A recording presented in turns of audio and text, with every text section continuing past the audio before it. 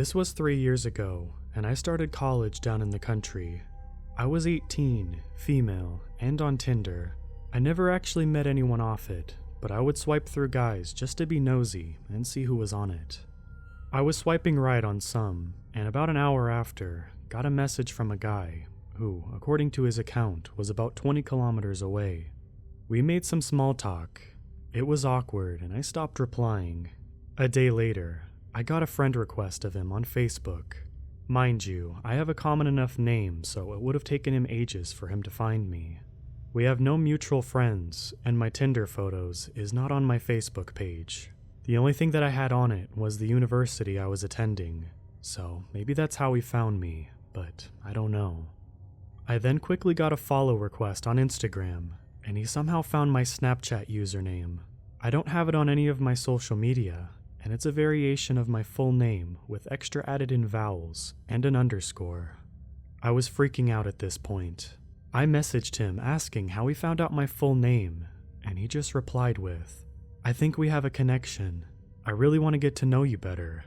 I unmatched him, deleted my Tinder, and blocked all of the accounts he tried to add me on. After that, it was quiet for a few months.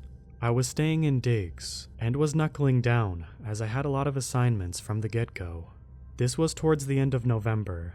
I had no assignments due for 2 weeks, so I decided to go out with some friends. One of my friends stayed in the student accommodation, and the other was commuting, so she was staying with the other friend. I decided to walk back to my digs, as my landlady would probably freak out if I wasn't home that morning, and I really wish I got a taxi instead. My walk back was about 15 minutes from the local nightclub we were at. It was about 3 a.m. at this point. I was at the front door of the house, opening it up. The door was annoying, as it had 2 different locks, and I had to pull the handle towards myself to open it up. It's also tough when you're tipsy and trying not to wake up the family you're staying with. Anyway, I finally unlocked the door. A dark car pulls into the housing estate I'm staying in. It's quite big and has a big green area in the middle for children or people to play in with their dogs. The car comes toward me, so I quickly get inside and lock the door. The car pulls into the driveway of the house I'm staying in and just sits there with the headlights on. I'm there shaking and too afraid to move up from below the door, as there's frosted glass about halfway up.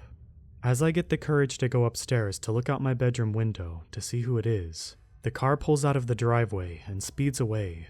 A few days later, I get a new friend request of the creepy Tinder guy on a new Facebook profile, as there was no photos on this account, just the same name. Blocked. It was enough that it caused me to transfer universities the following year. Thankfully, I haven't heard anything since. I don't know if it was just bad timing, or if it was that creep on Tinder that sat in the driveway, but it was terrifying. If you take anything from this, be careful who you let in on social media or dating apps, and what information you give up. You never know what someone's intention is. Stay safe.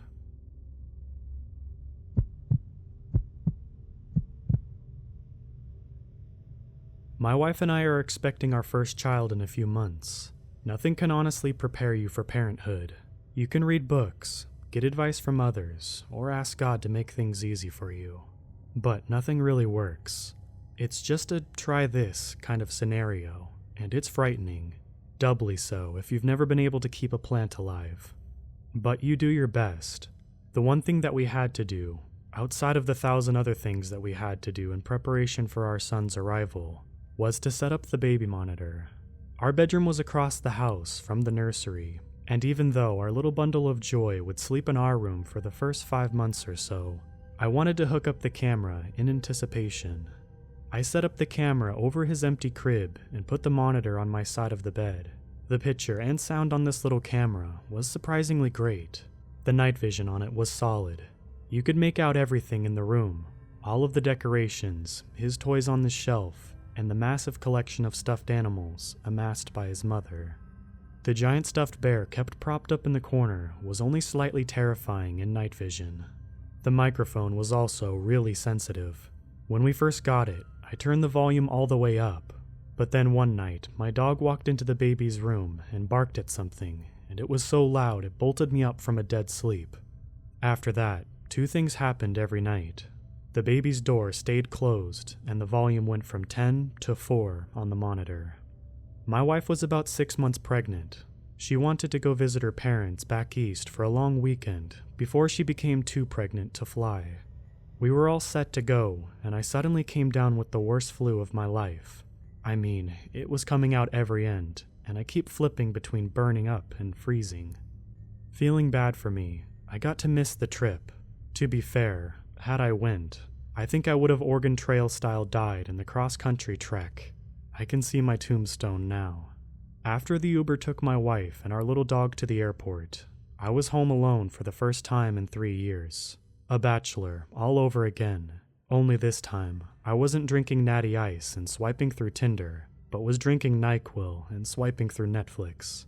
I finally settled on some run-of-the-mill horror movie and promptly fell asleep on the couch.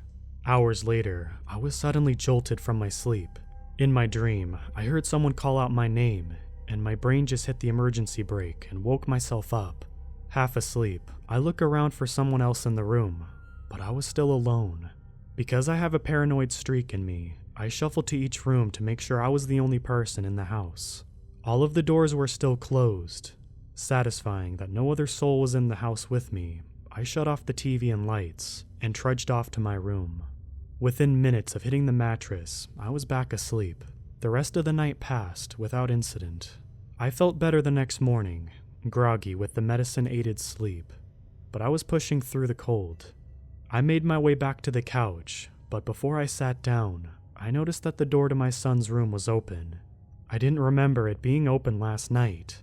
Granted, I had mainlined some NyQuil, but I know I closed it. I walked over and peeked inside. Nothing was out of the ordinary. Same setup as when I last seen it. I just chalked it up to user error. I must not have closed it all the way last time, and went on with my day. Since I had felt better, I thought I probably should run to the store and do a quick grocery shop. We were running out of pretty much everything, and every meal was like a rejected challenge on Chopped. I left and didn't give anything a second thought. I came home hours later and was greeted to an open door to my kid's room. I knew I closed it before I left. I went over and swung the door back and forth to check to see if it worked. But I think it was more peace of mind because even if it was broken, what am I even going to do? It was kind of like the guy who doesn't know anything about cars has to be the first dude to look under the hood, and then shrug because it might as well be a 1,000-piece puzzle. Either way, that confused feeling was starting to dominate all of my thoughts. I tried to forget about it and go on with my day, but as soon as the sun set, I felt that feeling creeping up my spine. Without thinking about it, I kept checking the door throughout the day. It stayed closed. I was making myself crazy for no reason. Instead of really leaning into the bachelor lifestyle and falling asleep on the couch again, I decided to watch TV in my bedroom. Just as I was about to make my trip to the land of Nod, when I heard a crackle from the baby monitor. Before I could put my glasses on to get a clearer look at the screen, I very clearly heard someone say my name. My blood froze. What was that? I knew I actually heard it this time. It wasn't a dream. I took a deep breath and finally looked at the screen. There wasn't anyone or anything in the room, but I did notice something was off. The giant stuffed bear in the corner was missing. That's when I heard, faintly, a music box rendition of Ring Around the Rosie start playing from somewhere inside my son's room. I'd normally be fine with this, but there was one small problem with all of this. My son doesn't own a music box. I stood up and looked around my room for something I could use as a weapon. I didn't know what laid beyond my door, but I did know I wasn't going to confront it with just my fists. I finally settled on a closet rod I had bought but yet to install in our room. Logically, I knew the damage I could inflict was minimal, unless I was going to be dealing with a monster made out of hangers, but it was peace of mind. I opened the door and walked out. I crossed my dark house as quietly as I could. My eyes adjusted to the dark. I noticed the door to my son's room was open again. Whatever was in there was now out here with me, or worse yet, wanted me to think they were out here. When I was just outside the hallway of my son's room, I could hear the music box playing. It was slowing down. Each note was a distorted, metallic ping. I swallowed hard and reached over for the hallway light switch. I counted to 3 and then darted my hand out and flipped on the light switch. The music box stopped, but I heard the running of footsteps in the room. I pushed open the door and flipped on the light as the closet door slammed shut. Someone was in the room. I could feel myself get lightheaded. I never really assumed that I would find anything, but now the only thing that separated me from whatever horrible imagination could conjure up was a thin, wooden sliding door. I said a quick prayer and then ripped open the slider. There was nothing there except a few hangers. I don't know why, but I laughed when I saw those hangers. I was holding a closet rod, the perfect defense against my foe, baby hangers. I poked my head in the closet and didn't see anyone. I checked every corner of the room and didn't see anything. The windows were locked. Everything seemed to be in place, except the giant stuffed bear was missing. It would have been easy to spot in the kid's bedroom, and it was nowhere to be seen. I closed my son's room and went on a bear hunt in the rest of the house. I checked every square inch of the house and didn't see anything. It was like it vanished into thin air. I contemplated texting my wife and telling her, but I didn't want to freak her out. I was doing enough freaking out for the two of us. I went back to my bedroom and crashed onto my bed. I wanted to sleep, but I could feel the excitement pulsing through my body. What was going on? Was I losing it? Was the fear of becoming a dad warping my brain? I didn't have a lot of time to think about it though, because, out of the corner of my eye, I saw a figure move on the baby monitor. I grabbed it and looked close, but the figure wasn't in frame anymore. I opened the camera controls and started moving the camera to the left. It slowly shifted over, and my palms started to sweat. I didn't know if I wanted to see someone or not. The camera stopped panning, and there wasn't anything in frame, just empty space where the bear used to be. Then, my door squeaked open. I nearly jumped out of my skin. The door swung open and hit the wall, and I heard footsteps running away from the room and back across the house. I glanced at the baby monitor and saw a figure blur past the camera in my son's room and head out of frame. I hopped off my bed and ran into the room, fueled more by curiosity than cowed fear. The door was open again. I ran in and stopped immediately. The closet door was open, and I noticed the lid to the crawl space inside was popped open. Someone was under the house. Why didn't I think to look there before? Oh, right, because how would someone get under my house from the outside without me noticing? The hatch outside was screwed shut, and we had all of the openings animal-proofed a few months ago. I scanned the room to make sure someone wasn't hiding in the curtains or a pile of stuffed animals. There was nothing. They had to be under the house. I walked out of the room and closed the door behind me. I wedged a kitchen chair under the handle to keep whoever inside. I wanted to go outside and investigate. If someone crawled under my house, I wanted to trap them in and call the police. The night air was cold, and my skin instantly goosebumped.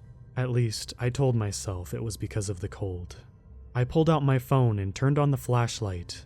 The beam cut through the darkness, and I began to walk around the foundation, looking for any entry point. If my neighbors had looked out their window, they would have thought I was crazy. Here I was, a grown man, dressed in nothing but boxers and a t-shirt, holding a closet rod and scanning the sides of his house with a cell phone flashlight. Even I thought I was crazy. I started at the furthest point from my son's room and walked clockwise. Every time I passed an opening to the crawl space, I expected to see eyes staring back at me, but there wasn't anything. As I rounded the house, I started thinking that maybe I was overreacting. But then, I saw footprints in the dirt leading around the corner of the house. I gripped my closet rod hard and turned the corner. The footprints were small and left faint impressions, but they were there. I shined my beam in front of me and followed them as they made their way along the side of my house. I came to a stop at the opening of my outdoor crawl space hatch. The footprints turned to under the house, but the hatch was still screwed shut. It had never been removed. I had to look to see what was going on under the house. There are times when I'm just staring to doze off, and my brain flashes back to this moment. It never fails to pull me back from the brink of sleep. It's like someone threw a metaphorical bucket of cold water on my face. My heart races. I become restless, and I always check the baby monitor. I slowly kneeled down to get a better view. The beam of light from my camera shone under the house, but only in a narrow column. Off in the distance, I could see the light reflecting off of something. I couldn't make it out, but it was there. I moved my face closer to the mesh wire hatch opening and screwed up my face in confusion. What was shining under my house? My nose touched the wire, and I readjusted my beam of light to get a better look. It looked like there were two things shining now. That's when my phone died. The light disappeared, then faintly, I heard the music box start playing, Ring Around the Rosie. Only it wasn't coming from under the house. It was coming from my bedroom. Suddenly, from my left side, a face appeared next to mine on the other side of the mesh. Before my brain could react, the figure whispered, "We all fall down." I didn't think I could still run that fast or that far. I didn't have a plan. I just needed to get away from my house as fast as I could. Again, if my neighbors saw me, they'd assume I was on meth. I stayed away pretty much the rest of the night. The closest I got was my car, which was parked on the street. As soon as the sun came up, I dared to venture into the house. It was still, almost foreign. I walked towards my son's room, still clutching the rod. The door was, not surprisingly, opened. I made my way into the room and looked over at the closet. The crawlspace lid was back on. Everything else in the room looked normal, except one thing. All of the stuffed animals were gone. I looked all over, but never found them. It's like they just vanished. I even went back outside to the crawlspace hatch and looked in. Didn't see anything out of the ordinary. I felt my blood pressure come back down to earth. Whatever happened seemed to be over. I went back into my room, with every intention of sleeping for 1,000 hours. My body and brain were burnt out from the adrenaline. I opened the door and froze. On my bed was a small, open music box. Ring Around the Rosie slowly started playing. I grabbed my wallet and went to a hotel. My wife came back the next day and asked if I was feeling better because I looked worse than before. Tired was the word she used, but that's because she's unfailingly polite. I said I was okay, but seemed to still be fighting something. When she got home, she went into our son's room and instantly noticed all of the stuffed animals missing. She asked what happened to them. I hesitated and told her what happened to me the night before. She laughed at first, but then stopped as I showed her the music box. We tore the place apart looking for those stuffed animals. I mean, we went everywhere. I was in the attic, in the crawl space, all of the rooms, the closets, the nooks, the crannies. We didn't find one hair of any of those stuffed animals. They were just gone. That day, we called over a priest to bless the house. He said that things were fine, but how would he know? It was just a peace of mind thing, and it mostly worked. In the days that followed, nothing too strange happened. I swore I heard footsteps on the camera and had some buzzy feelings like I was being watched, but nothing weird.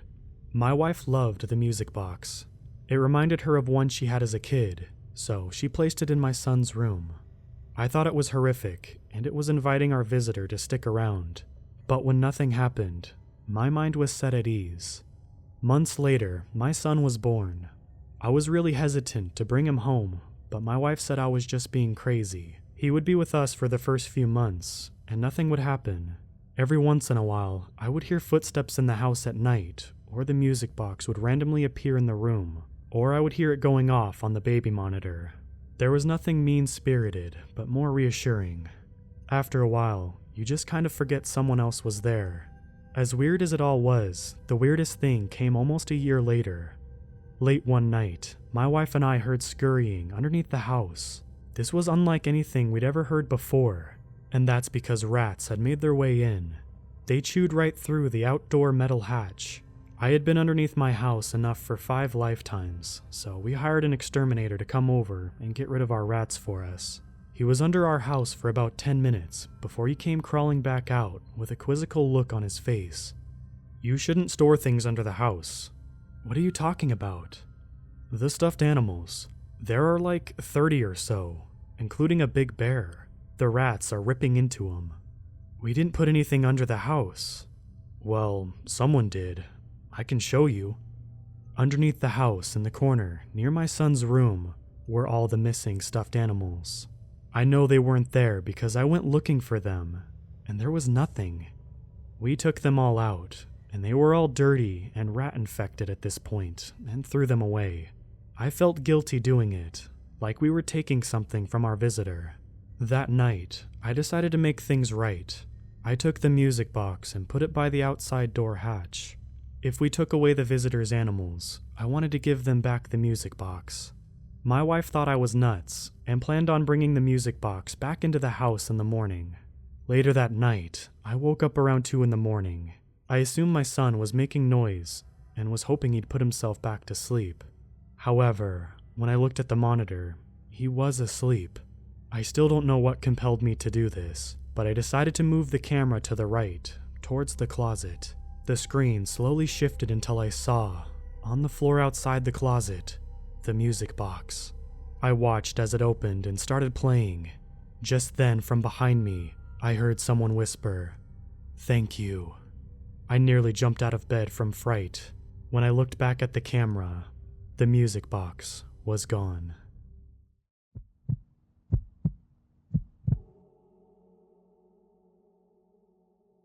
When I was a kid, both of my parents had to constantly work overtime at dead-end jobs just to keep the lights on and food on the table. This meant that not only did we have to live very frugally, but I also didn't get to spend time with them nearly as often as a kid should. It wasn't all bad. At the very least, I knew my mom and dad cared about me and would do anything to make my life a little easier, even if they were barely ever around to show it. We were also lucky enough to live in a neighborhood that, while relatively poor, was full of neighbors who looked out for each other. But our biggest saving grace was my uncle, Chris. He was, to put it lightly, loaded. Though I never found out the specifics of what he did for a living, I knew that he had some sort of position at NASA. Even with his busy lifestyle, he still found time to visit us at least once a month to help us pay bills, and sometimes to bring a little something special for me. Despite Chris's frequent visits to our house, however, I have to admit I never really felt like he was part of our family. Sure, he was nice and all, but every time I looked at him, he had an unreadable look on his face, like his mind was somewhere far away from our shabby home. He never felt like he belonged, even at larger family get-togethers, when all manner of wacky characters showed up at our house. This wasn't helped by the presents he gave me.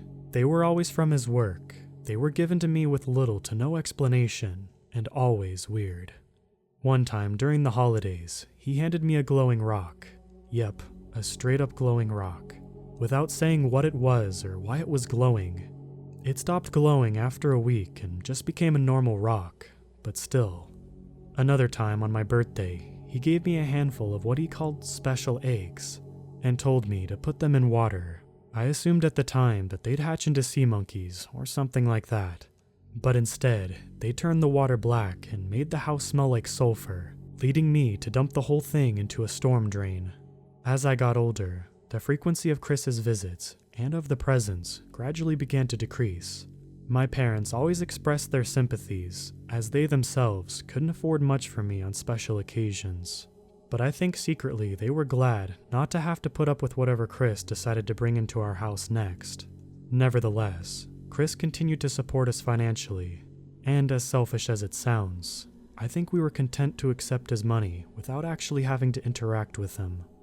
Then one day, when I was on winter break and around 15 years old, he showed up unannounced.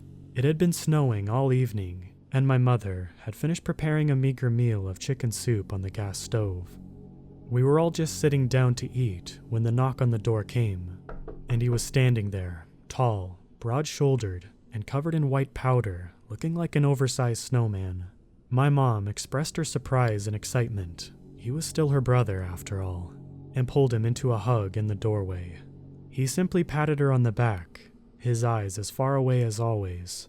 After sitting down with us, Chris had explained that he had been working very hard at his department at NASA for the last few years, but he had recently accomplished something very big, allowing him to take some time off to rest. Of course, he couldn't say what he had accomplished. He had always been secretive about his job like that. but we didn't want to get him into trouble for revealing classified information or anything like that, so we never pressed for details. "Oh, Eli," he said, turning to me. This startled me enough to spill a little bit of soup on my lap, lightly singeing my legs through my pants. Chris rarely called me by my name, and almost never expressed any actual interest in talking to me as he did now. Yeah? What is it, Uncle Chris?" I answered, trying my best to sound polite. "I brought a little something for you at work. After dinner, how about you come help me try it out?" I saw my parents exchange tired, knowing looks, not only at the return of Chris's infamous presence, but at the fact that this was one that apparently needed to be tried out. Still, he had been paying our bills for all 3 years. The least we could do was let him stay with us for a bit, and to entertain whatever it was he had planned for me. Chris got up from the table early, telling me to stay put while walking out the front door.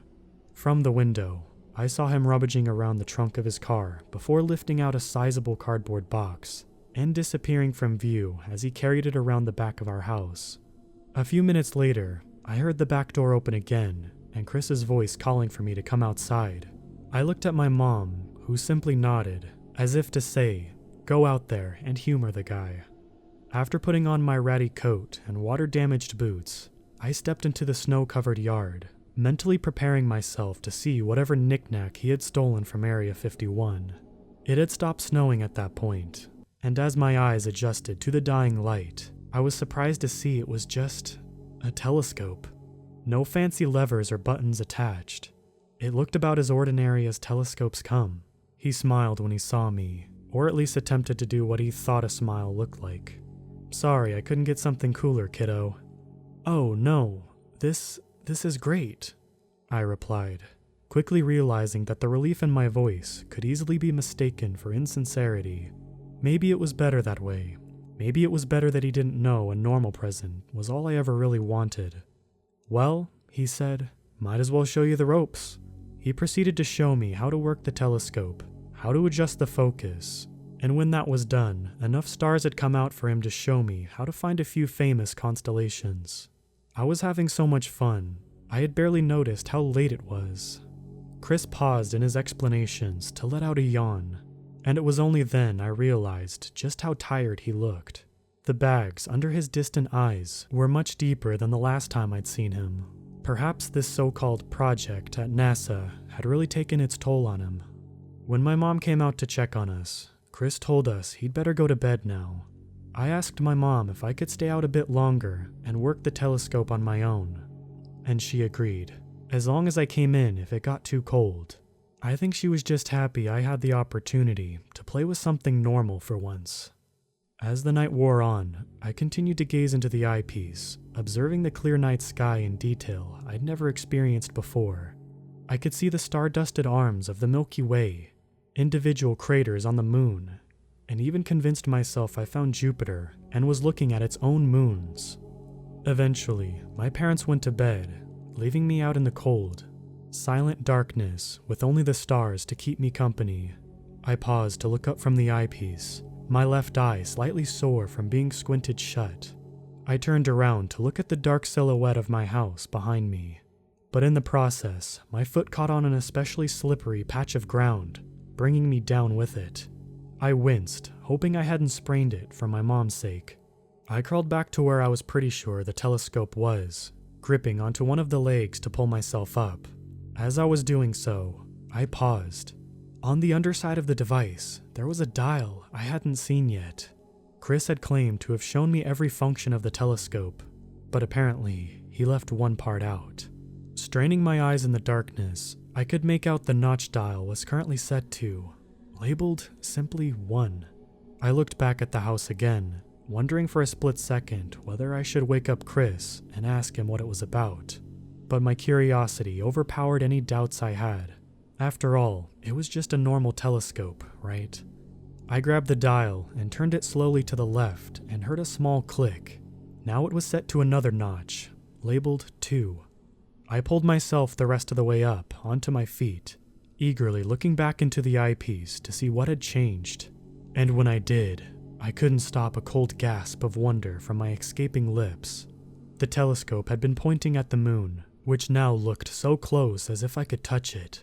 I could see individual pebbles lining the floors of each crater, and I was sure if I looked hard enough, I'd be able to count the stars on the American flag. Then I found Jupiter again, and laughed in delight when I was able to see the great red spot clearly with all of its swirling glory, with the occasional dot of a moon passing in front of it. The level of detail I was getting now was sheer amazement, not even comparable to what I had seen before. I wondered why Chris hadn't mentioned this dial, the dial which seemed to unlock the Hubble telescope's true potential. Then I realized that maybe it wasn't supposed to be a Hubble telescope after all. Maybe it had something to do with Chris's latest project at NASA. Still, Chris had never been careful about giving me gifts, and had never obscured features of them from me. For him to now be hiding secrets about something, it was out of character. In the end, I reassured myself he'd probably just forgotten to tell me about the dial, and it wasn't anything I needed to worry about.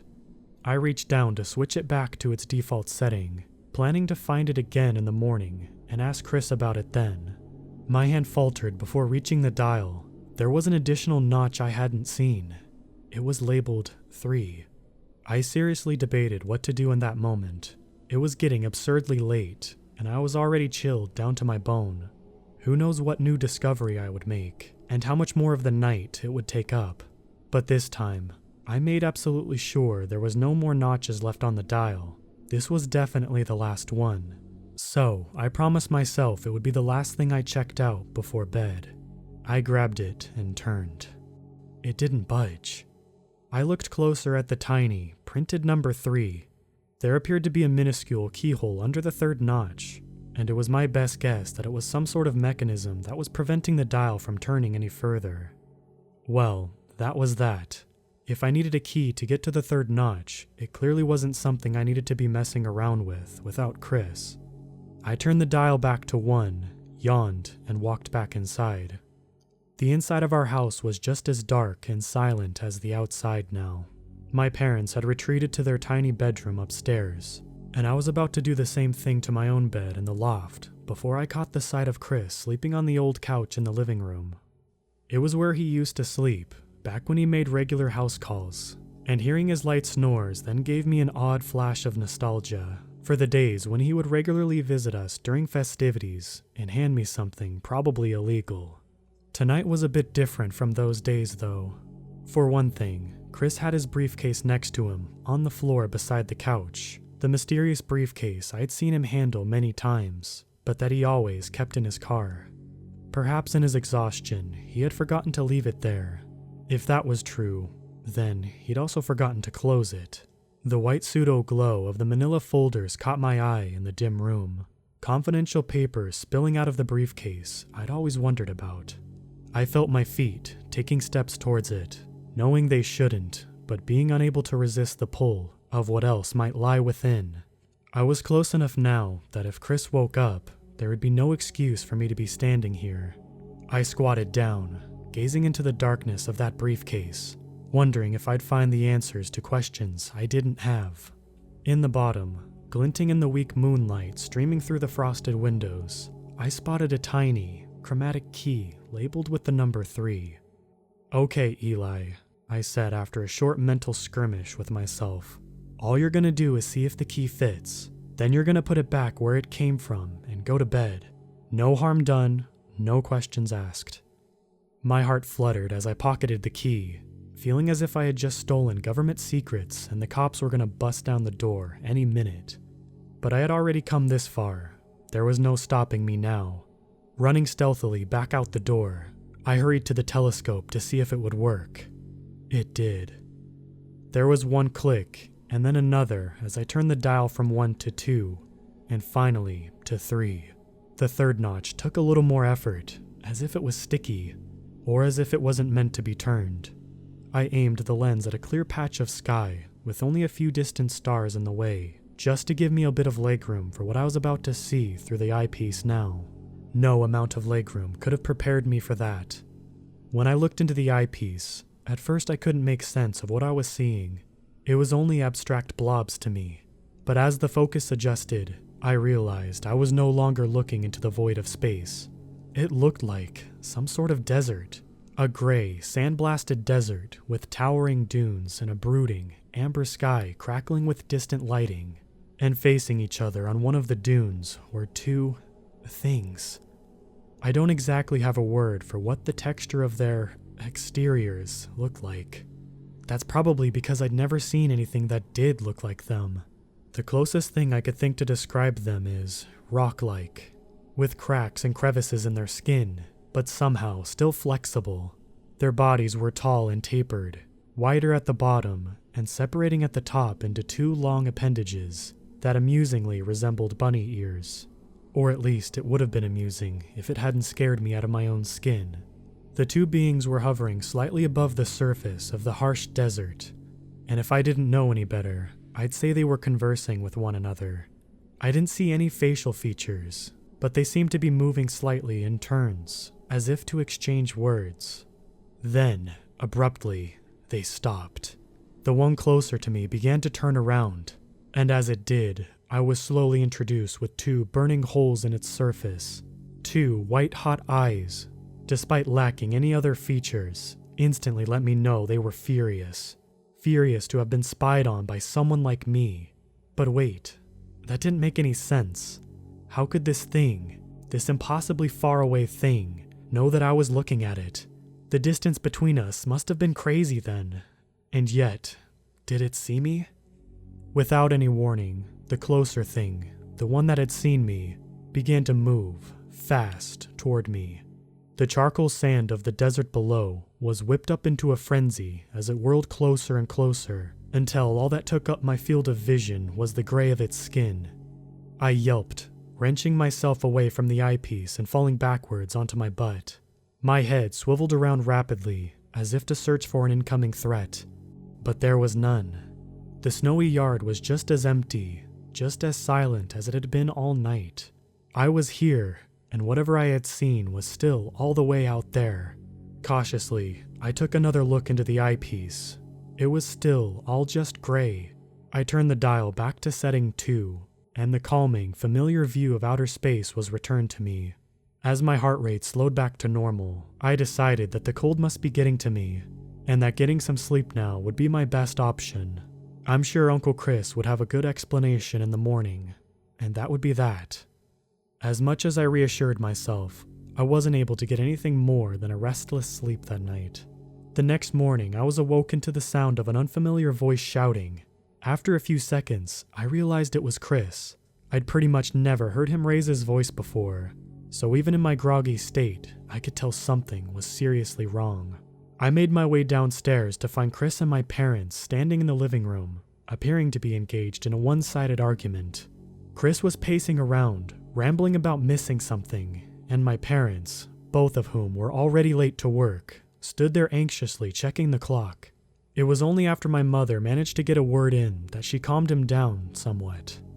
All right, I understand that you're upset, but could you just describe what you're looking for here so we can actually help you?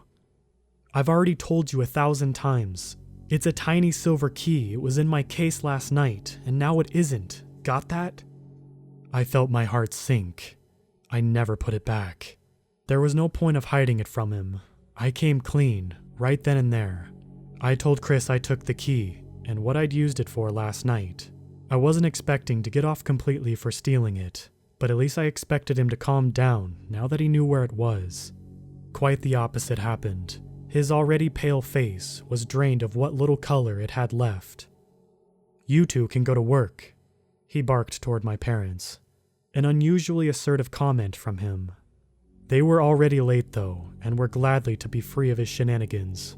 Once they were out the door, he turned to me with his frenzied eyes. Show me exactly where you put it. I led Chris outside to where the telescope stood in the snow. A fresh dusting lightly covered its shiny black surface. I pointed to the tiny key, still in the slot where I had placed it to unlock the third notch. Chris urgently bent down, turning the dial from 1 to 3 again. After a moment, he looked back at me. His eyes were finally here and not somewhere else, and said only one thing. You need to leave.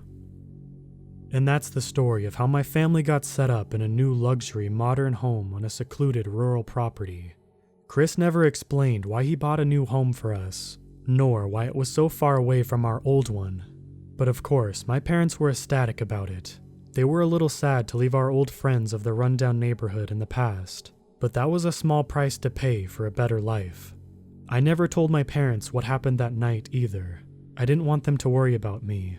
Chris still sent an occasional check, but now we were so well off thanks to him, we didn't need much of his help anymore. Eventually, he stopped sending us anything, stopped coming to our house, stopped talking with us altogether. We forgot about him, and I forgot about what I'd seen in the telescope. My parents were able to get decent jobs, and after a few years, I moved out and got my own place. Everything was well, until this morning. I was balancing a budget for my new house while the local news from my town was playing on the flat screen in the same room. It was just background noise, really. I wasn't paying much attention to what was actually going on. Not until I happened to look up at the right moment to catch the sight of something that made me do a double take. An extremely grainy photograph was displayed on the screen, the kind that could only be of something very far away, outer space levels of far away. This was reaffirmed by the black background and fuzzy white dots scattered in the background of the photo.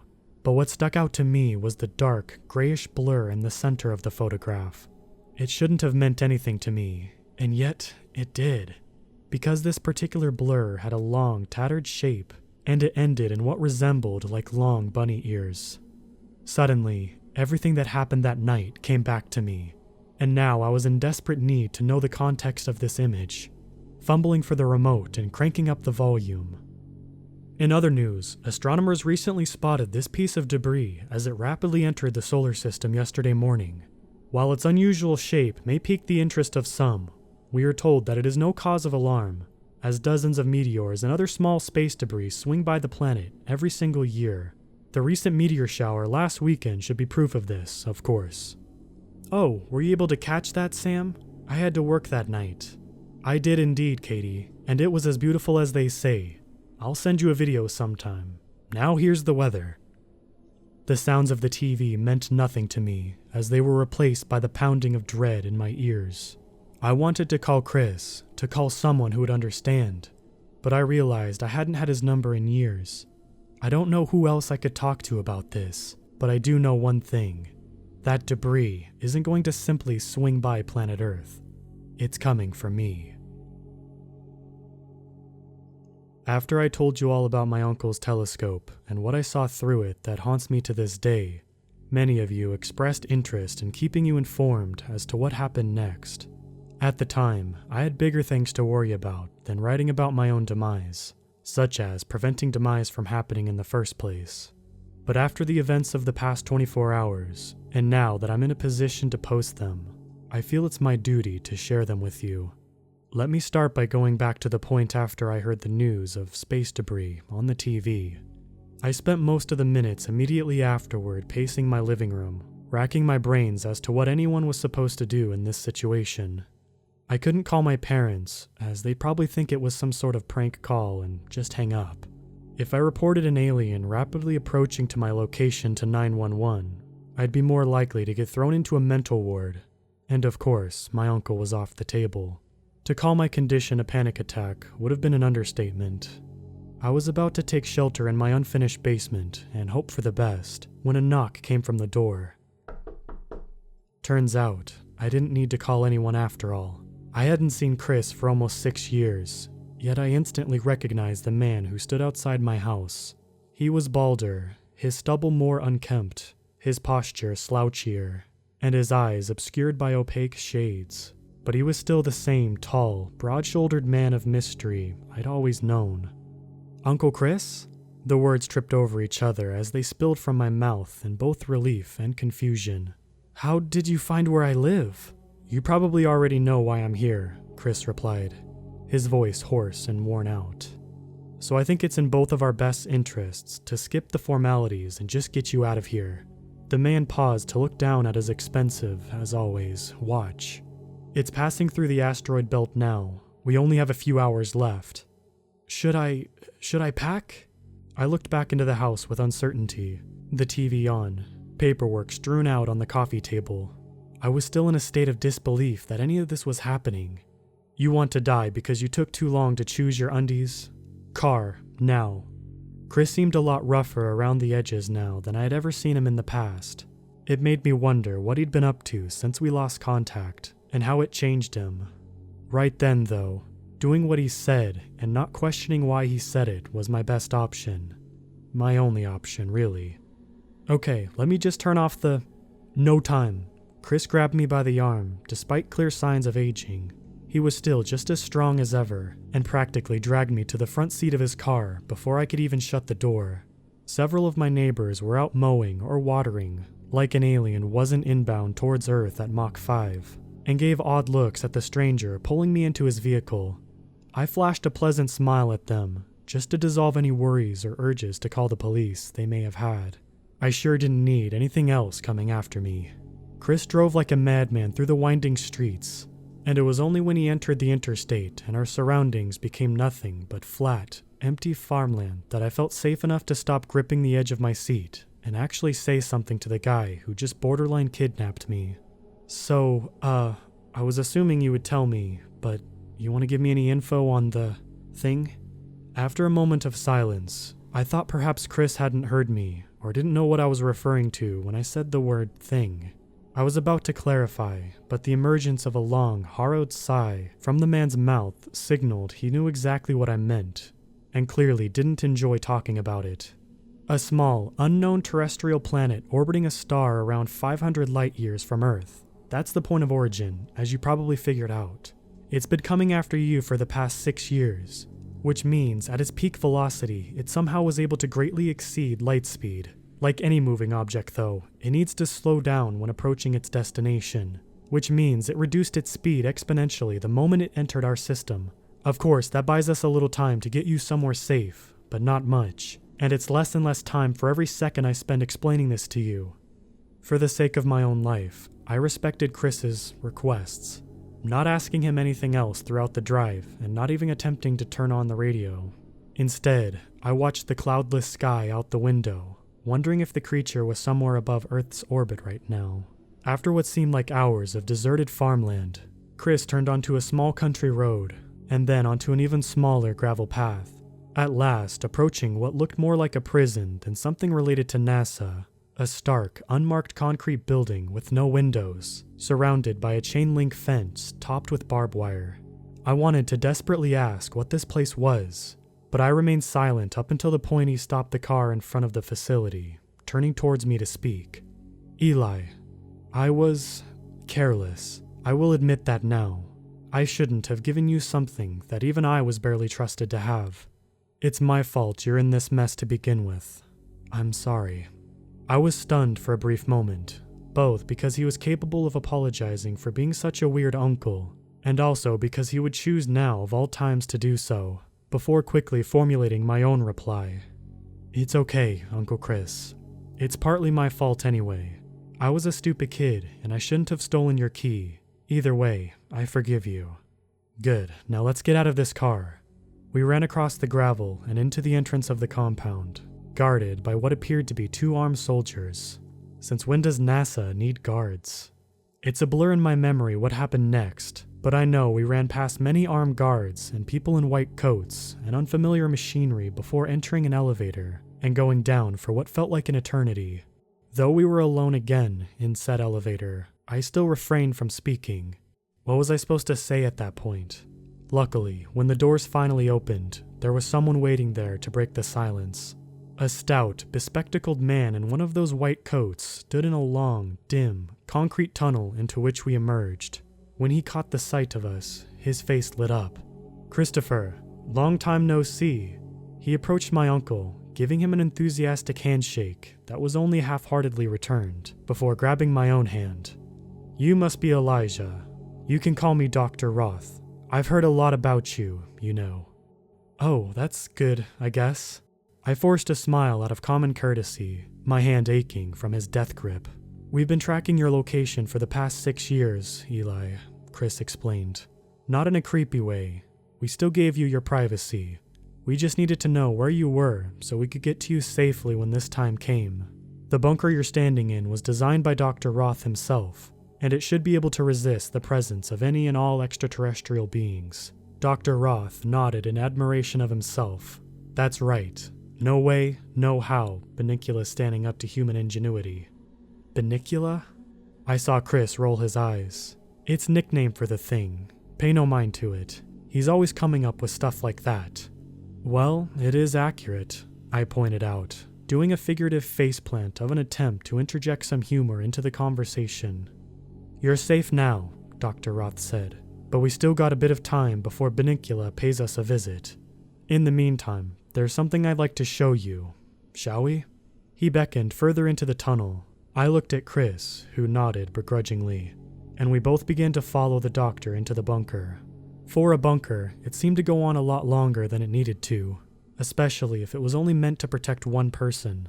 It seemed like an entire new floor to the compound, with various doors in the curved metal walls leading off to who knows what. At last, Dr. Roth stopped in front of one particular door at the far end of the tunnel, turning to face us. I should mention, everything you've seen here is highly confidential. Not even high-level personnel at NASA know about it, so I'm gonna need to take your phone and have you promise not to leak any of this to anyone. Oh, of course, I replied, handing him my phone. It was a small sacrifice in return for being somewhere Benicula couldn't get to me. The doctor gave me a gracious smile as he pocketed my device. Your parents have been notified of your absence as well, of course. They've been told that you're on a faraway business trip to limit any chances of them attempting to contact.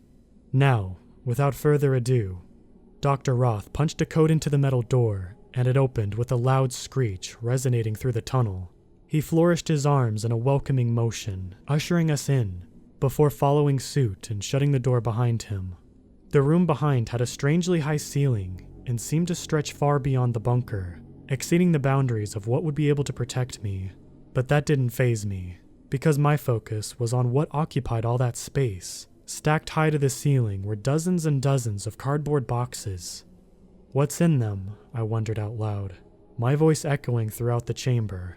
Dr. Roth strolled past me until he reached the base of the cardboard mountain, reaching for one of the boxes that stood by itself on the floor. With surprising strength, he tore back the cardboard flaps until the contents of the destroyed box stood fully exposed. Look familiar? My eyes widened in recognition. It was disassembled, but I still recognized the parts of the telescope. Well, not the telescope, but the same model. An exact replica of the one Chris had given me all those years ago. Could all of the boxes in this room really contain one? Chris stepped further into the room behind me, his hands stuffed in his pockets. Dr. Roth was a partner of mine for a good number of years. He and I worked together to design a scope that would be able to see closely to observe worlds light years away from our own. I mostly handled manufacturing of components, but Roth's the real mastermind behind the project. In fact, he's the only person that actually knows how it works. Dr. Roth concurred. No other telescopes like these exist outside of this room. I continued to stare up at the dizzy heights of the stacked boxes. But I don't get it. Why did you keep making so many more? Wasn't the first one too dangerous to be kept around? Been asking myself the same question for years, I heard Chris mutter under his breath. Dr. Roth walked back to me until he was standing directly by my side, turning his head toward the ceiling to mirror my own. Oh, well, the answer is very simple, Elijah. You see, your uncle thought your experience with the telescope was a sign that we should abandon the project completely. I, on the other hand, saw it for what it really was, an incredible opportunity. We've been observing the planet's surface long before your uncle gave you that telescope, but you were the first one to actually catch sight of its native life. How great of a coincidence was that? I guess it was pretty lucky, I admitted, withholding the fact that I wish I'd never seen that native life. No such thing as luck, Dr. Roth chuckled. This is the future, humanity's future. I'm sure you've heard the saying, offense is the best defense. Well, that applies to both on our world and off it. Now we can finally observe the threats from a distance. Humanity has the upper hand to anticipate attacks before they even happen. We can finally take the universe as our rightful domain and destroy any opposing forces that get in our way. Attacks, my brow furrowed.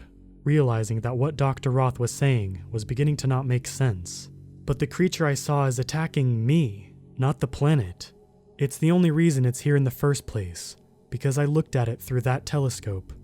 Before Dr. Roth could respond, an echoing boom sounded from above, seeming to shake the entire foundation of the compound. Yellow fluorescent lights flickered, small chunks of plaster and concrete showered down from the ceiling, and I swore I could hear a distant screaming. Out of the corner of my eye, I saw Chris fumble to look at his watch, checking something I could see from this angle. When he looked back up, the unfamiliar presence of raw terror was in his eyes. "It's here, Roth. We need to get to the back of the bunker, now." Dr. Roth didn't move. "Roth!" Chris screamed in exasperation before dashing back to the door and attempting to wrench it open. No luck. It was locked, and we were on the wrong side. My heart began to race as I realized we were in an atrium, a perfect environment for something to crash down from several levels above. Had Dr. Roth planned this? Why would he possibly want this thing to find us, to be in the same room as us, as me? I began to hear it, a sound that turns my blood to ice when I think about it. The sound of multiple layers of steel and concrete being crushed to powder as an unimaginable force forged its path directly down to where we were standing. It was headed right for me. "Eli, help me get the door open," I heard Chris cry out in a final act of desperation. I ran to help him, preparing to give it my all, and catching sight of Dr. Roth's face as I did. He was wearing a sickening smile. I never reached the door. The upper layer of the ceiling was penetrated instantly, sending shockwaves through the chamber and knocking me off of my feet.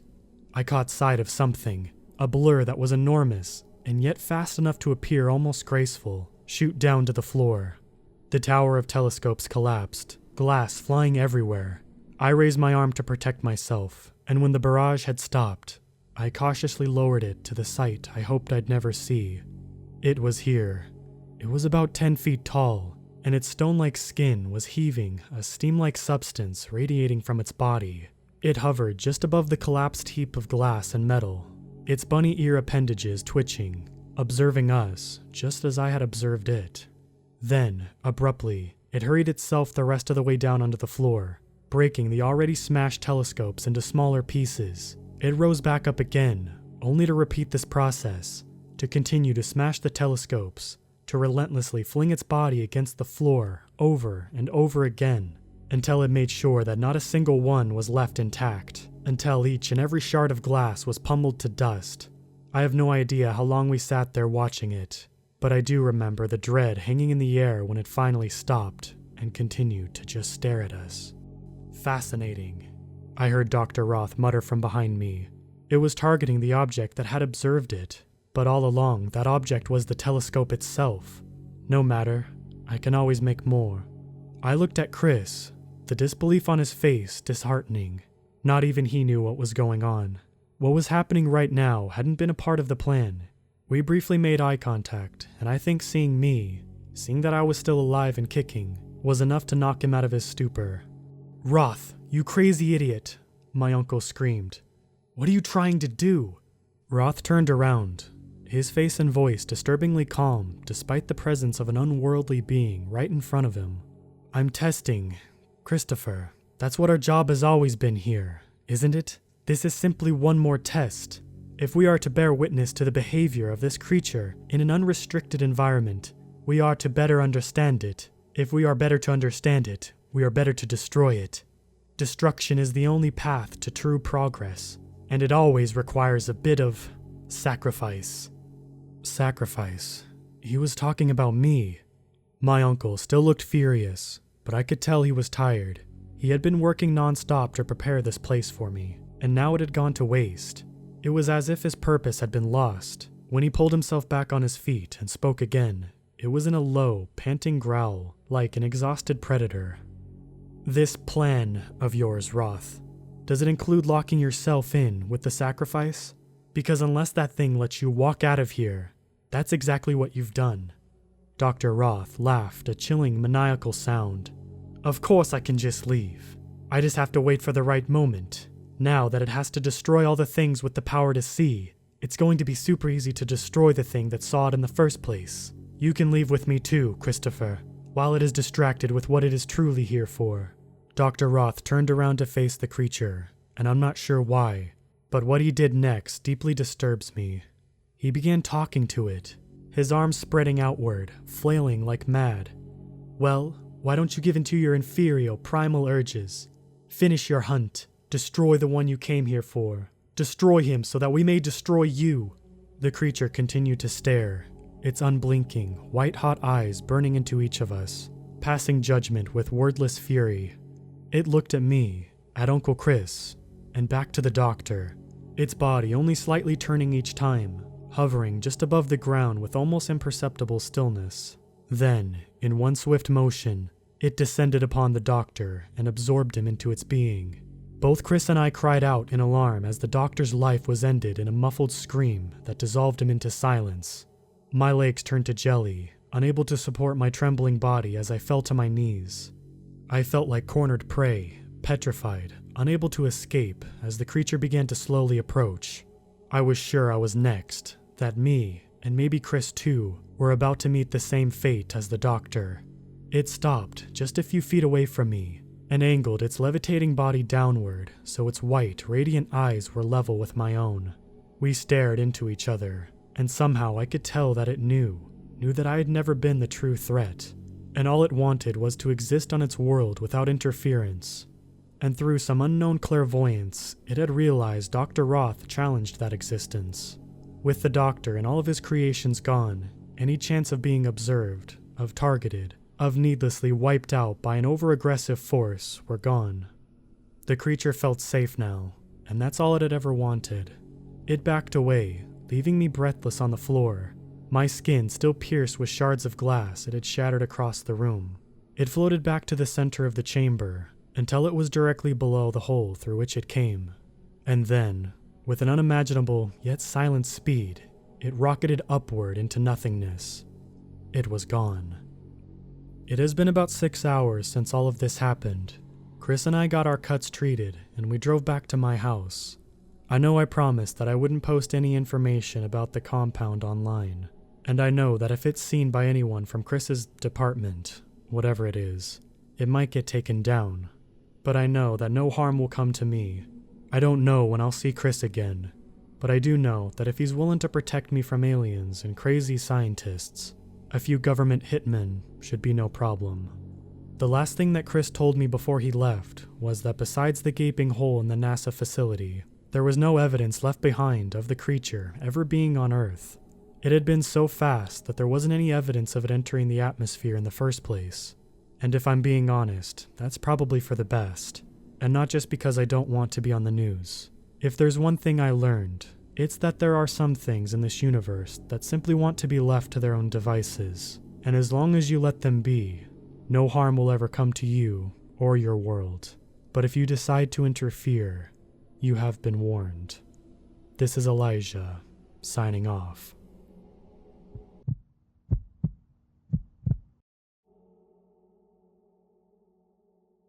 I've been what some may call a wilderness expert for almost 2 decades now.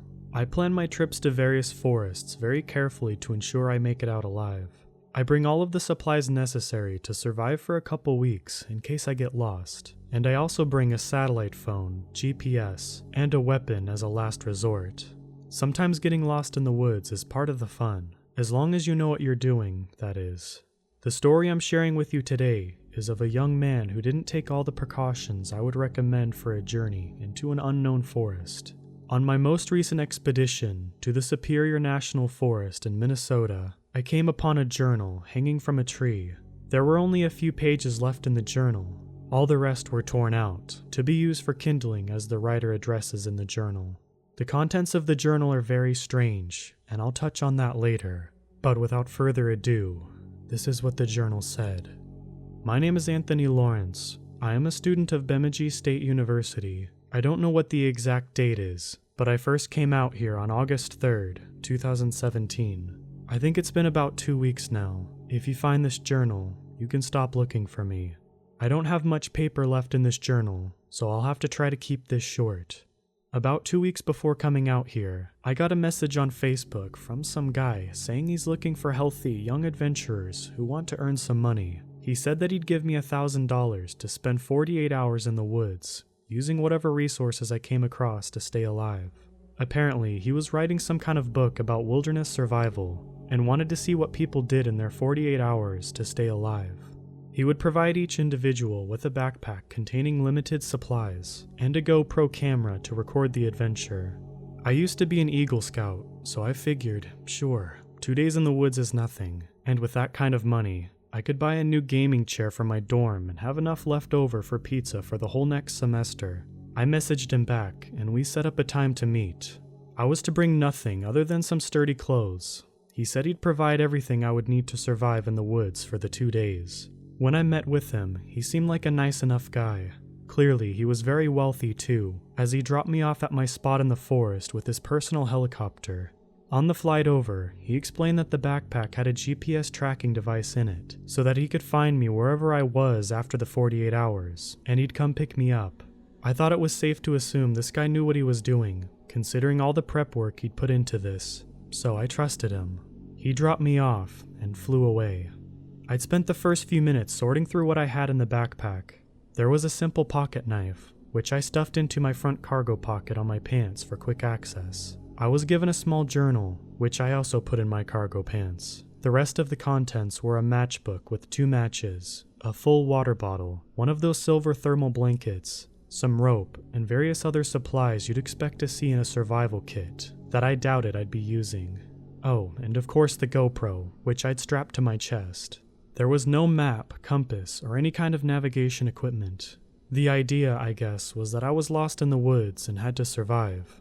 So I set off. I spent most of the first day hiking in as straight of a path as I could manage. Other than the clearing where we landed, it was nothing but thick wooded areas so far.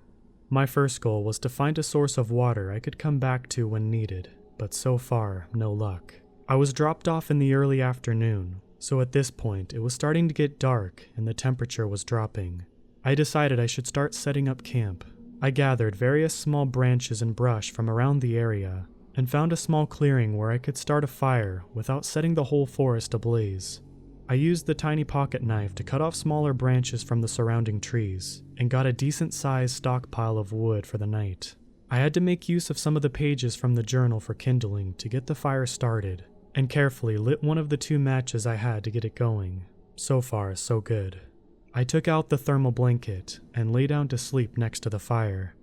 I awoke before the rise of the sun. The fire was just ash at this point, and I didn't want to waste my other match so early getting the fire started, so I packed everything up and set off again.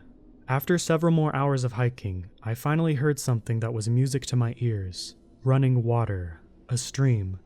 At this point, my water bottle was nearly empty, so I was ecstatic that I'd be able to finish it off and refill. 2 days out here for $1,000? Easiest money I've ever made. I followed the sound of water to a small stream that seemed to go on for quite a way. After filling my water bottle, I decided to follow the stream in the direction it was flowing from, ideally to find a lake or something. I still had plenty of daylight left, so I kept going. I was getting pretty hungry at this point, so it'd be nice to find a lake with some fish in it, but even in the worst case scenario, I could last 2 days without food, no problem. It was getting dark again, and the stream I was following was getting wider, but still no lake in sight.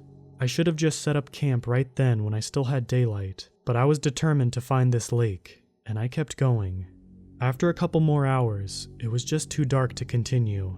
There was some moonlight shining through the leaves above, but not much. Not enough to keep following this stream, so I did the best I could to gather up some more wood for another fire in the dark of the night, and set up a makeshift campground again. I started the fire with pages from the journal for kindling again, and used my last match.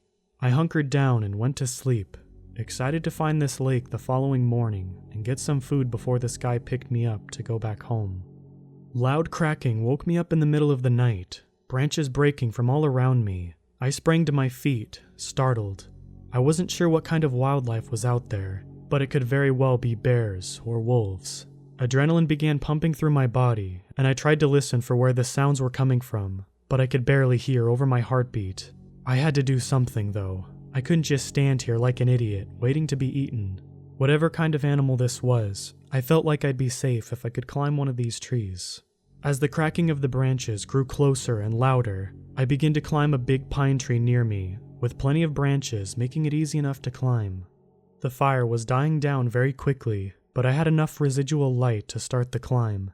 I got up a few branches, probably about 6 feet off of the ground, when the noises stopped. So I stopped too. I strained my ears to listen, but again, it was difficult to hear over my heartbeat. I sat there for what seemed like an eternity, 2 of my hands gripping adjacent branches above, one of my feet supporting me, and the other foot hanging freely. Nothing but silence around me now.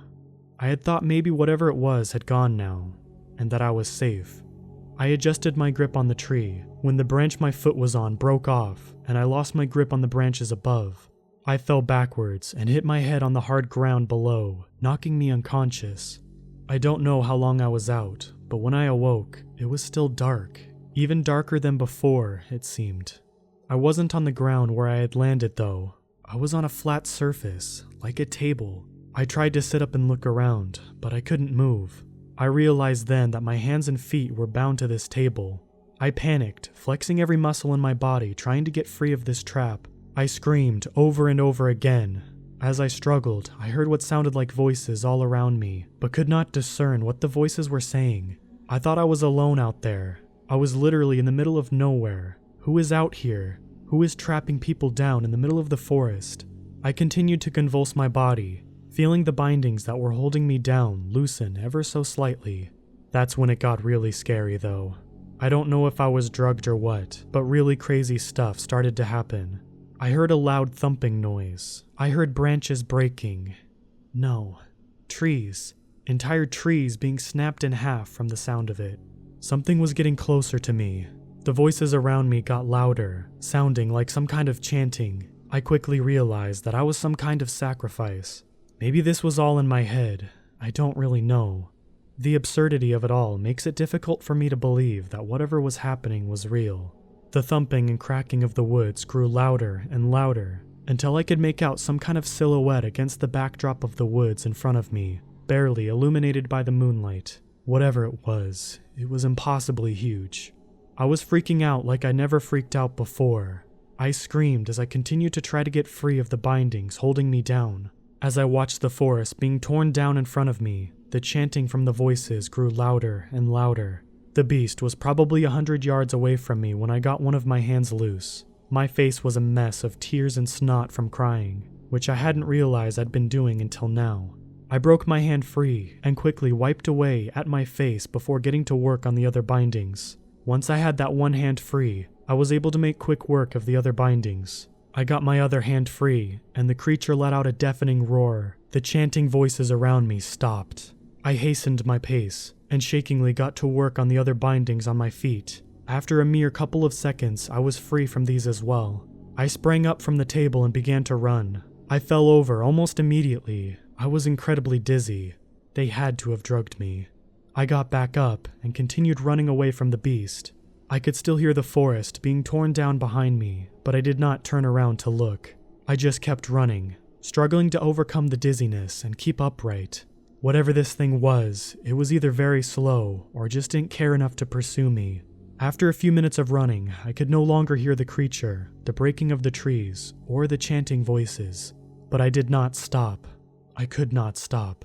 Even if the creature didn't continue in my pursuit, chances are the source of those voices would not let their sacrifice get away that easily.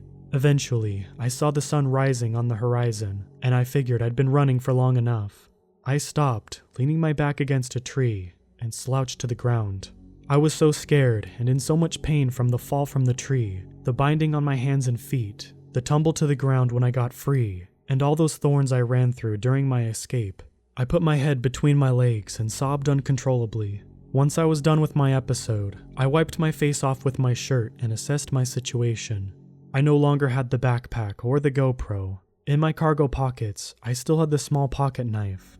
I wish I'd realized sooner that I still had this, and the journal, but that was all. I almost had a psychotic break when I realized that without that backpack, the guy who brought me here would have no way of finding me. I had to get myself together and figure out what I was going to do. The stream I was following the previous night was nowhere near, I had no idea where I was in relation to the stream, my starting point, or even the area that I had just run from. I was lost to begin with, but now I was really lost. They say that if you get lost in the woods, you should stay where you're at so that you're not continually running away from whatever search parties they may send to find you. But I couldn't do that, not with whatever creature was out there, and the cultists, or whoever they were that were helping it. I had to keep moving, and I had to come up with a plan now on how I was going to get the backpack back. After a few minutes of collecting myself, I stood up and began to walk. I didn't know where I was going, but I figured I had like a 50% chance of finding my starting point, the cultist area, or the stream I was following if I just kept walking. It was a few hours yet to the 48-hour mark, so he'd have to come looking for me soon. Maybe if I heard his helicopter, I could somehow signal him. I walked for hours, and everything was so unfamiliar. The sun was at its highest point, but still no sound of a helicopter. I didn't even know how far those people brought me from where I was at. I could be miles away from where I thought I was. I kept walking all day. Eventually, it was getting dark again, and I was still lost. I had no supplies. All that I had was my pocket knife and my journal. Well, one thing I learned in my time in the Boy Scouts was how to start a fire by rubbing a couple sticks together. So I took out my pocket knife and got to work on gathering wood. I knew that I wouldn't be sleeping tonight. It was too risky, but I at least had to keep warm. After probably an hour of rubbing a couple sticks together, I finally got a fire going. I had to use more pages from the journal to get the fire started, so at this point I needed to conserve the pages. I didn't know how long I was going to be out here. As anticipated, I didn't sleep at all. I just sat by the fire all night, trying to keep the flame small not to draw any unwanted attention. Nothing ever came to bother me though. Morning came, and I'd been out here for almost 3 days now. I was overcome with hunger and thirst. If I was to be out here for a while, I absolutely had to find that stream again. I tried to remember which way I was walking those first 2 days, based on the position of the sun. I think I figured it out, and I started walking in the opposite direction, perpendicular the way I had been walking the day before. I had walked all day in that direction, and still nothing, so I set up camp and actually slept a little bit that night. The next day, I finally found some water. I don't know if it was the same stream I saw before, but it didn't matter. At least I'd be able to survive a little bit longer. I brought my face down to the stream and gulped directly from it like an animal. I was amazed at how much I was able to drink and how satisfying it was. I used some of the water to wash my face and feet and set off to follow the stream to its source. I followed this stream for several days. I didn't want to stray too far from it, as it was the only thing really keeping me alive. Eventually, though, I came across a larger portion of the stream, where I saw several frogs and tadpoles. I was starving at this point. I didn't really care how disgusting it was. I was going to eat these frogs. So, that's what I did. I started a fire using the same technique that I was starting to get pretty good at, and I cooked some frogs and ate them. People say it tastes like chicken, and, well, they're not wrong. I continued this routine of following the stream for the next couple of days, and it was getting wider. I was starting to think that I had found my way again, and the theory was confirmed when I saw ashes from my fire from the second night. Luckily, I had daylight to work with this time. This is where I fell from the tree, and they took me away somewhere. I'm not an expert tracker by any means, but there were definite signs of broken branches that I was able to follow, hopefully to where they brought me to. I followed this trail for a long, long time, and when I was starting to think I wasn't going to find what I was looking for, I saw it. I saw an opening in the forest where the beast had come through, and I saw the table where they strapped me down. I kept my distance, assessing the area. I didn't see any signs of human or animal life, but if they took my backpack, it had to be near here. That brings me to now. I'm writing this all down just in case I fail, and I don't get the backpack. I'm going to hang this journal from a nearby tree. If I don't come back for it, that probably means that whatever is in these woods has got me. And like I said, you can stop looking. Whatever that thing was, if it wasn't in my imagination, I have no doubt that it could kill me without much trouble. If you are reading this, I am definitely gone. And that's all there was. There was no more blank pages to write on if he wanted to. He had used up the rest of these pages for kindling, I guess. I searched around the area. I found the journal to see if I could find any evidence of his encounters. but I don't see any cavities in the forest from a large creature, and I don't see any kind of table that he might have been bound to. There's no sign that any of this actually happened from what I can tell. The date he wrote down was 2 years ago, so I did some research. As I mentioned earlier, there was something really strange about all of this, and I'm not talking about the creature he described. It's likely that the knock on his head had him confused, and his mind was filling in the blanks for something that didn't really happen. I looked him up on Google first, and found a missing persons report from August 2017, so he definitely existed. And this wasn't just some prank journal left in the woods. Then I looked him up on Facebook. His last Facebook post just said, "Going camping for a couple days, won't have phone service, talk to you all soon." So he didn't really tell people what he was doing. I got a hold of the boy's family and gave them this journal and tried to get more information from them. Obviously, this was very hard for them to take in, but curiosity got the better of me, and I had to know more. I convinced them to sign into their son's Facebook account, which they were able to get into as his password was saved on his home computer, and look for the message he talked about in the journal. We found the message he described in his journal from the guy offering $1,000. Only thing is, the guy was a ghost. He never existed. His name doesn't turn up in any results, and if it was truly a wilderness survival guide author, I would for sure have found something. But no, it all seemed to be some kind of scam.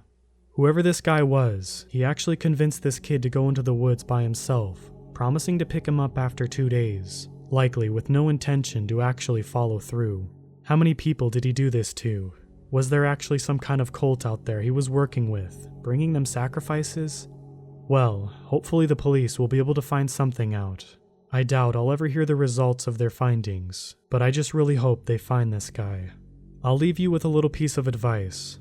Never go out into the woods alone, especially without any kind of communication or navigation equipment. And please, let someone know where you're going.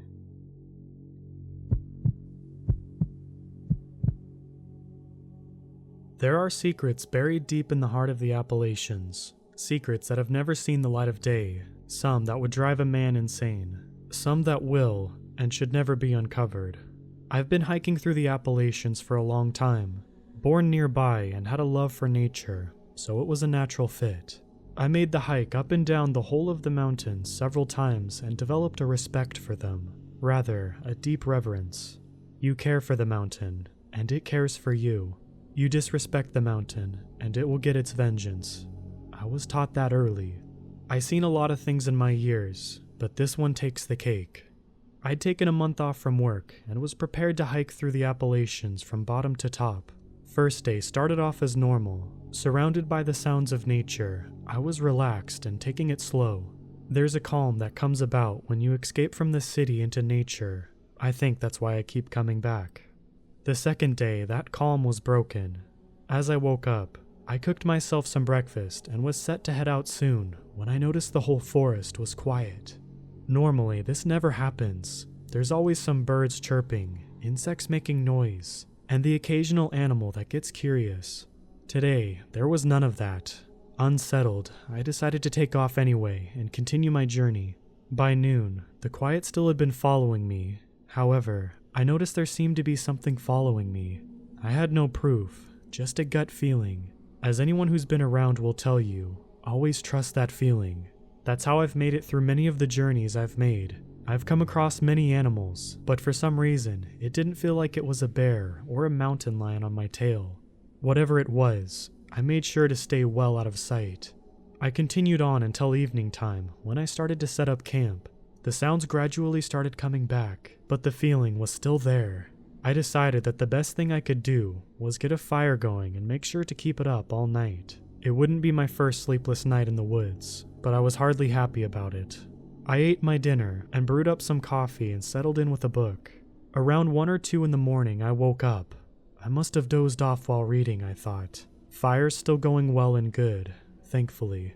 The forest sounds were back and my unease had settled. I took some more of the coffee that I had left on and sat back, trying to think of what could have been following me earlier. It didn't take long before I realized there was a pair of eyes watching me from out in the dark. Nothing is more terrifying than knowing you're being watched by something out in the dark, in the middle of nowhere. The mountains always keep you at their mercy, Sometimes they're kind, sometimes less so. I'd like to think this was one of those times where I was lucky, that some sort of karma came back to me and saved me. I don't know if it was a good thing or a bad thing. However, those eyes started to come out of the woods, forming a mountain lion behind them. A gunshot rang through the night and caught it right between the eyes. I turned around and looked behind me. There stood a man, taller than anyone I'd ever seen before, bigger too. He looked rough, beard unkempt and long, hair that hit his shoulders that looked equally as rough, and with a voice that sounded of the deep rumbling of the earth itself. He spoke to me. Lucky you. I'm sorry, I stammered, not quite hearing him at first. Lucky you. The mountain. She saved you, he said, moving toward his kill. What do you mean? You were the one that saved me. Thank you, by the way. Would you care for some coffee? I managed to get out. My feeling of uneasiness came back, my anxiety skyrocketing as everything in me told me to run. He was quiet for a second, looking surprised by the offer. Sure, it ain't often I see good folk up here, mostly just bad that need punishing, he said with a thick accent. I poured him a cup, trying to make sense of what he was saying. I'm sorry, I don't have any cream or sugar with me. He chuckled a deep laugh that seemed to come from the very ground beneath us. Black's fine. That's how I like it anyway. I see that you know to take care of her, he said, pointing to my bag full of trash.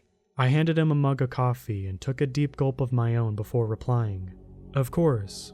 No sense to soil the beauty of the mountain. It just wouldn't be right to leave all of this laying around for the animals to get into. I see why she told me to come to you. I was watching you earlier to make sure I didn't need to take care of you. I stopped. You were following me? When? I barely got out, all aware of his rifle around his shoulders. Course, most of the day. Don't get many folk around this part, and I had to make sure. It's my job and my home. I gotta take care of the mountains. She's kind to me when I'm kind to her, just like how she sent me here to save you. She don't like to see the good ones die on her, he said with all seriousness. What do you mean by she? I don't understand. I trailed off as he stared at me. Eyes an unnatural shade of yellow, almost akin to cat eyes, seeming to stare deep into my soul, seeing me for who I was and not who I appeared to be. The mountain, or the spirit of the mountains. Me and my kin are her protectors. I can see you're not quite following, but that's alright. Just know that you're lucky it's me that found you. Some of my kin don't take kindly to any strangers, much less humans in their neck of the woods. I'm alright with you if you're alright with the mountain. The silence drowned between us as I didn't know what to say, not fully understanding what was going on. Thanks for the kindness, stranger, but she needs me again. It ain't gonna be pretty. As he got up, he moved on out of the camp, and as he moved beyond the firelight, he seemed to just disappear.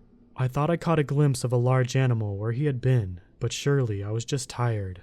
After the adrenaline wore off and exhaustion set in, I felt myself drifting off. I woke up in the morning, not quite believing what had happened last night. I wouldn't have believed it to be a dream, but the cup was still there, and so was the mountain lion. I'm not one to back down from the journey. I decided to press onward. Everything seemed to have returned to normal. That is until about lunchtime. I started to smell something wrong. I made my way forward. Recognizing the smell of blood, I made my way into what seemed like a mess of a camp. There were 3 tents, but not a single sign of anyone nearby. Trash was thrown everywhere, and the stench was heavy. I took it upon myself and made my way to the nearest town, about half a day away, to report it. But I knew they were gone, whoever they were. At the moment, it all became so real. The mountain chose to spare me, but she was not kind to those who had disrespected her. I still go back, but with more reverence, and now, fear.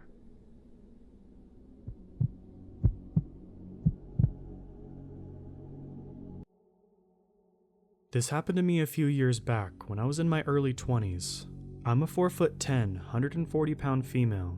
At the time, I worked in a department store at the makeup counter. This job relies heavily on good customer service and building relationships because you want people to come back and spend money on your products. We are given personalized business cards so that we can build up our own client base. Very important for a commission department. It's not uncommon to be familiar with the people who frequently shop in the store. As workers, our training is focused on being friendly and accommodating. One day while I was working, I had to move to a makeup counter that wasn't my own to cover someone's lunch break. It was a really slow day, so I was just leaning on the counter, people watching. I could tell that most shoppers were just browsing, so I kept to myself. One of the people that I noticed was a very tall, broad man. He walked very slowly, almost hunched over. His face was fixed very aggressively, like he was angry but focused. He circled around the counter a few times, but I could feel his gaze on me instead of the products. After a few rotations around the department, I decided to greet him in case he needed help. It wasn't until he directly came over to me that I realized how big he actually was. Again, I'm a 4'10", 140-pound female, so I feel pretty small regardless. But even with his slouched posture, he was over 6 feet tall and well over twice my weight. I'll never forget his teeth. They were completely black in the front. Your eyes couldn't help but go right to them. Despite his menacing appearance, he was soft-spoken. Truthfully, I could tell he wasn't all there by the way he talked. He told me no when I asked if he needed help, but requested my number. So direct. We had never spoken before.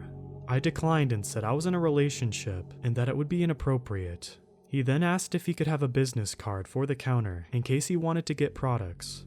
Since I wasn't on my normal counter and I really wanted him to go away, I handed him my coworker's business card and told him to call if he had any questions.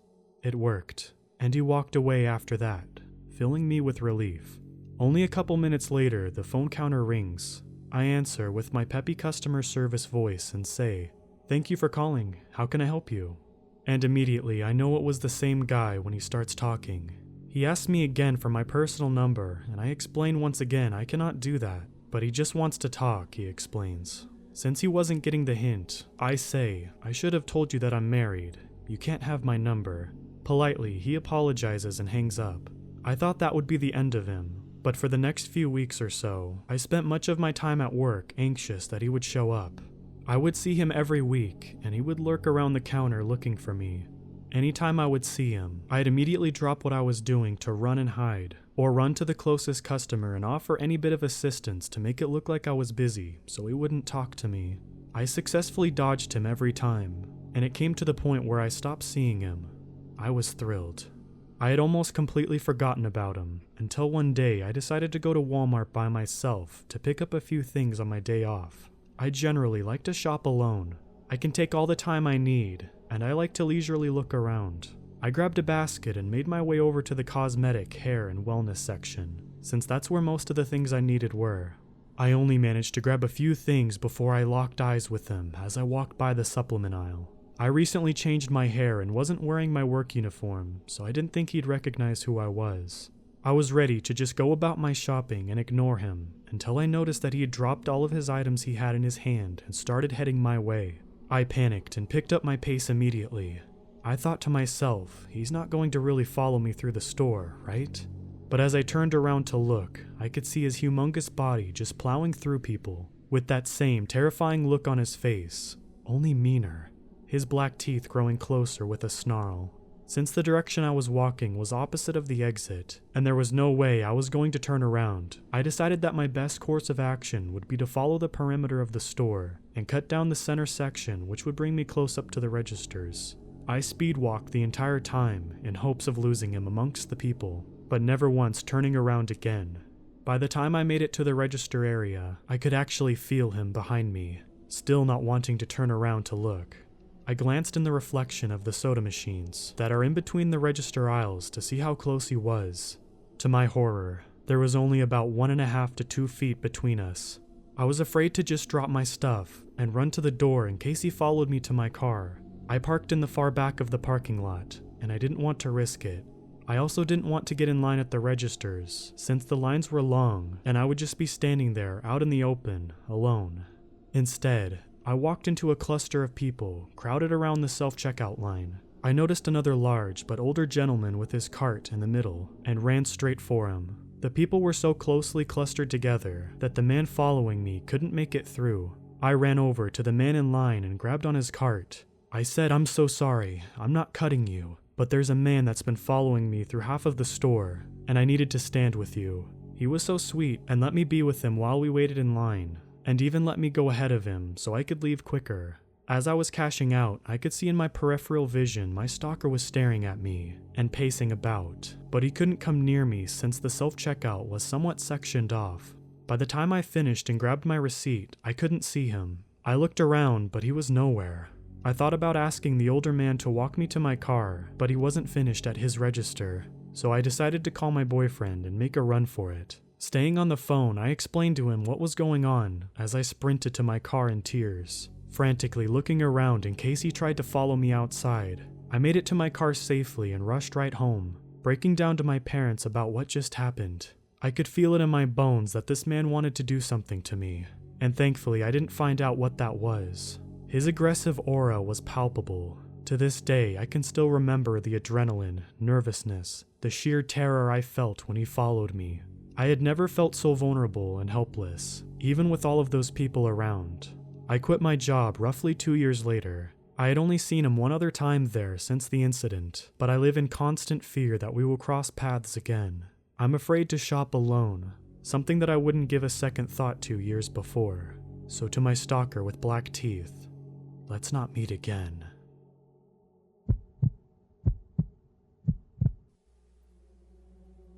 I used to lead an outdoors club, and one of the trips I would always take people on was the Smoky Mountains in mid-October. The Smokies are beautiful, and we would do a 4-night backpacking loop using the backcountry 3-walled shelters along the Appalachian Trail. The weather was perfect, fall colors, cool nights, and the classic fog that gives the Smokies their name.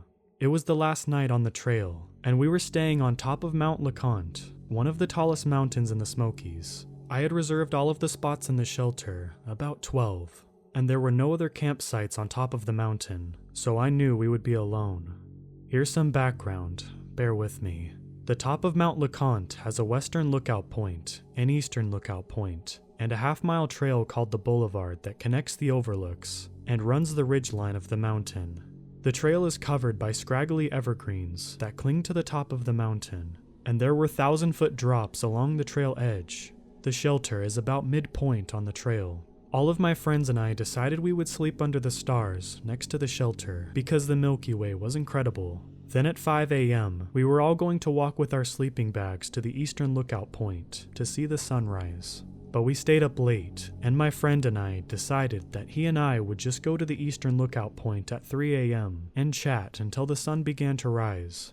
It was a chilly night, about 27 degrees Fahrenheit, and the fog had rolled in. It pushed through the dense evergreens and limited our visibility to the bright white cones from our headlamps. My friend and I grabbed our bear spray and sleeping bags and started walking eastward on the boulevard. Once we started moving, I realized how bad the visibility was. The trail sneaked through the foggy trees, and you could never see what was around the next bend. There were reports of bears in the area, so I kept my bear spray out and made as much noise as I could. The fog rolled through the trees like a haunted house. As I turned the bend, I nearly ran into a man. He's standing alone in the middle of the trail, facing me, not moving, no flashlight at 3 a.m. in the wilderness, just standing in the darkness. I also realize that he's wearing a t-shirt and has only a small book bag. Keep in mind, it's about freezing. With my bear spray leveled, I stammer, "Hello?" No response. I ask him where he's coming from and where he's going. I don't know. His facial expression looks lifeless. I asked him where he's planning on sleeping tonight, given that he has no gear. I don't know. With you? Oh no. I could put it together pretty quick. This guy was definitely on a lot of drugs. He eventually admitted that he had walked from a town about 30 miles away, but he kept on saying that he wanted to stay with us at the shelter. Then he would speak some nonsense. Suddenly he said, "I'm being followed by a dog." I figured he's just seeing things and asked what it looked like. It's big and black, and it has an orange collar. I realize that it's probably one of the tagged bears in the park. This sketchy guy is being stalked by a bear and leading it towards my friends who are sleeping in the shelter. I tell him I know of a spot he can stay, a luxurious cabin compound about 15 minutes down the mountain where they can call the NPS. I tell him to walk in front of me, and I start directing him on where to turn. I figured that if he tried something erratic, I could blind him with my light and follow up with bear spray. I eventually get down to this cabin and wake the employees to let them know he needs help, They tell me I can leave, so I head back to my friends and tell them what's going on. Before I go to sleep, I jog back down to the rangers to make sure everything is fine. We don't know where he went. He stepped out the door and now we can't find him. Creepy man in the fog. Let's not meet again.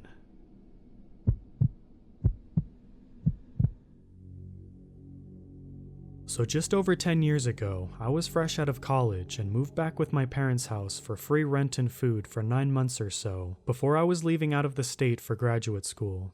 Now my parents are super chill and gave me my own space in the house, but being a 22-year-old single guy living at a house in the sticks is certainly not ideal. But I didn't have any other options, so I started looking for some work, more so to pass the time than to save up money. Anyway, so summer turned into winter, and I still hadn't found anything solid. By then, I desperately needed to spend more time out of my parents' house, so I took a part-time gig doing some light bookkeeping for a small business owner guy that my dad knew. I didn't really want to do it since it didn't pay much, was short-term, and wasn't even a real office setup. But again, since my parents lived in the middle of nowhere Midwest, I knew I had limited local opportunities to make some cash. And this guy was going to pay me under the table as well. About the same time, a friend of mine in the city said that if I just paid him $200 a month and helped clean up, he'd basically let me crash in his living room until I was ready to move out of state. That was all I needed to hear. I took the job. So my dad's friend's family had a construction-type business. They helped out with building stuff a little, but ultimately was more focused on renting out a few bobcats and large augers they owned. Also, other various drills and then odds and ends like generators, or other low-level construction or farming equipment that someone in that area couldn't afford to purchase but needed to use from time to time. This was a small mom-and-pop thing where everyone knows everyone, and the office only opened up on the days that someone was coming by, and was just generally a mutual beneficial situation for the business owners and the locals. Since I had minored in a business-adjacent area, and my dad recommended me, they trusted me to go there for about 15 to 20 hours a week, and check and file the rental forms, make sure nobody missed a payment date. If there was a payment plan in place, answer an email or two discussing prices and availability, etc. Super easy gig. The old building where I worked was about 90 years old, and at the top of this little hill, and the downstairs used to be an old country bar until the 1970s, when this family bought it cheap, cleared out the bar and fenced in the property to use its parking lot area to store their rental equipment and gear. I could generally come and go as I pleased, work any hours I wanted as long as the work got done. So if things were slow and there weren't any rentals for a couple days, I'd usually go in after 7 p.m. and stay until around midnight or 1 a.m. since I knew I'd be alone and could listen to loud music and take my time and all that. The office where I worked was on the second floor of a building above the old bar and looked out into a long driveway. From my seat, I could easily see out the window and once or twice saw a family of deer or raccoons scamper by. And I always glanced out the window when I saw movement since it was very noticeable. It was incredibly remote, very still and quiet, so if something unusual occurred or if something felt off, I definitely noticed it. One night during the winter, it had snowed a few inches and my dad told me to stay in just in case the roads were bad. But I had an old SUV, and more than that, just really wanted to get out of the house. So I went to work about 8 p.m. and was going to stay until just after 1 a.m. I always left the gate open at the bottom of the hill, since believe me that when I say nobody ever showed up at night, since we were literally in the middle of nowhere. I think the nearest occupied house was about 2 miles down the road, and to even turn onto our short road, you had to be coming to our specific building, and probably know it was there beforehand. It was a locals only type thing and very small, since the family inherited a lot of money and kind of did a rental thing on the side. Basically, someone would never just get lost and end up at our building. So I'm jamming to some music and having some coffee, and kept glancing at the snow outside here and there, since one of our streetlights reflected onto the ground at the gate and was causing the light to shine off of the snow in a really cool way. At one point around midnight, I went downstairs to the big bathroom to do my bathroom business, and then came back upstairs to get settled back into my work. I probably did about 5 minutes of work when I glanced outside and saw a huge imprint of something fresh in the snow just below the light. It seemed like it must have been a huge dog or substantial animal had just rolled around in the ground on its back or something. Since I didn't notice it just 15 minutes before, it had to have happened while I was in the bathroom, or maybe when I had my back turned, since I would have seen that type of movement for sure. I shook it off and assumed a dog or maybe even a farm animal had gotten loose and maybe was attracted to the light or something. Who knows? Around 2 in the morning, I was leaving, and to be honest, I had pretty much forgotten all about the imprint in the snow. But when I looked down, I was shocked to see that it wasn't just some disturbed snow. It was undeniably an imprint of a human-made snow angel. If you don't know what a snow angel is, it's when kids lie on their backs in the snow and push their arms and legs back and forth, so when they get up, it looks like an outline of an angel. I used to do this when I was a kid, so I 100% knew for sure that that's what it was, and it was deliberately made underneath the light post. But it wasn't from a kid. It was from a very large person, or at least a normal-sized adult wearing tons of layers of big winter clothing. I looked up and saw what I had already knew, that whoever made this snow angel could easily look up and seen me through the window. So they must have waited for me to head downstairs to make this snow angel. Now, I definitely would have seen or heard someone drive up to our building, even if I was in the bathroom. So I knew someone would have had to walk into the deep freezing snow and cold for a few miles, stop in front of our building, and then do the snow angel in the small amount of time I wasn't sitting at the front of my desk window. I glanced around for tracks in the snow and saw that there was one set that led to the nearby woods to the right of the building. So it was clear that the person didn't use the road, but instead came from the opposite side, which made me instantly uneasy. Since that side was just trees and darkness for miles and miles, I was definitely a little freaked out now, once I realized that someone had just been this close to me secretly in the middle of the woods. And I looked around, but I didn't see anything amiss at all, and now just wanted to get out of there. When I got back to my car and drove a few feet, I realized that my boss would be there in like 4 hours and might see the snow angel and assume that I did it, since he probably assumed that I kept the gate locked when I was there. It wouldn't have been that big of a deal at all, but I was young and felt like I might be made fun of by him, if nothing else. So I opened the gate back up real quick, ran over and kicked the snow around a bit to hide the angel, locked it up again and went back to my car.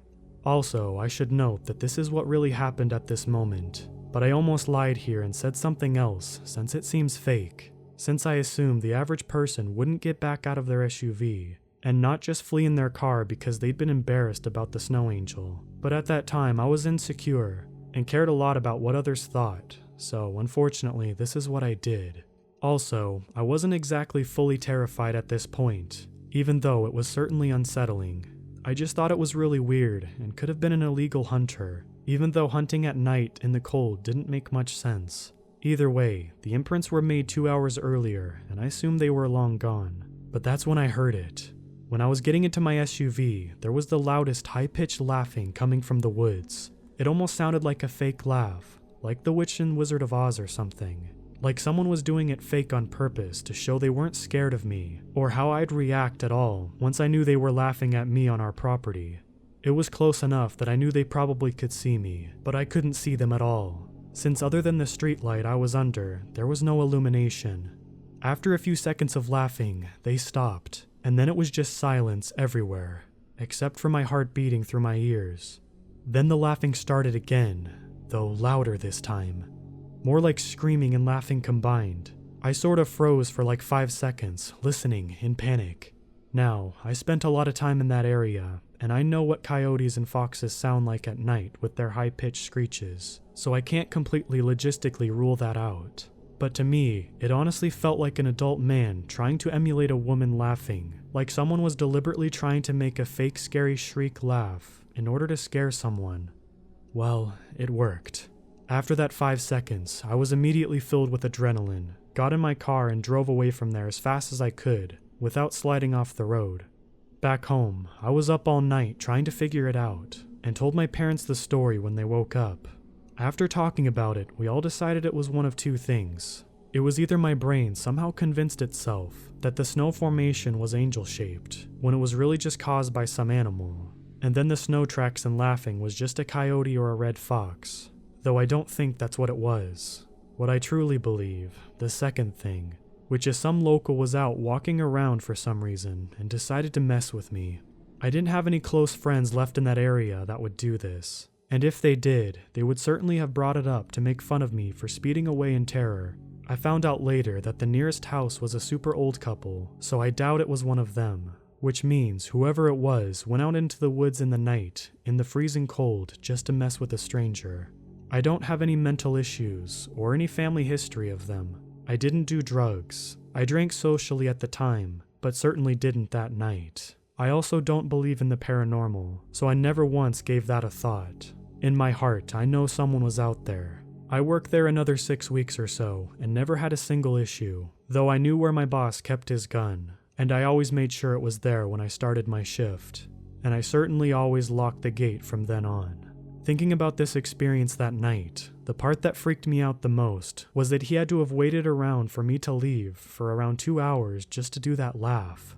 He didn't know me. I could have been crazy and the type of person to get mad and try to find and attack him, yet he didn't seem scared or to care while he tried to mess with me.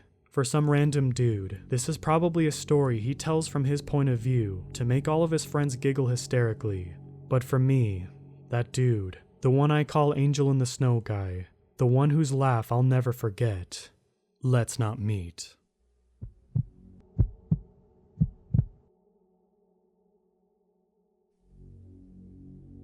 It's been 6 days and my world has changed entirely. I guess anything can be possible now. Like if I saw a unicorn fighting a werewolf tomorrow, I wouldn't be shocked after everything came to head 6 days ago. I'm 17 years old and it's summer vacation. I won't say where I live, but it's in the north of the US. I have a sister who's 15. We're very close. We live a bit off the beaten path. Town and school are a good 20-minute drive from where we live in the woods. We have no neighbors out here. We never thought anything of it until recent years, when we'd want to hang out with our friends. But town is so far off. I guess that's why we're so close. We've always been kind of isolated from other kids, but we grew up in this old house with our mom and dad, so we never knew any other way. Our family was pretty solid and stable. The only thing that ever caused any issue was my mom. My mother had schizophrenia. This usually wasn't an issue because she took her meds, but every few years she'd skip a dose or just stop taking them. She would get weird, mean, paranoid, delusional, and scared, more than anything. Since my dad owned a business, he was at work. As my sister and I were left with an authority figure whose perception was way off. She would just arbitrate rules and punishments for us, based on events that she believed to happen. During one bad event, I feel like I was grounded for a year for doing things I'd never done. It would go on like that until she got bad enough that the police had to be involved. Usually because she'd run away, get lost in the woods, and she'd be involuntarily committed, stabilized, and come back as our kind, wonderful mom again. Anyway, my sister and I were enjoying our summer break, staying up late, goofing off in the woods, and something new. I could drive now, and I'd saved up money, and my dad helped me buy a cheap used car. It was 13 years old, but it was in good shape. It had been owned by an elderly couple who didn't use it much. So, my sister and I had the freedom to independently drive into town, go to the mall, meet up with friends. I'm sad to say, what started as the best summer ever looks like it stopped abruptly as it started, and there's no going back. My sister and I decided one afternoon to meet some of our friends from school in town for lunch, and spent the rest of the afternoon at the lake. Mom had been acting a little strange, and we'd wondered if she stopped taking her meds. She just seemed a little bit more scared than usual, which is generally the start. But none of us wanted to hurt her feelings by asking just yet. She told us to be home by dark, and we were. I guess Dad was working late, because he wasn't home. Mom's SUV was in the driveway, but all the lights were off in the house. When we went inside, my sister announced, "Hey Mom, we're home." But Mom wasn't there. We looked in our parents' room, our rooms, then the rest of the house. We started to look in the yard, and we heard her voice further out in the woods, but we couldn't make out what she was saying. We didn't stop to think. My sister turned the flashlight on her phone on, and we started out into the woods. This was our mother. If she was lost out there, she could get hurt. And there was the concern because of her frightened behavior and her mental health history. We walked quickly for about 15 minutes into the woods, and we realized we were going further in a direction we'd never been. All of it was unfamiliar. Outside of the little trails and familiarity of what was nearby, our home was nestled between a human street and wilderness, what my dad called the deep woods. While he was leery of us getting too far into the deep woods in general, he specifically forbade us to never be caught out there after the sun was down. We were both realizing this when we heard what sounded like our mother scream and animal growls. We didn't say a word, but blindly rushed through the trees, dodging twisted roots and thorny vines in the direction of the noises. We came to a stop in a little clearing. The trees were thick on all sides. The sky was visible but dark. No bright moon out to illuminate. We heard rustling in the nearby brush, and my sister wheeled around with her flashlight, looking for the source. We saw branches of trees and bushes quivering, as if we were surrounded, but we saw nothing. We heard our mom's voice again, which was disturbing. Her tone was conversational, and we could hear it well enough, but the words or sounds didn't make much sense. Then it stopped. Everything went silent. Everything stopped moving. That's when the smell hit us. The scent of decay. Something had crawled somewhere to die and be discovered days later by the scent. "What is that smell?" I asked my sister in a whisper. She was about to respond, but my scream cut her off. While she was looking at me, something stumbled into the beam of her light. Something with red, reflective eyes, and she totally went still and silent.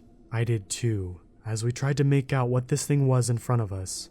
It looked like a buck, standing on its hind legs, but it was all wrong. It stood about 8 feet tall, and the more we looked at it, the more wrong it was. Its head was in profile now. The red eyes had been replaced by black, empty sockets, and I realized its head was a skull with bits of flesh and fur barely hanging on. It looked more like a canine skull. Its jaws seemed to turn up in a sinister grin. From its torso, it had 2 arms, ending in almost human hands, but with deadly claws. Instead of hooves of a deer, its legs looked more like those of a bear. It was covered in blood, and here and there the flesh was gone, and the skeleton was visible beneath. It turned back to face us, defying everything natural. As its head turned, the face and the rest of the creature went black, like a shadow. In spite of the light shining on it, it looked like a silhouette, and then some red eyes opened, and we could see the yellow fangs grinning, like a man's face. It looked like it was laughing, but then it began screaming. It was somewhere between a human and an animal's cry. The antlers had begun to change, wriggling like snakes. Then the thing took a jerky step toward us. Then another. Then another. As this thing started running on its hind legs, our fear paralysis broke, and my sister and I both broke into a run. She was ahead of me with a flashlight. I was behind her, and I'll admit, I had tears streaming down my face in pure terror. Even though we have never been that far out, we seemed to be heading in the right direction. We could see the lights from the house. Had we left that many lights on, Dad must be home. I didn't look back, for fear that thing would be there, and pounce, or whatever it would do. Then I heard my mom's voice. Psst. That made me stop. I turned to look. My sister ran a bit more, then realized I'd stopped. "Come on! Are you crazy? Let's go!" But I had heard my mom. I swore I could see her, through the darkness, peeking out from behind a tree, beckoning me to come back, and I almost did. My sister grabbed my arm and pulled me back onto the trail, and we didn't stop running until we were at the front door, which was open. We hadn't left the front door open, so this was strange. We took a minute to investigate. My dad's truck was in the driveway, but not parked like he normally does. The doors of the truck were open. As we walked into the house, we saw dark tracks leading in on the hardwood, like those of a dog, or in some places, a bear. These tracks looked like mud, but became bloody. We followed them through the living room to the kitchen. We swung open the door to find our mom, pushing a mop, decidedly cleaning up the mess. We were so relieved. I think I approached her to give her a hug, but my sister grabbed my hand and stopped me. She wasn't mopping right away. I don't know how to describe it. She was just kind of raking the mop back and forth in a jerky motion, and the mop bucket wasn't out, so she was just using a wet mop to move dirty water back and forth across the floor. She actually wasn't standing the right way either. Her head was facing down, but rolled off awkwardly to one side, her legs positioned in odd angles where she stood. She stood up at us for a minute. I almost screamed again. Her eyes were hollow, and her mouth was full of crooked fangs that didn't fit in her mouth. But I blinked, and she looked normal, except the face. I don't know how to describe it. Her eyes didn't shine like they normally did, and in spite of a definite grin, Her face seemed flat. "Hi guys, how was your day?" she asked, pronouncing some words strangely, in a bit of a staccato. "Good, where's Dad?" my sister asked. "Dad is gone," she said, cryptically, although a bit more natural. "He's been having an affair. He decided to leave us," with no emotion in her voice. Normally, this would be a huge shock, but I think we were both so overwhelmed with fright. As it was, we just left the kitchen, without a word, walked straight upstairs to my room, and locked the door. We just sat in silence for a while. Then my sister asked, "What do we do?" "I don't know." "That isn't Mom. That's the thing from the woods. The walking deer thing." "What are you talking about?" Apparently, my sister had seen a wolf the size of a horse, but where the tail end should be was another wolf. She said she saw it go all shadowy and transform into a giant figure with human-like features and the writhing antlers too, before it began to chase us. "Skinwalker," my sister said. I felt like this quickened some memories in me. We had always been fond of spooky stories and supernatural sort of things. From what I remembered, a skinwalker was a southwestern story, a Navajo witch who can change shape to do wicked things, like the Navajo version of a werewolf. I mean, after what I've seen now, I certainly don't doubt this. We were in the north, though. The native legends and lore surrounding us spoke about a creature or god called the Wendigo. I couldn't remember the term at the time, so I think I called it the dead god. I was trying to remember. There was different tales about the Wendigo, most often a giant emaciated corpse with antlers and fangs, like a Frankenstein monster made of animals. Some stories say the Wendigo was cursed for committing cannibalism and transformed into a flesh-eating monster, while another story, a friend of mine, whose culture takes these things seriously, told me in a hushed tone that the Wendigo was the god of the deep woods and the god of death. Its spiritual touch could turn men into cannibals and would raise the dead, making host bodies of animal carcasses, but possessed human bodies when it could, to spread its influence. After I explained this, I think we both silently accepted this as a possibility. What if Mom wasn't sick all these years? What if it was the Wendigo's influence over her, trying to get to the only human family in the area? We didn't have a lot of time with our thoughts, because there were crashing sounds from the kitchen, pots and pans, dishes breaking, and an instant later, a pounding at the door. It's like this thing knew our thoughts, and it knew we weren't fooled that it was in Mom's body. Our little Mom, who was about 5 feet tall and 115 pounds with blonde-like hair and big blue eyes. She always looked so sweet, like a doll. It was unsettling to think that something so sinister might have gotten to her, and maybe Dad too. Where was he? The pounding on the door stopped. The imitation of our mother's voice was more convincing now, as if by me thinking of her gave the thing more knowledge. "Hey guys, open up. I want to talk about Dad." Clearly, this is traumatic. She sounded so kind and so sympathetic. My sister is a tough girl, though. She screamed, "Stay away from us." Silence. Then a growl. Then the pounding on the door resumed. It was so forceful, though, the door was going to break for sure. Before we knew what to do, a bone-white antler stabbed right through the door, showering splinters and creating several large holes. Through the cracks, I saw a brief, broken vision of a buck's head and a wolf's jaws, covered in rotten flesh, but through another, it appeared to be totally skeletal. It laughed, or made a noise, like a deep, creepy laughter. That's when we jumped off my bed. It started ramming its antlers into the door, breaking in, but we were already out the window, climbing down the lattice that my mom grew jasmine on. We heard the thing break through the door. Looking up, I saw its enormous, terrifying silhouette with huge antlers. The whole totally obscured and black, except its glowing red eyes. I had my car key still in my pocket. We jumped in my car, and I started her up, and began speeding out in such a hurry, my sister had to cry out, "Turn the lights on." I did, but wish I hadn't. This was taking place over seconds. We had just seen the thing upstairs, and I had to slam on my brakes as my mom, or whatever was in my mother, came limping out in front of the car. It was literally dragging its feet behind it. It didn't know how to use the body properly. Then it stopped. Blank face. Empty holes for eyes. It raised my mother's hands, trying to signal us to stop. My sister urged me on. "What are you waiting for? That's still Mom. No, it isn't. Either get around it or run it down. I wasn't sure how I felt about any of that, until what I saw. In the headlights now, I could better see Dad's truck. Hanging out of the open front door was what was left of my father, covered in blood in his tattered work clothes. His forearms and hands were intact, but that's all I could see. I was filled with immediate sorrow and fear. Then, a blind rage took over, and I screamed. I slammed my foot against the gas and plowed into the shape of my mother. It flopped like a rag doll over the hood, then clung to the windshield. It looked at us with red, glowing eyes for a moment. Then the eyes went dark. As her back split open, a dark, shadowy figure jumped out, vanishing into the woods in a single leap.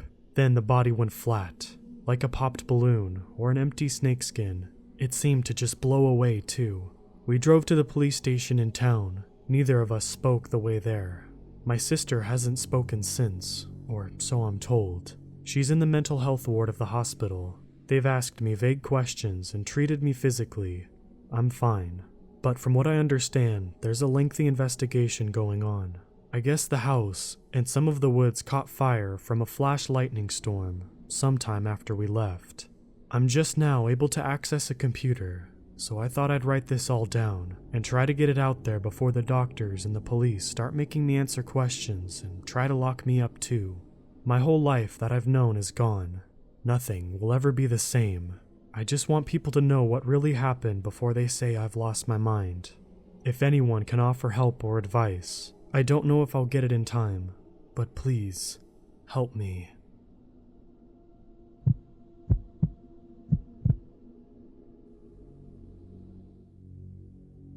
I live in a partially suburban area in Ohio. There is a small wooded area with a creek next to my family's property. I'm 16 years old, and sometimes I like to go down there and catch things like crayfish and minnows. I have a room in the upstairs of my house, but it gets really hot in the summer, and I do not have air conditioning, so I instead sleep in the basement, which is a lot cooler. There's also a PS4 down there, so I can stay up late watching movies and playing games. In the basement, there was a very large window, and it is right next to the couch where I sleep. It all started one night, when I heard strange howls that sounded a lot closer to my house than usual. At first, it didn't scare me, because I often hear coyotes howling at night, and I just figured that there was one a little closer to my house than usual. Big deal. However, there was something off-putting about each howl. First of all, it didn't sound like a coyote, which have very high-pitched howls, and usually there are multiple coyotes howling at the same time. The howl that I was hearing was very low-pitched and went on for probably about 15 seconds at a time. I still brushed it off, and I figured it was a large coyote that was maybe lonely. These howls went on for a few more nights, and one thing that confused me is that I stopped hearing the occasional regular coyote howl. Instead, every night, there was just this howl. Remember, I had mentioned that this howl sounded closer to my house than normal, but that wasn't always the case. In fact, the howl seemed to change in volume every few minutes, like the coyote was moving while it howled. I did not see how it was possible, but the coyote was either moving at an impossible speed, howling at different points in the forest, or maybe there were multiple, but the howl didn't even sound like a coyote to begin with. So I just assumed that maybe an odd family of coyotes moved into the forest and scared all of the regular ones away. Some nights, the howl sounded close to my house, and then in the next minute, it sounded far away. This made me feel a little bit uneasy, but I just ignored it. So, I woke up in the morning and did my usual routine of feeding my chickens, practicing driving, and going for a swim in my pond. Then, once night came, I went down into the basement to watch Thor Ragnarok. Then, right about the time when Thor was fighting the Hulk in the arena, I heard one light tap on my window. This instantly broke me out of my investment into the movie and made my heart jump into my throat. I have always been a paranoid person. At first, I just laid there, not able to move, and then once it had been a while, I relaxed and decided it was probably just a bird or something. But then, abruptly, I heard another tap at the window, and at this point, I had reasoned that it was a bird, so I didn't feel scared of moving the curtains to see if there was a bird sitting there, stunned. When I opened the curtains, I immediately wished I had been more paranoid. What I saw was not a bird. It was a face. A terrifying, disfigured human face. I only looked at it for about 2 seconds before I ran upstairs to wake my parents, but I will try to describe it the best I can. Its face was longer than any person's face I had ever seen. It had no lips, and its teeth were yellow and so pointy. It looked like someone took sandpaper and did their best to carve spear points for their teeth.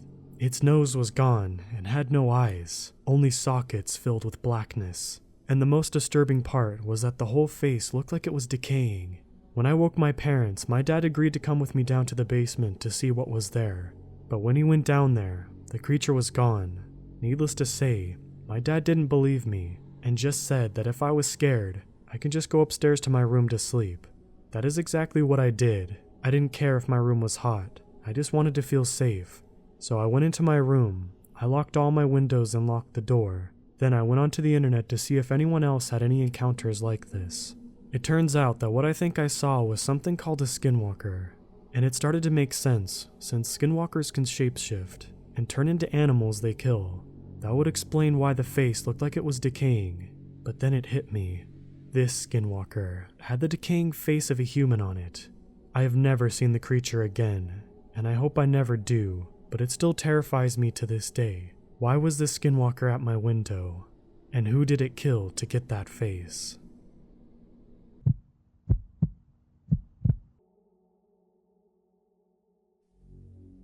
Today is the anniversary of me destroying my lower back. I am not paralyzed or anything, but I've got 2 herniated lumbar discs and a compressed sciatic nerve. I know that today it's not a big deal to have surgery and fix the bulging discs, but due to an unfortunate family history with the medical practice, I'm not entirely trusting of doctors.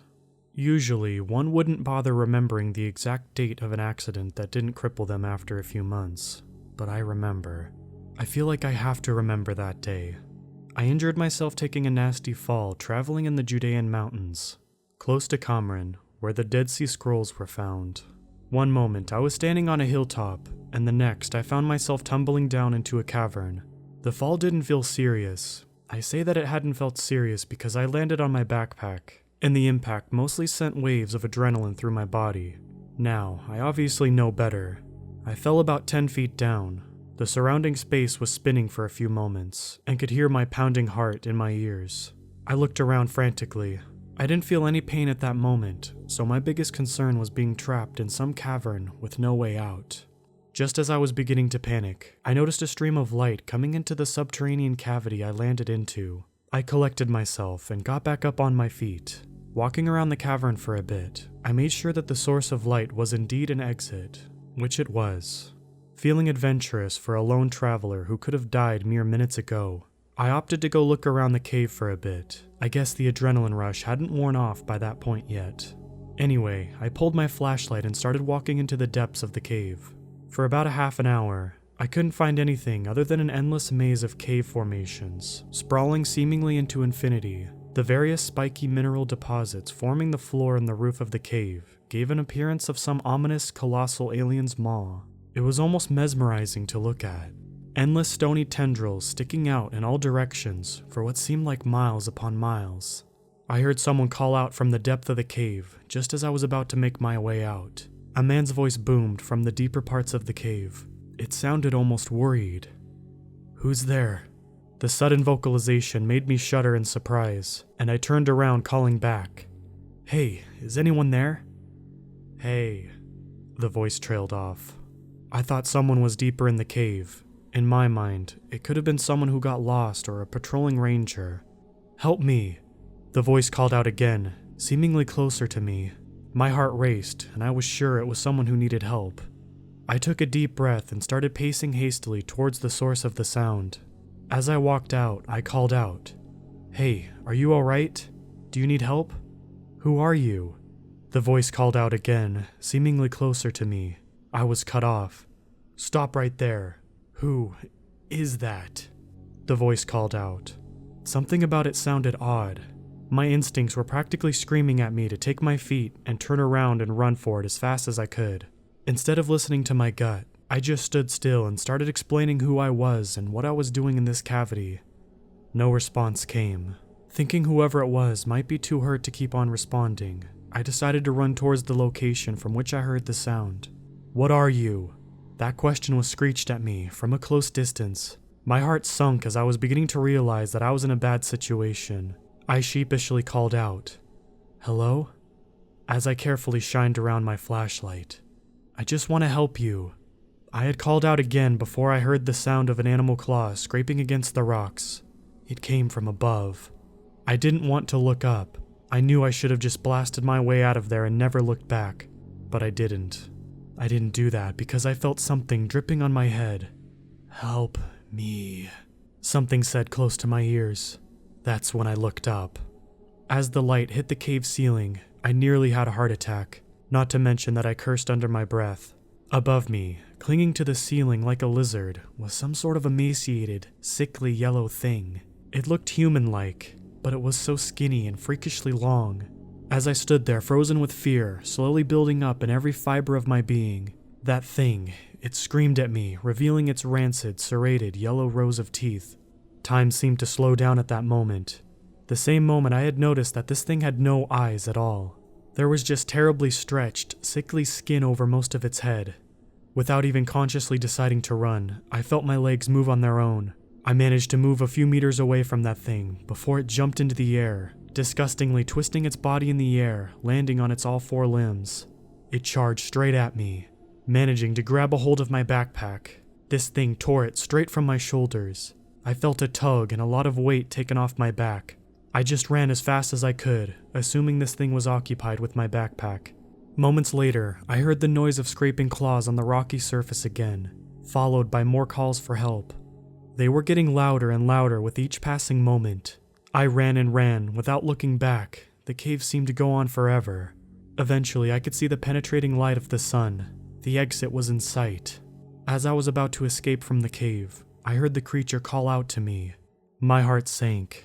It uttered the opening words of a prayer. I was inches away from the exit of the cave, and a surge of a sharp pain shot through my spine, starting at the center of my lower back and traveling all the way along my right leg. It was so bad, I just froze, and that monster slammed me to the ground. It growled at me, scraping its bony forelimbs at my body. The weight of this thing sent further waves of agony along my lower back and leg. The pain was unbearable, but I knew I had to keep trying to escape from this thing. I twisted and turned my body underneath that thing, and it bit my shoulder. I felt liquid running down along my arm. My heart was racing at this point, and something snapped in me. I started banging my fists on this thing. I don't know what I hit. I couldn't tell. All I could feel was its leathery skin. It let go of me for a moment, and I turned my back, forcing myself to kick the thing that was now looming over me. It barely budged backwards. It just screeched while displaying itself like some sort of bird, as if to tell me I have no way to survive this encounter. Whatever this thing was, its neck was completely twisted on itself. It looked like it had been snapped backwards. I kept on kicking at the abomination, while slowly crawling towards the exit. I have no idea why I did that. I just wanted to create some space between it and me. I felt something stab me in the hip, sending another gut-wrenching wave of needles down my leg. I turned to my side, and as I did, I felt my hand land on a rock. Instinctively, I tossed it at the monster, and it retorted by pouncing at me, but I managed to roll out of its way and it landed in the light. It screeched and howled before bouncing on one of the cave walls again and scurried away into the darkness. While it let out some curse words I uttered when I first saw it, a mixture of fear and confusion took over my senses as chills ran down my whole body at once. I heard the thing mimic my speech, almost even mimicking my voice. My heart was about to burst out at that moment, and I forced myself to limp out of the cavern. I was lucky enough to encounter a couple of patrolling rangers. I told them I had fallen and gotten hurt as a result. At the moment, I didn't think telling anyone about the creature was a good idea. Legend states that King Solomon banished all of the demons and evil spirits from the land of Israel. Knowing what I know now, I can wholeheartedly say Solomon was certainly not very good at banishing demons.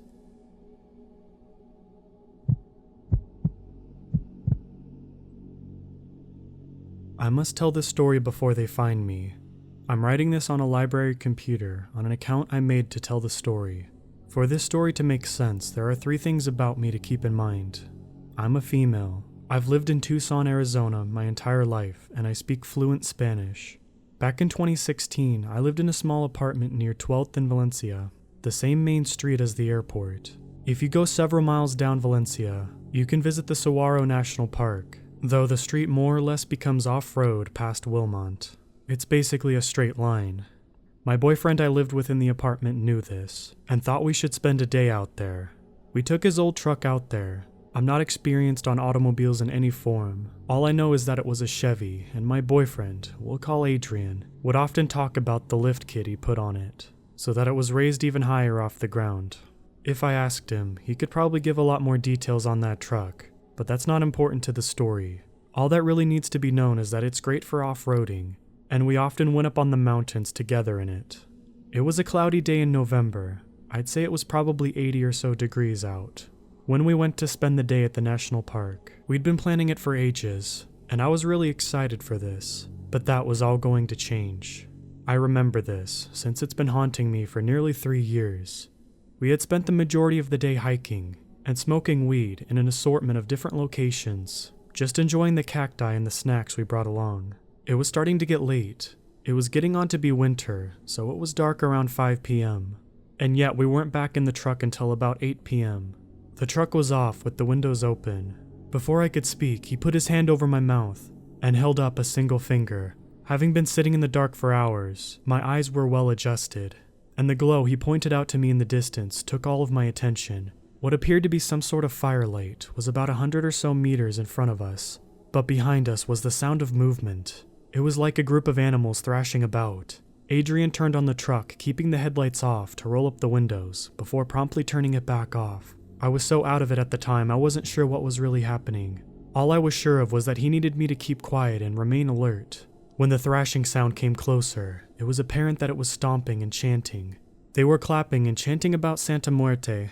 Now Adrian doesn't speak Spanish, though he's full Mexican. He just never learned, so I ended up whispering the translation to him. It was like one of those prayers on the candles you can buy. It spoke about asking the Holy Death for a blessing, but I don't remember what they wanted very clearly. What I do remember was the slam of a hand on the hood of the truck and the wild eyes of a boy. He looked to be somewhere between the ages of 18 and 20. Not very old, but not a young teen. He had paint around his dark eyes, and it haunts me in my dreams. To the best of my knowledge, this boy was all who knew of us at the moment. Adrian swore, but he didn't move. Instead, he just watched the boy, and I watched him. Adrian has always been the type of guy who's confrontational, and he's always been insistent on solving any issues we face. And being someone who hates confrontation, I was rather reliant on him to face the issues for me. The boy yelled for others to surround the truck in Spanish. In the moment, something in me snapped, and keeping my eyes trained on the mirror on the passenger side, I told him to reverse, darting my eyes back and forth between the boy and the figures coming out from the cacti, as Adrian reversed and turned in a huge jerky motion, before hitting uneven road. We were originally just parked at the side of the road. The feeling of being watched, hunted even, compelled me to tell him to head downtown, where we ended up spending a few hours at the Shot in the Dark, a cafe that's long since closed. For 2 months following that night, I had gradually got more and more paranoid about it. And although Adrian tried to convince me that I was overreacting, and there were no chance that we'd ever encounter them again, I just couldn't believe him, despite how desperately I wanted to. It was when we were nearing 3 months since that night, when the previously fixed hand dent was back, and heavily multiplied. It was like dozens of hands tried to peel the metal back to get in. I haven't had any other events since Adrian had his truck fixed and sold, but recently he bought a similar one, and the paranoia has been seeping back into my bones. When I'm not at work, I don't leave my house unless I'm going to be indoors, because I can't risk the thought of them finding me again.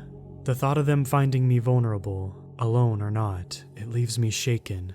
I can't remember what they wanted, but I remember the way he smiled when he mentioned wanting to get into the truck and to have us surrounded, and I would rather I never found out what he planned that night.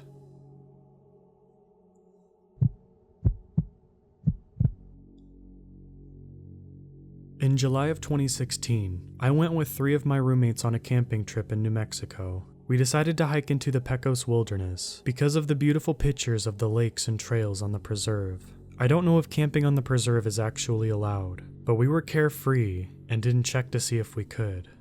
We hiked until we reached one of the lakes. By that time it was dusk, and we were starving and tired. We decided to set up our tents about half a mile from the lake. We brought hot dogs and beans to cook on the fire, classic camping cuisine. We split up to get stuff for the fire, dead branches, twigs, and stones. While getting firewood, I noticed a lot of coyote scat in the area. I made a mental note to keep my pocket knife close, even though coyotes aren't a huge threat. When I came back, I told my friends, but like me, they didn't think much of it. After dinner, we sat talking about things that went on that year. It soon became pitch black, and the only light came from the fire and a couple of electronic lanterns we brought. My roommates went to bed one by one, until, like in normal horror story fashion, I was alone. I sat stoking the fire, making sure it was a controlled burn, before I could brush my teeth and change into sleeping clothes. I walked a half a mile back to the lake with one of the lanterns, and used the lake water to brush my teeth and wash my face. While washing my face, the hair on the back of my neck stood up, and I got the feeling of being watched. I'm crouched at the edge of the lake, realizing how vulnerable I am. Only a pocket knife to defend myself. There could be a deranged camper out there. I stand up, hand in my pocket, on my knife, when I hear coyotes howling. I relax, thinking that it may have just been coyotes watching me, so I walk back to the campsite. I make it back and go into my tent to get sleeping clothes out of my backpack. I'm about to start changing when I hear twigs break. I just thought one of my roommates came back out of their tent to go take a leak. I stuck my head out of the tent when I saw a coyote near the campfire. I froze, trying to take in what's happening. It looked like a coyote, except for a few characteristics. Its eyes were really bright yellow. It looked taller than a normal coyote would be, and it was crouching near the fire, crouching on its hind legs. I'm frozen, being stared down by the coyote when one of the roommates tries to get out of the tent. He sticks a foot and head out before he sees it. He stares and yells, "What is that?" The coyote runs at a breakneck speed into the darkness, but not normally, on its hind legs. My roommate continues to yell and wakes up the others. They ask what happened and we explain to them what we saw. They thought we were trying to fool them and didn't believe a word we said. The roommate and I decided to sleep in the same tent since I was the only one who brought a knife along. We laid there, cramped in the tent, too terrified to sleep when we heard noises. Twigs were snapping around our campsite, as if it was circling around us. We stayed motionless in the tent, not daring to see the time go by on our phones. Eventually, daylight came, and the noises grew further away. Our two roommates didn't hear the noises, and had to force us out of the tent in order to leave. We walked miles back to where we parked our car and decided that we should get a motel and spend the night in Santa Fe. When we get to our room, I immediately Google the events of what happened the previous night, and learned of the Navajo legend. When you go camping, make sure you have something to protect yourself, and a way to get out of there at an instant.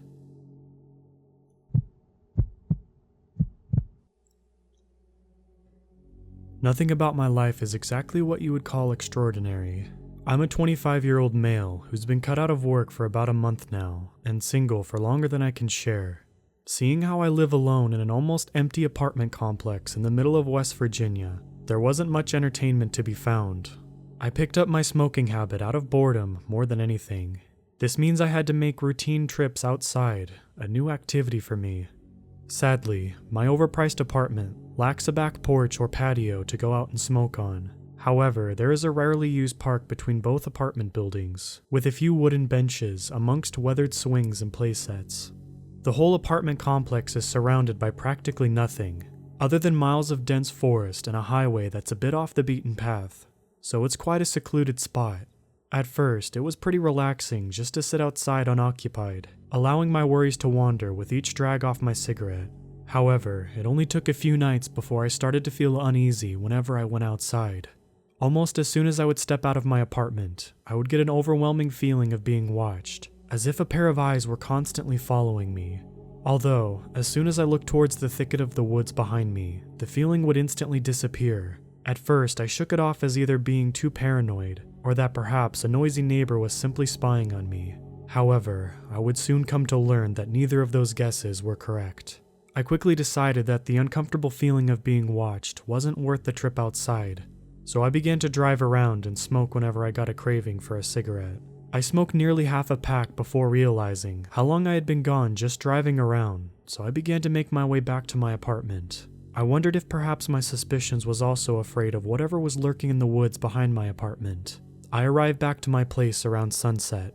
The moon and the sun both hung ominously overhead, cradled by swirling amber skies. As I pulled into the parking lot, I noticed that the door on the second floor of my building had been left open. This seemed odd to me, as I hardly ever see signs of life aside from the empty pizza boxes left outside of the other apartments, and the occasional muffled yet still loud arguing of the couple that lived below me. It wasn't until I got closer that I realized it was actually the front door of my apartment, wide open.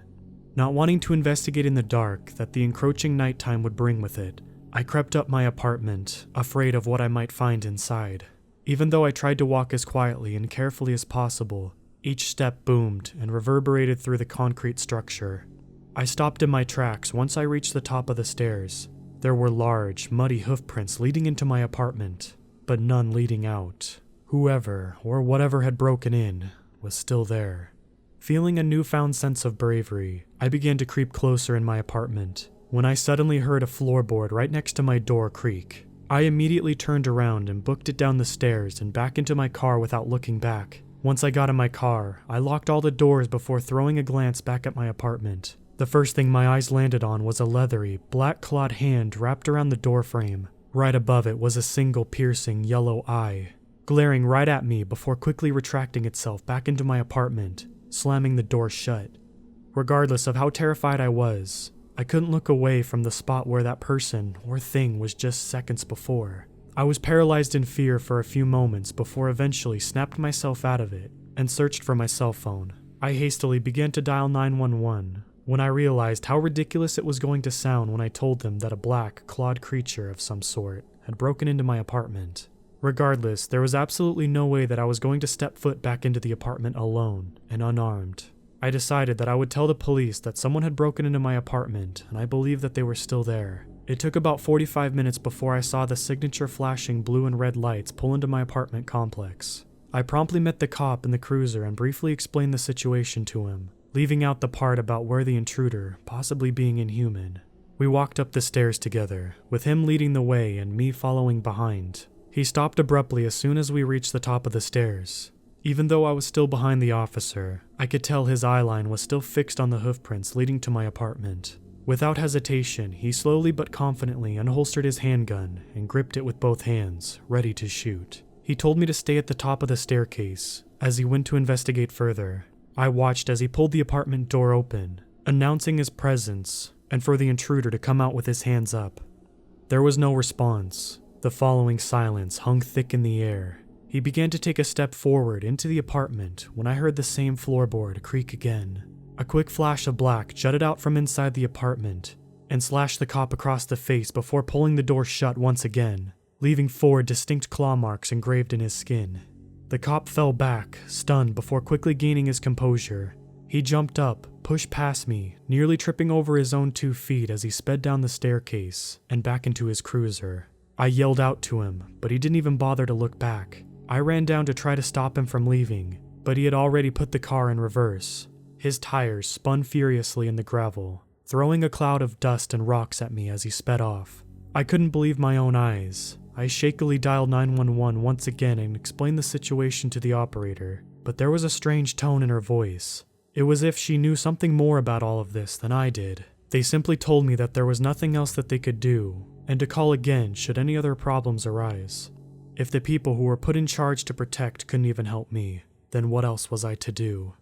I fell down on my knees, feeling defeated, as tears began to pool in my eyes. Suddenly, I heard the apartment door creak open slowly, followed by 2 thunderous stomps. I felt the creature's eyes staring at the back of my head. I was frozen in terror, afraid to even take a breath or look back. The steps began to get closer, with each one being louder and more doom-laden than the one before. I started to accept my untimely demise when I heard a vehicle squeal into the parking lot.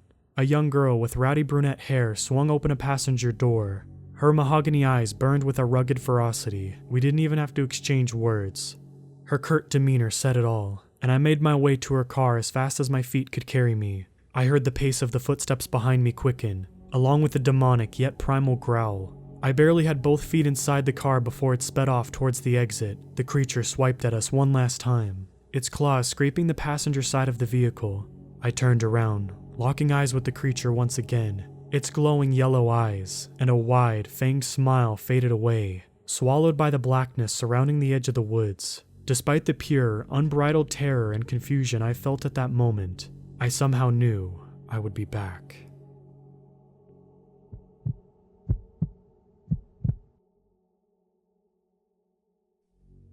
I live in a big house by a country road in Pennsylvania.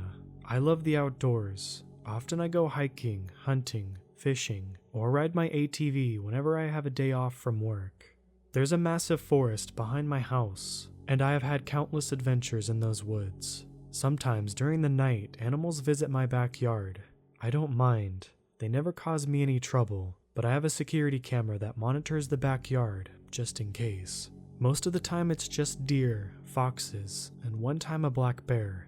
There are not a lot of houses in my area, so the animals are essentially my neighbors. Last year, I invited my friends and family to my place for a barbecue cookout during the 4th of July.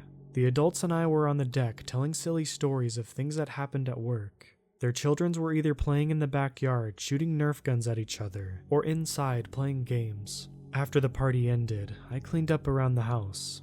Around 10 p.m., I was in the living room watching the news and started to hear loud shrieks coming from the woods. I turned on the lights in the backyard and looked through the kitchen window, but saw nothing. I didn't think much of it and just assumed it was a cougar. I have seen them a few times throughout the summer while hiking in the forest late at night. I turned the lights off and I went to bed.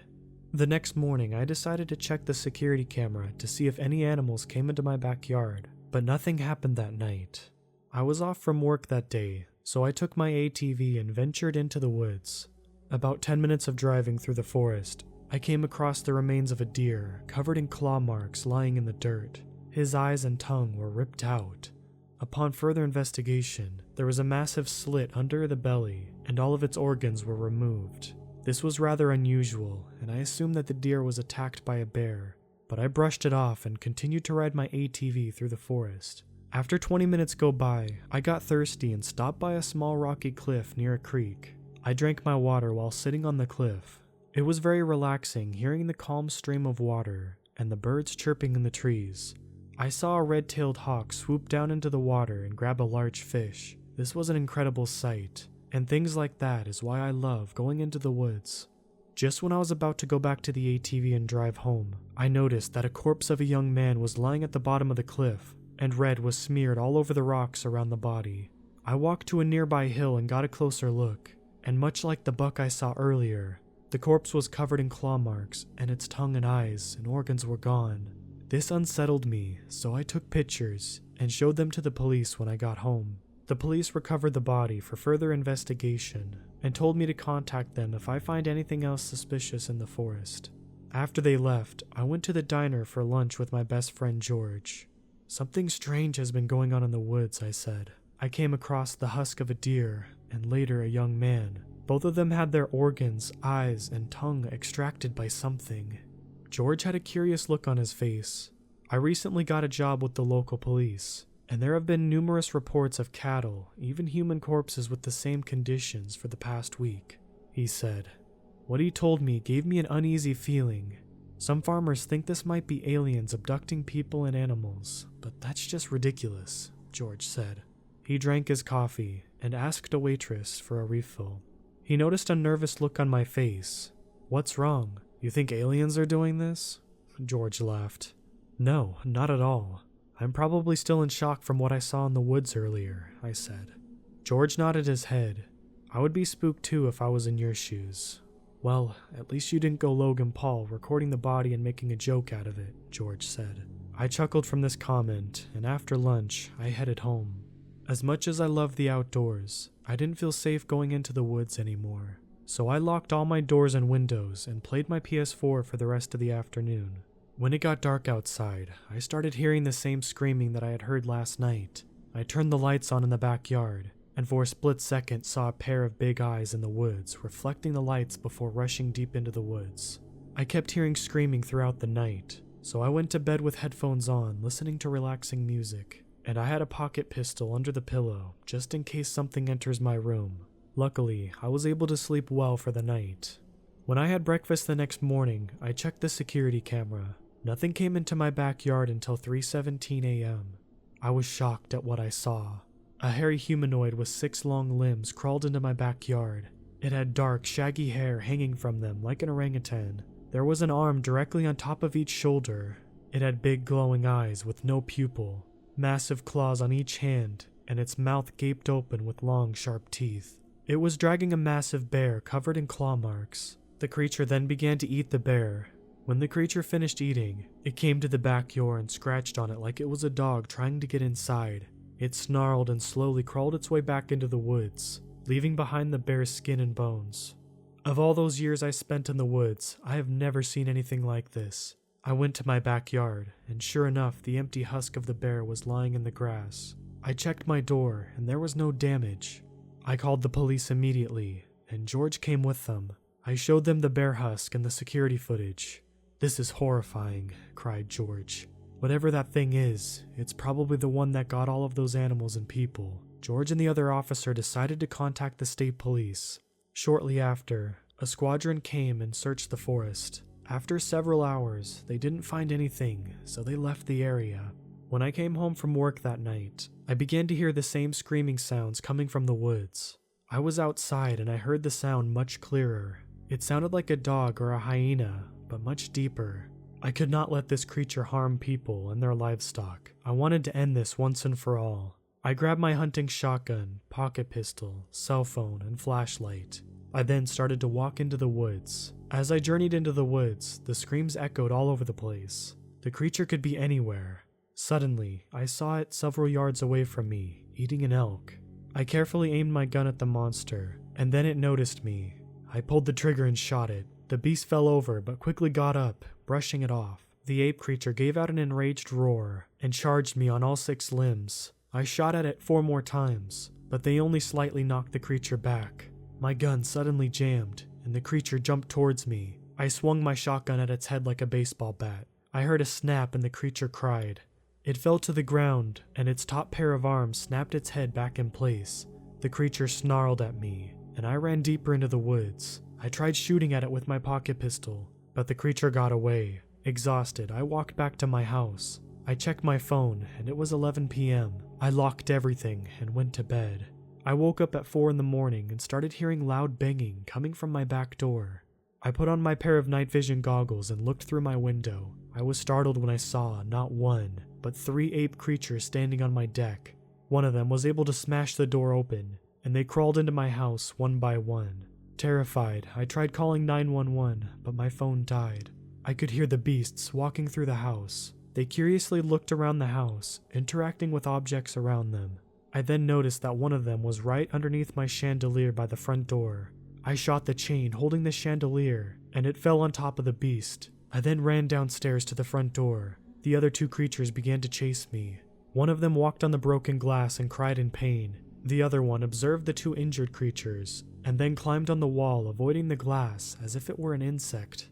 I put my shoes on and ran for the car. Just when I was about to start the engine, the ape creature slammed into my car, nearly pushing it over. I started the engine and drove away from the house. I headed to a hotel near the highway and asked for a room on the top floor. I spent the rest of the night there, sleeping. I called off work the next morning, telling them I was sick. I was able to charge up my phone in the hotel room and call the police. Besides the chandelier and back door, not much was damaged in my house. When the police investigated my house, all the creatures were gone. However, the police were able to find clumps of black hair around the house, as well as some blood around the broken glass.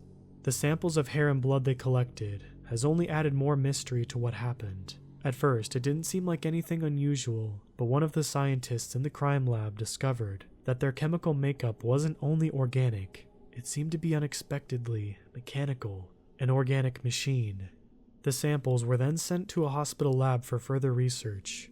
After I got the damage in my house repaired, I adopted a young German Shepherd from the animal shelter. I take her with me whenever I go into the woods, and stayed out of there whenever it was dark outside. I haven't seen the creatures since then, but every once in a while, I hear them screaming in the woods. Occasionally, there are still reports on the local newspaper of animal and human husks being found in the area. Every time I am reminded of those things, I keep asking myself, what are they? But more importantly, how many more are out there?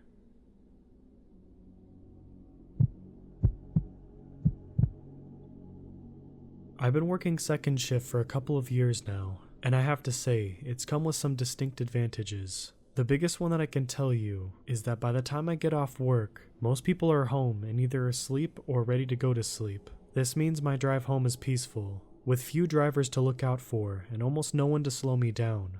But last night, my drive home ended with something I cannot fully explain. I need to give you all a bit of information about my drive home. I live on the outskirts of a mid-sized city. The drive itself is only about 25 minutes. I cut that down to 20 at night when I get to speed home. The most important thing to know is there's lots of fields on both sides of the road for most of my drive. Roadkill is a common sight. Deer were unfortunately the most common. They'd sneak out of the fields trying to cross to the other side, only to be met with a car going a little too fast to stop in time. It's unfortunate, but they would be left on the side of the road with contorted limbs, a bent neck, or gore spilling from their body, sometimes all of the above. A pretty gruesome and violent way to go, but something most people are desensitized to with how common it is. Day by day, the corpse would slowly rot. Each day I would see the decay as I drove by, until that day where it was just gone. I still have no idea where those dead deer go. I just know they sit there for days rotting, and then suddenly they're gone, and the side of the road waits for its next piece of roadkill. Nearly every night as I drove home from work, I would see a doe that would linger on the edge of the field, like she was waiting for her chance to cross. I would also slow down to make sure she didn't do anything stupid. There were a few times she stood in the center of the road and I would just have to lay on my horn to get her to move. I'd figured that I'd see her on the side of the road after a while, hit by some speeding driver. Well, last night I was in a bit of a rush to get home. There was no particular reason for it. Maybe I was just hungry and wanted to get some food in my belly. Or maybe I just wanted to get home and relax.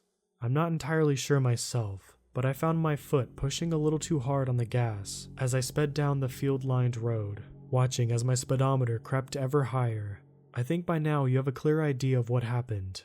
I slammed into the deer at maximum speed. There was a loud thud and the car shook from the impact. She flipped clear over my car and landed behind me as I pushed my foot down on the brake pedal. I barely kept control of the car until it finally skidded to a stop. My immediate thought was to check and make sure I wasn't injured. I felt fine, other than the jerk forward from braking so hard. There was no reason to be injured. I looked myself over and everything was fine. I shamefully must admit that the next thought was not the deer who lay on the road behind me, but instead it was my car. I took a deep breath and opened my door, stepping out into the dark of night. I moved to the front of the car to inspect the damage. In the dark, it was too difficult to see, but the front bumper and the hood had received damage, though it was nothing catastrophic. I hoped my insurance would cover it as I cursed aloud at the situation. Lastly, I decided to check on the deer. It was immediately clear that she was gone. Her head was bent so far back that it nearly touched her back, and I silently cursed myself for not slowing down and paying more attention. This could have all been avoided. I returned to my car to fetch a pair of gloves from the glove compartment. I wasn't going to touch that thing without some gloves on, but I had to get that deer out of the road so other drivers don't continue to run her over. It was the least I could do, so I grabbed the legs and began to pull the deer off the side of the road. She was heavier than I imagined, but it wasn't far. As I got her to the side of the road, I let go of her legs and noticed something odd. On her side, I could see a pulsating pattern, like the muscle underneath was moving. A death spasm perhaps, or maybe some sort of twitch. It was a violent way to go, so it didn't seem out of the realm of possibility. I watched as it continued, curiously placing my hand on the area and feeling the rumble underneath. But then something happened, and the pulsating grew more rapid, more violent. I removed my hand out of fear as the area began to bulge like something underneath the skin was pressing to get out.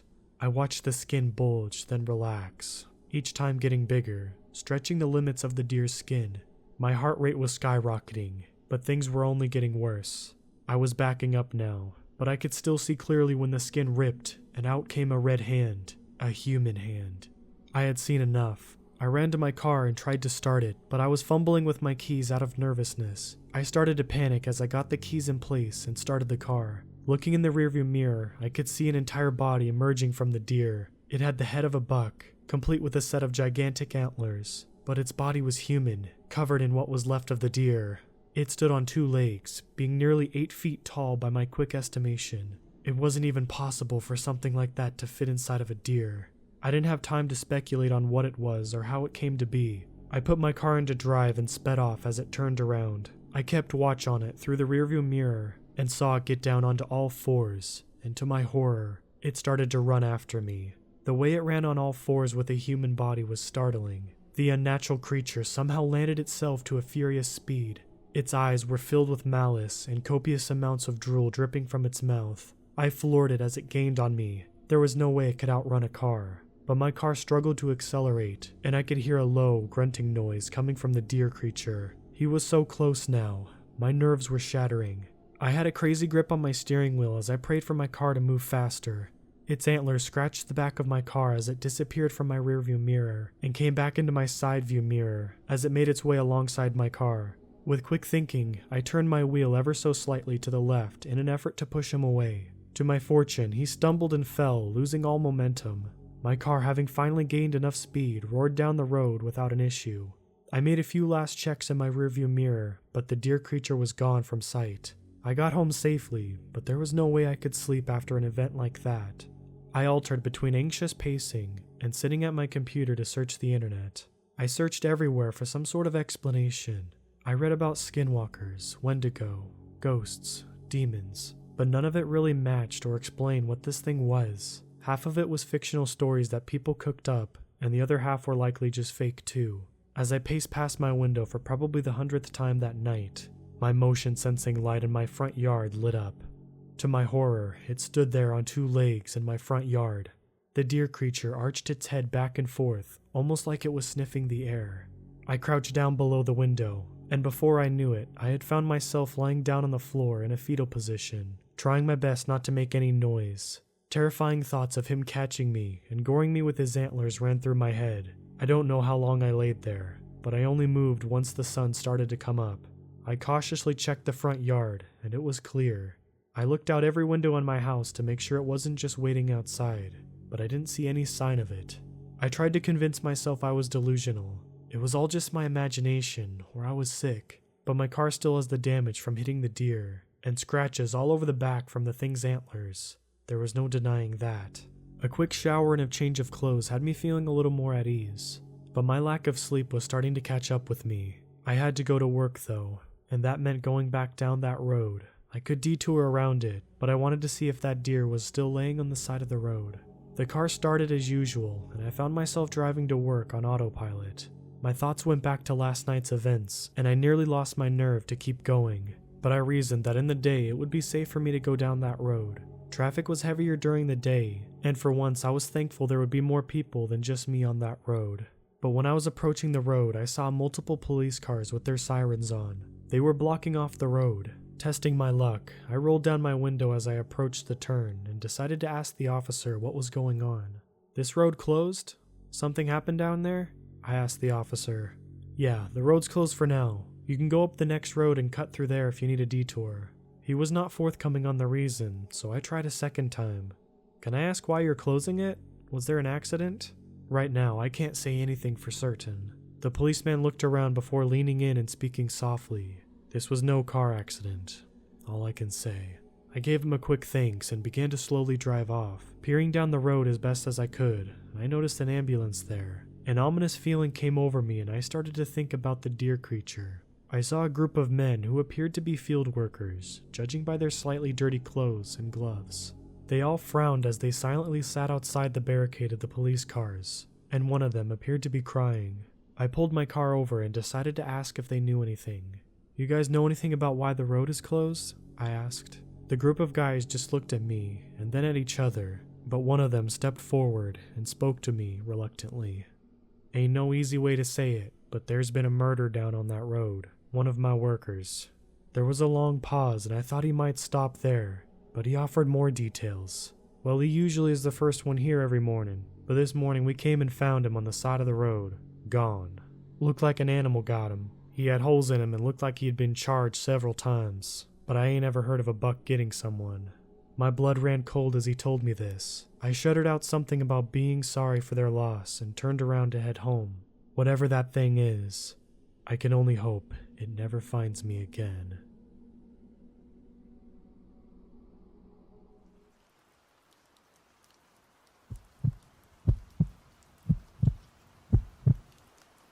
This is one of the most recent encounters I've had. Last night was a cold one, even for South Carolina, and my friend and I had just come from downtown Charleston. Oddly enough, we were on the hunt for any unnatural things, hoping that we'd attract yet another set of terrifying or suspenseful circumstances. Suffice it to say, our wish had been granted. So, without further ado, let's begin. My friend and I had a long day, filled to the brim with fun and adventure, investigations and whimsical things.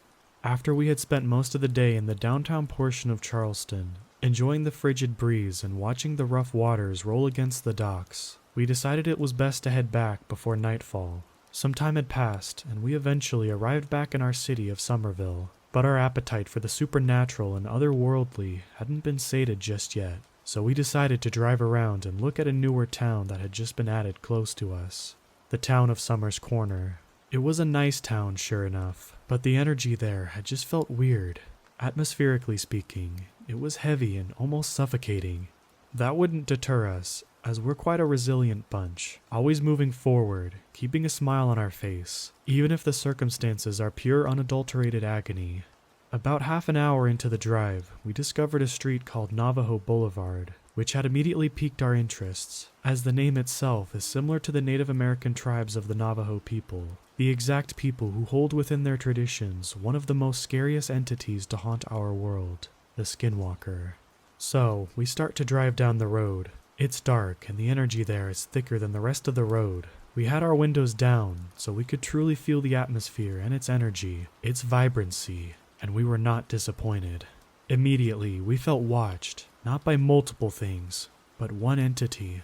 This thing did not want us there, at all, and we felt it come closer to us. Its presence was intimidating, quite malicious as well, and it put us on edge, our eyes peeled and ourselves readied for whatever might happen next. The night grew quiet, all the noise ceased, and the silence fell around the surrounding area.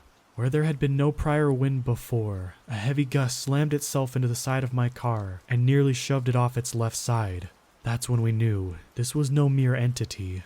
Just then, we saw a face in the front of our flickering headlights, grotesque, reddened with malice and spiteful things. Its eyes, as pale and silver as the moon, gazed into our souls, sending nothing but fear throughout our entire bodies. We were motionless now, ourselves shrinking into our seats as this abomination grew closer and manifested more into view. It unhinged its jaw and let out a horrific scream, much like from the first one I heard, of a dog's bark, a goat's bleat, and additionally, a fox's scream and an eagle's soaring screech. Enough was enough. I put the car into reverse and we drove the hell out of there. Unfortunately, the feeling was only intensified as we got back onto the road and sped away. The intensity and dread grew ever more as it gained speed. Another gust of wind slammed into the car. Suddenly, my friend yelled for me to look out the window, right behind my seatbelt on the outside of the car. That's when I saw this awful thing in its entirety. Reddish, pale skin, eyes that seemed to have no end, with goat and reptilian-like slits in the pupils. Two stubby little horns adorned its head, sprouting out from atop the brow ridge, and rising just above its forehead. It opened its mouth and revealed rows of sharp, gnarled teeth. A hand with long, stained claws scratched at the glass, making us scream to high heaven. My foot pressed the gas pedal as hard as it could. As we were about to drive out of the neighborhood, the thing smiled at us and faded away, the breeze scattering the leaves on the road against where it had been perched on my car's side. It was gone, but we heard a very audible whisper tell us that it'd be back real soon. Then it was quiet again, the heavy energy subsiding and gaining some neutrality as the night dragged on. All of this goes to show us, my friend and I, that just because we've experienced our fair share of unnatural things, and even more together, that there's always something out there waiting to show us more of the true world we live in, the world that we share with these entities, beings that cross from their veil into ours.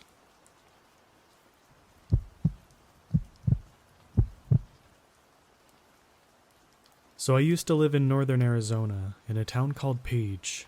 The town is on Lake Powell and nearby Horseshoe Bend, which are both massive tourist attractions recently.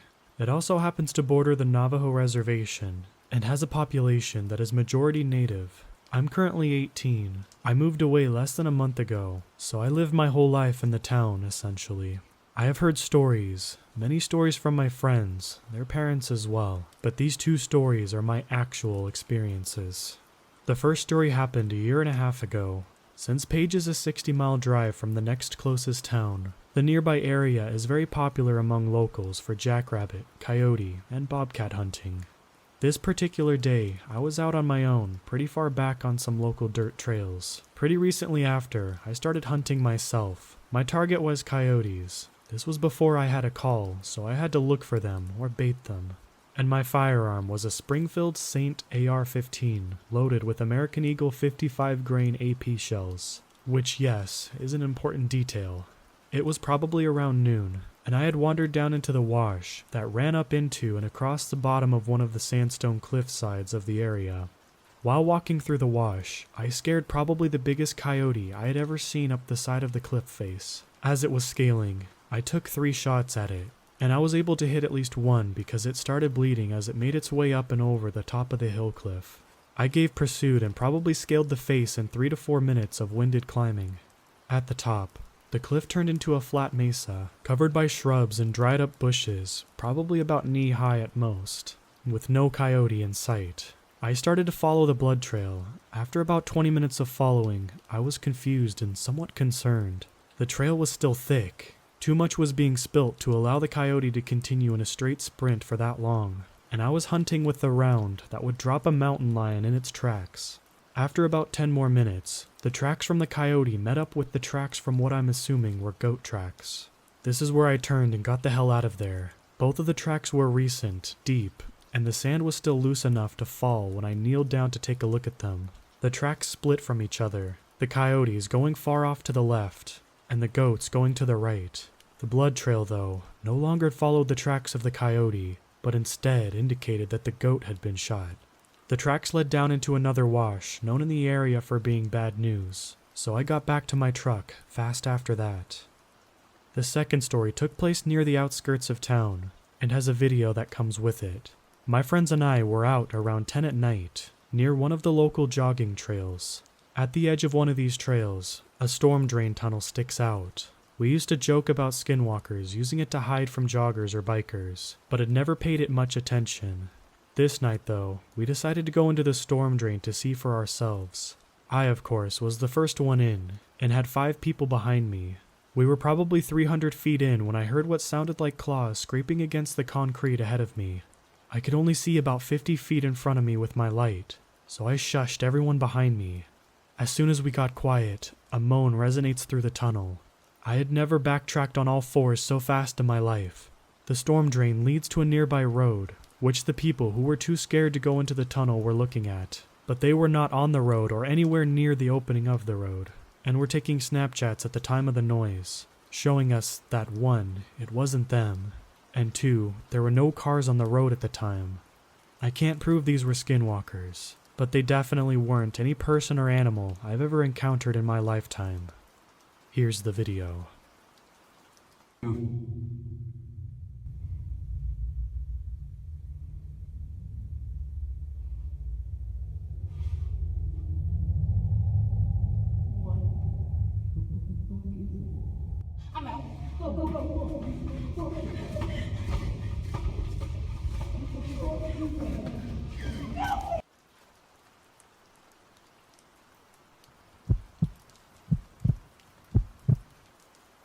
To start this off, I wanted to give some background information.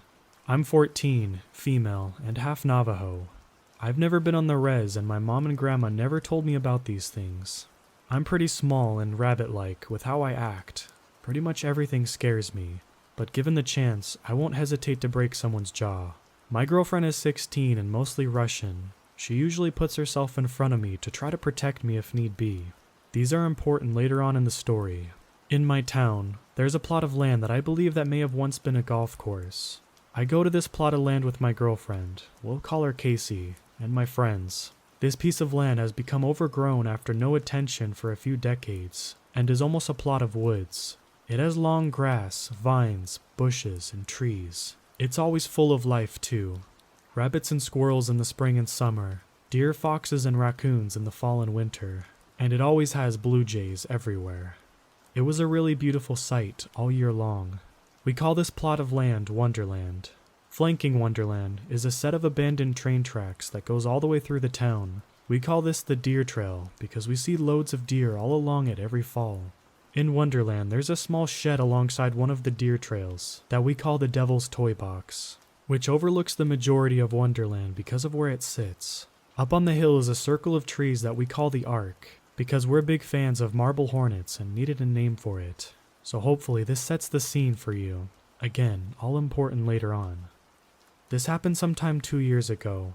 It was about a week before Halloween and I was walking home from school. Casey didn't join me like she usually did because she was sick that day, so it was just me. The way I walk home usually takes me down an alleyway near Wonderland, so I figured I'd stop in Devil's Toy Box to rest. I popped down inside and sat my stuff down as well. I took a moment to look around Wonderland to enjoy the beautiful fall colors being lit up by the sun.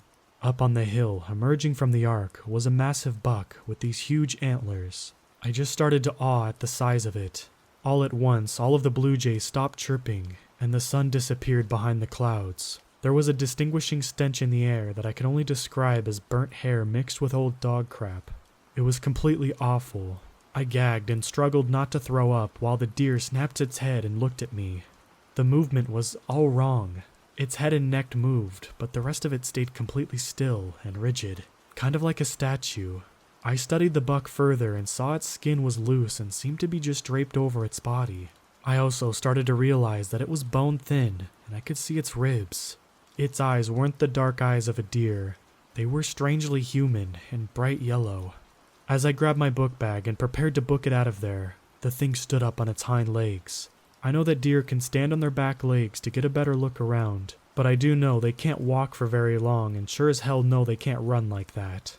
It started running at me. I heard an ear-piercing shriek that gives me chills to this day.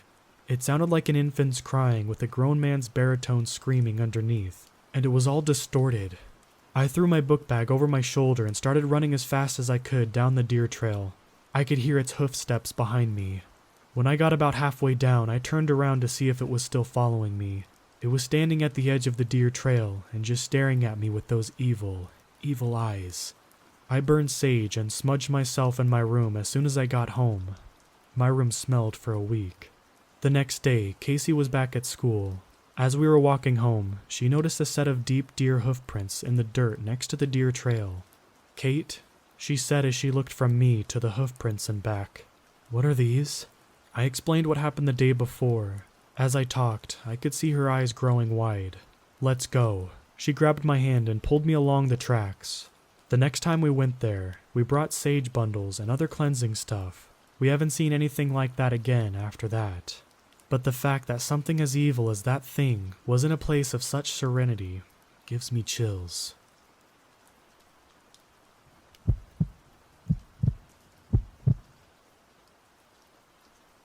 This has left me feeling extremely shook, and I'd love some opinions, especially from someone with experience.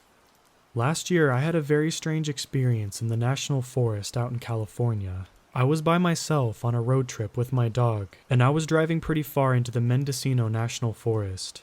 I like to camp in national parks and forests because it's isolated, so my dog can roam, and they're free of charge. A trade-off for the sketchy rough drives into the parks sometimes, and a lack of service assistance.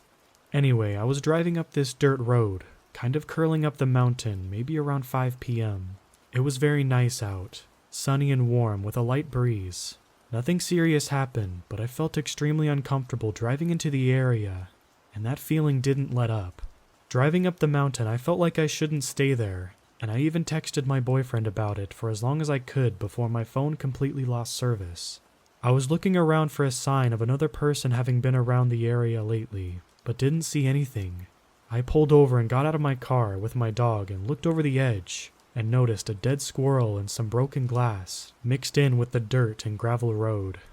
Yuka, my dog, starts growling slightly. She's vocal, but I've almost only ever seen her growl at other dogs. I did see her growl at a possum once, so it could be something she smelt, maybe. This place continued to make me feel quite on edge, but I pride myself on being an independent traveler and backpacker, so I decided to continue at least a bit further with my grumbling pup to see if I could find a good place to camp. I continue to notice more dead animals. Keep in mind, no one is going more than 5 or 10 miles an hour up this thing, and that's if there's anyone up there. I hear men's voices. They sound close, and I think I should call out to them. So I stop my car, but then I kind of freeze up and feel like I shouldn't. I can't really make out what they're asking.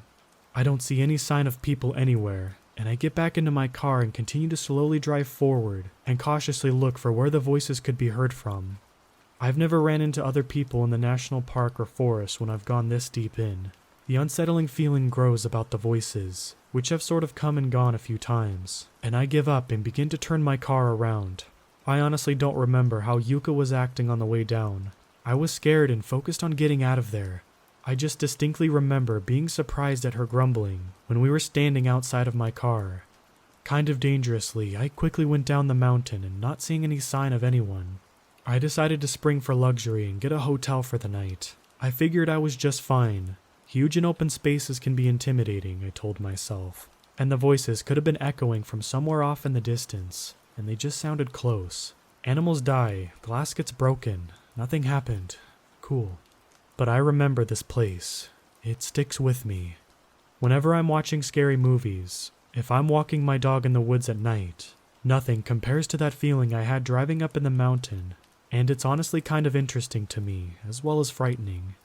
I recently happened across some information as well as some Native American lore that made me extremely uneasy. Fast forward a year, I mentioned this place to a few people, and the haunting vibes it gave me, but nothing much more. I googled the national park once and didn't see anything, but didn't look much either. I like scary movies and things of that nature, hence my fascination in this little event.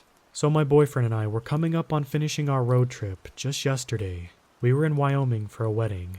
There were only 2 to 3 hours left, and the sun had to set, so we decided to listen to some scary podcasts and YouTube videos. We went from No Sleep podcast to X-Files and ended up on True Stories video, dealing with the Native American lore.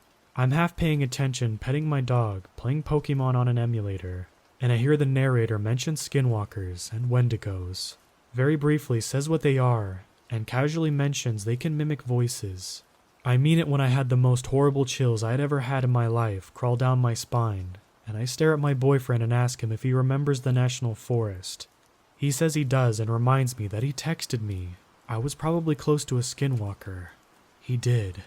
I remember him saying that, but I didn't know much about their lore and thought he was just being funny, like, yeah, Bigfoot is probably stalking you, or some other dad joke. And he was like, no.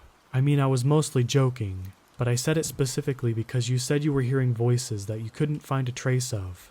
I feel strange, and I start Googling skinwalkers, etc. They are allegedly able to mimic human voices, and they would live in that sort of area. It all matched up. Obviously, there's a ton of questionable information out there, but I tried to find more reputable websites and authentic experiences. I then specifically looked up missing persons in the area, and the first headline that catches my eye is, "Another family goes missing in Mendocino." And I went through different websites and news articles of people going missing, but they are all a little hidden underneath the national park websites and pictures of trees. I remember looking up the forest about a year ago and didn't see anything and realized these stories didn't seem to be talked about much, which also piqued my intuition. It is also stated that well over 100 people in the past 8 years have gone missing and have not been found, on top of many which are found dead. It just has my intuition super spiked. Remembering how unsafe I felt and how much I wanted to get out of there terrifies me, and I felt so uneasy about what I was hearing, and do to this day. My dog and I are very close. She was a stray that started following me one day, and I ended up bringing her home from Costa Rica. So her little growls along the way makes me feel like there was something wrong. Even though it was just a storytelling video, those stories originate from somewhere. I have done a lot of solo traveling both in and out of the country, and I have never had such a bad feeling, on top of seeing an unnecessary amount of dead animals in national forests, which just seems strange. I don't think I'll be doing more solo traveling, unless it's around civilization.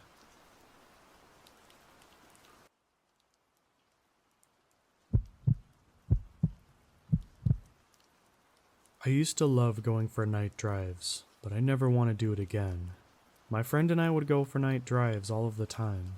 Sometimes Jamie and I would find a spot where we could see the stars really well, and just lie back on the hood of his car. Driving around at night, we've had some incredible conversations, and occasionally, we see some really cool things. Driving is Jamie's thing. He loves it. Last night, Jamie was in an awful mood. He called me saying he needed to go for a ride and didn't want to be alone. But when he picked me up, he could barely talk to me. He was speeding, but he's a good driver, so I wasn't concerned. We got pretty deep into the countryside, and I didn't recognize the area at all. We've been driving for a long time, though. At this point, it was just dirt roads and no streetlights. I suggested we go back, but Jamie says he couldn't go home right now, so we kept going. A while later, we were driving through the wooded area, and Jamie pulled over to announce he had to go to the bathroom. "Don't go too far," I told him. Jamie and I had explored enough forests at night, and I wasn't even slightly worried, and I thought he'd be back right away. I was looking down at my phone, scrolling through Reddit for what felt like a really long time. I looked up to see if I could see Jamie heading back, and I thought I saw a person standing straight ahead, about 20 feet in front of me. I flashed the car lights just to make sure, and sure enough, a man was standing there staring at me. Once I flashed the lights, he started groaning very loudly and just kept staring. I immediately locked the car doors.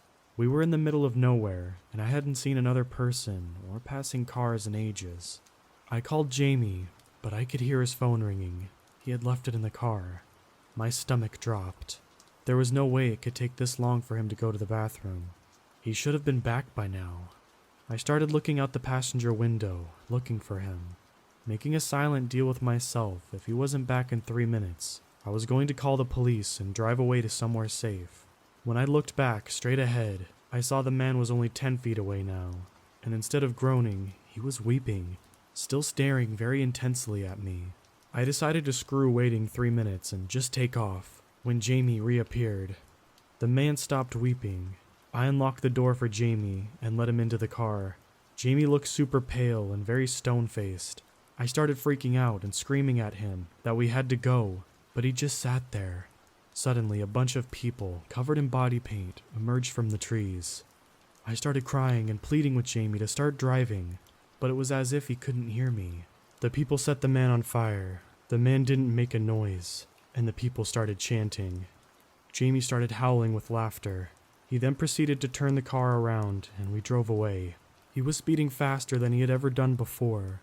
I started to dial the police, but Jamie grabbed my phone. "Don't call the police, or you'll be next." He then gave the phone back to me. After that, Jamie returned to being emotionless and refused to talk to me, but he was muttering a ton under his breath. I couldn't understand any of it though. It didn't even sound English. I was too petrified to say or do anything, and Jamie dropped me off.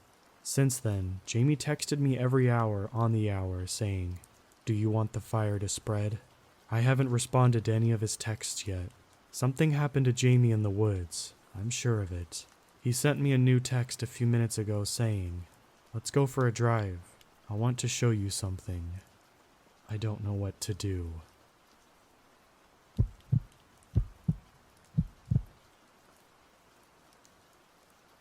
To start off, I'm not a believer in anything paranormal, magical, or voodoo, none of that. The extent of my creepy ghost-like or urban legend experiences, until now, had been through my friends, and most of them chalked it up to the usual. It was a cougar fox scream, not a woman's. The wind did that. It was just a messed up homeless guy stalking me, and then left it at that. But I cannot logically explain to myself what I just witnessed in any terms other than saying it was unnatural at best, or terrifyingly unworldly at worst. So this all happened just a few hours ago, when I decided to do something different after work, and take a hike by this little park my shop is by. I'm a mechanic. It's something my wife loves to do, and I decided to take some trails she likes to go on. Now, the thing about this park is it's basically just an oval, some roads to look at the scenery, and a place to fish and dock boats in the lake nearby. But after that, it's mostly trails. The trails go out into the woods about 10 miles, and after that, it's about 1,000 acres of no man's land woods, and blind cliffs owned by the state. People get lost, go missing all of the time because idiots think they can rough it, and my wife had her own stories of going off the trail for a second and getting instantly turned around. In my college days, I used to do the same thing, but not anymore since I've had my fair share of getting scared after getting lost in places like that. It's by the grace of God I could always find my way back, but it's never a wise thing to do, even if you are confident in your navigation skills. I think you're getting the picture of the place that I was in. When I get there, I'm parked and I decided to take one of the relatively shorter routes, a 2-mile trail. Since it had been a while since I hiked the trails and I didn't have any gear on me, plus it would be dark soon, I grabbed a map from my office right by the start of all the trails, on the off chance I got lost or something, and thank God I did.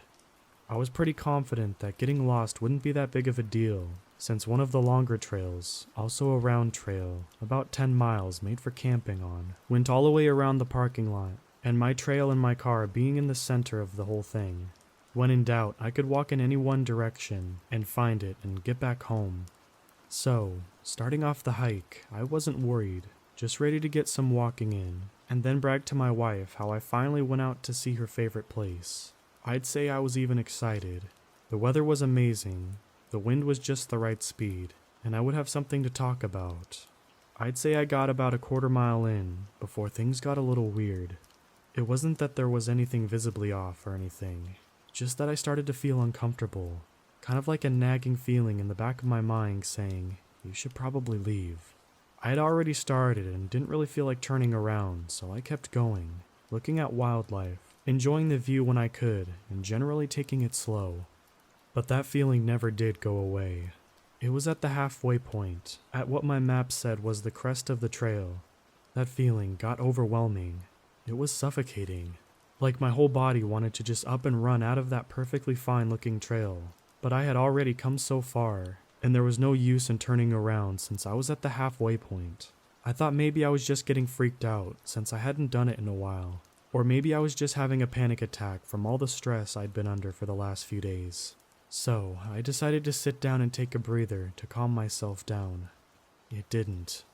Around 5 minutes into me flipping through my phone and reading some random Reddit stories, I noticed how quiet the woods had gotten. The air was completely silent. There was literally nothing. You ever hear the phrase, silence can be deafening? Well, in that moment, it was so quiet I could hear my ears ring. It hurt it was so silent, and it unnerved me to no end. So I did what any husband does. I called my wife for guidance. The conversation went something like this, at full speaker volume since I was so desperate to clear the air. David, what's going on? She knew something was up because I rarely ever called, even for emergencies. Hey, don't worry, I'm gonna be a bit late since I decided I was gonna hike that 2-mile loop today. But I had a question for you. What does it mean when the woods get, suddenly quiet? She went silent for a bit, freaking me out more. Where are you on the trail? How far in? About a mile. Why? I want you to get up and grab a big rock or a sharp, long stick or something, and finish the trail as quickly as possible, but don't run.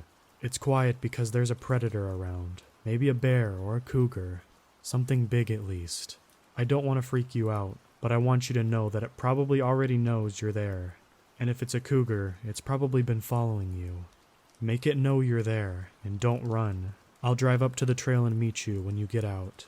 She hung up before I could properly freak out. Rather than puking up my anxiety or running as fast as I could, I got a stick, broke some of it off so it would be sharp, and sent a quick I love you, thanks text to my wife.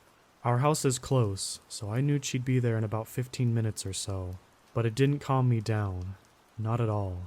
For the next half hour, I'd slowed down to about a crawl as I looked around for whatever could be near me. All the while, the woods were still quiet. At this point, I was so anxious, I wanted to barf. And I might have, if I wasn't so paranoid that closing my eyes just for a second would alert whatever was making the woods so quiet attack. So I just went on, looking over my shoulder every few seconds and stopping to strain my ears to hear if there was anything walking around me. For a long stretch of time, there wasn't. Still no sound. Still no wildlife. Still nothing. Just my heart racing. But as I went onto the trail into some thicker parts of the woods, I began to notice how my footsteps seemed to echo ever so slightly. It was hardly noticeable, and had I not been so on alert, I wouldn't have even registered it. But once I heard it, it was deafening. When I stopped to check behind me though, there was nothing. At first, I thought I had just gotten so worked up that I was hearing things, that the quiet was messing with my head and my brain got bored. So I tried to ignore it, but after a while, I just couldn't. It was so unnerving that I started to play with it. I'd quicken my pace ever so slightly, stop, go nearly into a full sprint, and every time, an almost perfectly in-time replica would follow. I hated every second of it. It felt so unreal that I could feel my body begging me to just book it, but I couldn't. If it really was a cougar, it'd get me. So I tried one last effort to see if it was really in my head or not. I took a few normal steps and then acted like I was about to put my foot down before I stopped, just above the leaves. Crunch. I had never gone so still in my life. I couldn't breathe as the sound of an extra footsteps echoed in my brain, and somehow I knew, just knew deep down despite never being involved in this type of stuff, that whatever was behind me was unnatural. For the longest time I couldn't move, and sure as hell didn't want to look behind me. I'm 5'3" and wouldn't last a second. After what must have only been a few seconds, now that I think about it, I started walking again, faster this time. The echo admittedly didn't return, but I still had a suffocating sense of dread and terror pumping through my veins. I only had a quarter mile left to go, and I was sure ready to get out of that place. I wasn't any less scared than I was, but at least I had the solace of still being in one piece and getting one step closer to my wife. I thought it was all over at this point, and that it was just going to be a moment of me having a freak-out moment and laugh about it tomorrow. And, after being a few minutes of footstep free, and hearing my wife call my name a little ways up the trail, the relief washed over me had me thinking just that. I had been walking slower than usual, so I wasn't even shocked that she had to come meet me on the trail. From the exit, it would only be about a 15-minute walk from her quick pace.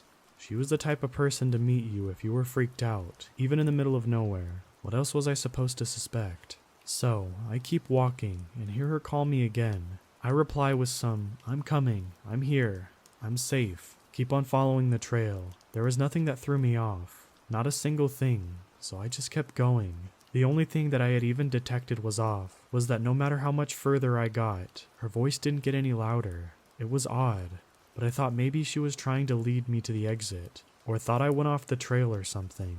And when I heard her voice subtly switch from in front of me to my left, those suspicions were answered. At least they were for a split second. I was bleary from all that fear. I knew that.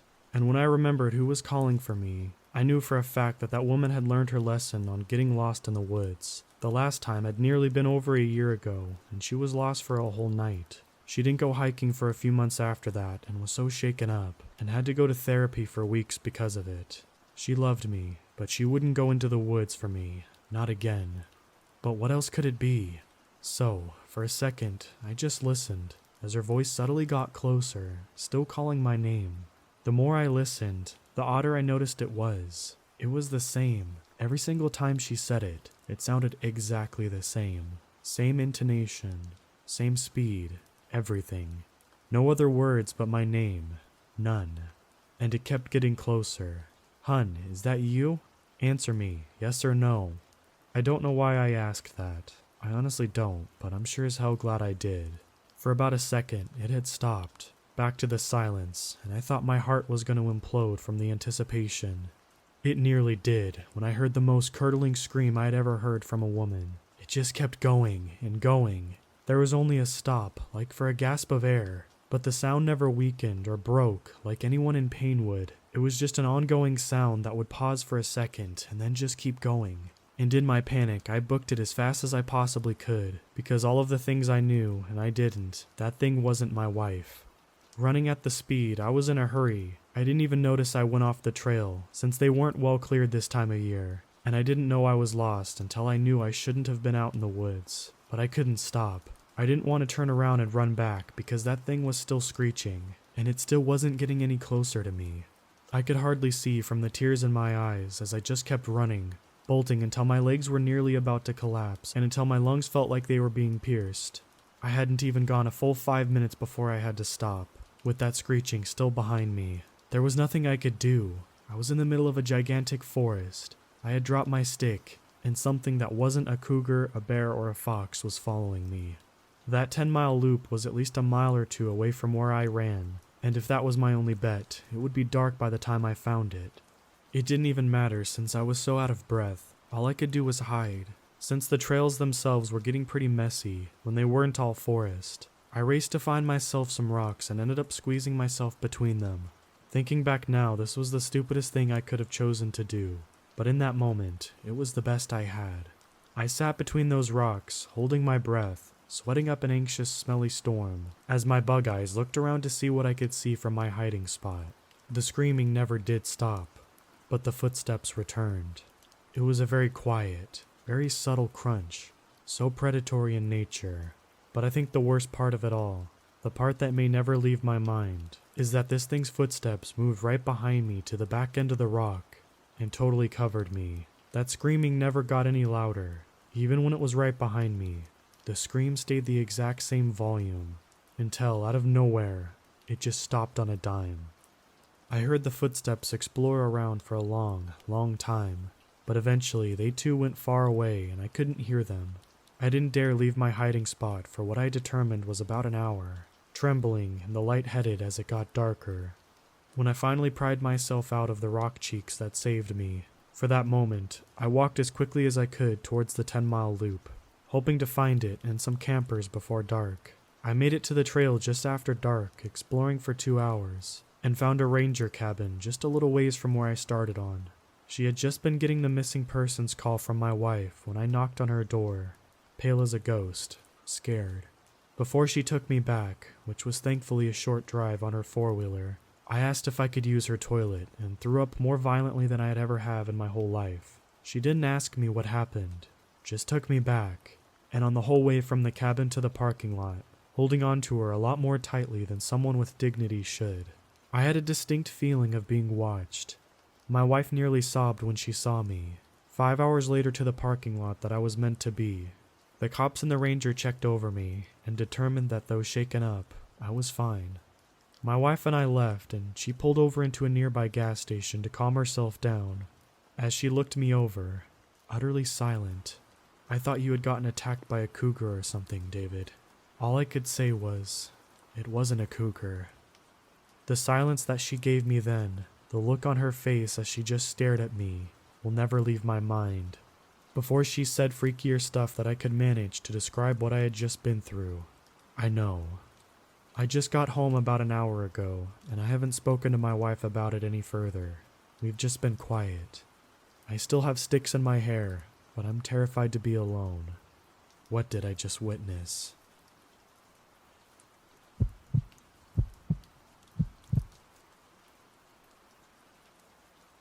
This story takes place around a few years ago, when my dad left town for a business trip. I've never told anyone this story, but I guess I now have. I used to live in a fairly wooded area, with about a 2-story house in a small town in the United States. This house was kind of creepy though. I don't know how to exactly describe it, but it's always just settling, after being there for maybe decades. If you really shut up and have no source of sound, you can hear a noise, like a muffled crack, with a drag that lingers a small amount too long for comfort. But the story's not about that house. It's about something even scarier. About 5 meters behind the house, it's nothing but forest for approximately 3 miles. I'm one of those people who is just absolutely fascinated by the wilderness, but never likes going out. Knowing that my dad was out for a business trip, and he thought I was adult enough to stay out of trouble whilst he was gone, I tried changing my ways and decided to go into those woods. Little did I know, that would be the biggest mistake of my life. It was approaching the late evening when I embarked on my journey. I had a little caution in my step since I was deathly scared of mountain lions, snakes, coyotes, and the like. But as I went along some trails, I felt better and got more of a pep in my step. I even got confident enough to hike a bit away from the trail. Thing is, I kind of ended up getting lost. I started to panic. I tried to find my way back to the trails. Being a coward and the sensitive teen child I was, shaking in my sneakers was my first instinct. Mind you, I was only 15 at the time. I started to walk around, growing increasingly anxious. The walking turned to running. The running turned to sprinting, and eventually the sprinting turned to sitting and crying. I was huddled up against a rock, knees to my chest, sobbing silently. This was it. These are going to be my last moments out here. I don't have the guts to get an animal, and I wouldn't know how to light a fire. If it wasn't starvation, I'd definitely be taken by a vicious predator with malicious intent. It wouldn't be by natural causes, or in the military, or saving someone. No, I'd be gone because of my stupid decision to go off of the path. I started to think about what it would be like. Would I be reincarnated? Would I be in an empty void for nothing for all eternity? Would I be with God in heaven until the end of time? And even if I went to heaven, would it be for the better? I was raised in a Christian household, and raised to know heaven as a paradise. But there was something scratching at the back of my head. Maybe heaven wasn't a great place as it was chalked up to be. Stuck in my own thoughts, I slowly slipped into a deep sleep, scared and waiting for the inevitable. Maybe I would go in my sleep. Hopefully it would be painless, except I woke up. It was late at night, but the worst part was the ear-splitting screech that seemed to be a few feet away from me. The screech was just something incomparably terrifying. It sounded like a shriek, one you would hear from a woman that saw something scary in a horror movie. But something was off. It sounded like a wounded animal at the exact same time. I don't know if whatever it was got the animal, or if that was the noise it just made. I didn't want to stick around to find out. Fight or flight was activated. I jolted up and ran as fast as I could in whichever direction was opposite of the noise. Due to my panic state, I ended up running so fast I didn't look where I was going and tripped over a log. I face planted into the dirt. I didn't know what happened other than I could taste the dirt and leaves in my mouth. I spat out what I could, and when I looked up, I was in shock. I was always a skeptic, but I always loved hearing about folklore and mythical beasts. I looked at the creature. Its eyes were sunken into its head. Its body withered to the point of emaciation, to where you could see the bones under its skin. Its body color was ash gray, lips tattered. Its body emitting the scent that which I could only describe as the fresh scent of decay. I just stared, and based on this thing's appearance, it was the face of a Wendigo. My body froze as I looked into its eyes. It had no eyes. That's what made me panic. Staring into a horrifying creature that was just itching to tear me to shreds. I thought of my family. I never really liked them, but I wanted to see them. As I was thinking, I noticed that the Wendigo was already leaping towards me, and that's when I saw my short life flash before my eyes. My elementary years, my family, middle school years. My family was still all I could think of. I wasn't even supposed to be out there, and by some miracle, I was able to move. I scrambled onto my feet, but I felt a sharp sting on my back. I didn't care. Adrenaline pumped through me. I ran faster than I thought humanly possible, and by some miracle, I guess it lost interest or something. Because after a while of running, I came across a trail with a few people trying to investigate the screech I heard a while back. Before I started running, they saw me, and they watched as I collapsed. A wound in my shoulder and my shirt ripped. They asked if I was okay, as one of them patched my shoulder up with the bandages in their first aid kit. I explained what happened. Their original plan was to call an ambulance, but I told them not to. It would be stupid. My family would scold me. No one would believe me, and I had a phobia of hospitals. And thinking about the creature, the Wendigo, made me think about death, and knowing that there would be a lot of that in a hospital, I wouldn't be able to bear going. I'm not sure if they believed me, but they helped me to my house. I didn't feel safe there, though. I asked if they could escort me to my neighbor's, which was maybe a few 100 meters away. It took me a bit to realize that the sting I felt, it may have been a claw from a Wendigo. I didn't care. I made it out alive. I made it to my neighbor's safe, and I haven't had an incident yet. I'm still waiting. I feel like it will come back. It felt weird how it just left me alone. Knowing that, I didn't get too much sleep that night. It scares me to even think about the incident. And even now and then, I can hear the same screech, yet it's usually so quiet to the point I can barely hear it. And it almost sounds like the cracks in my old house.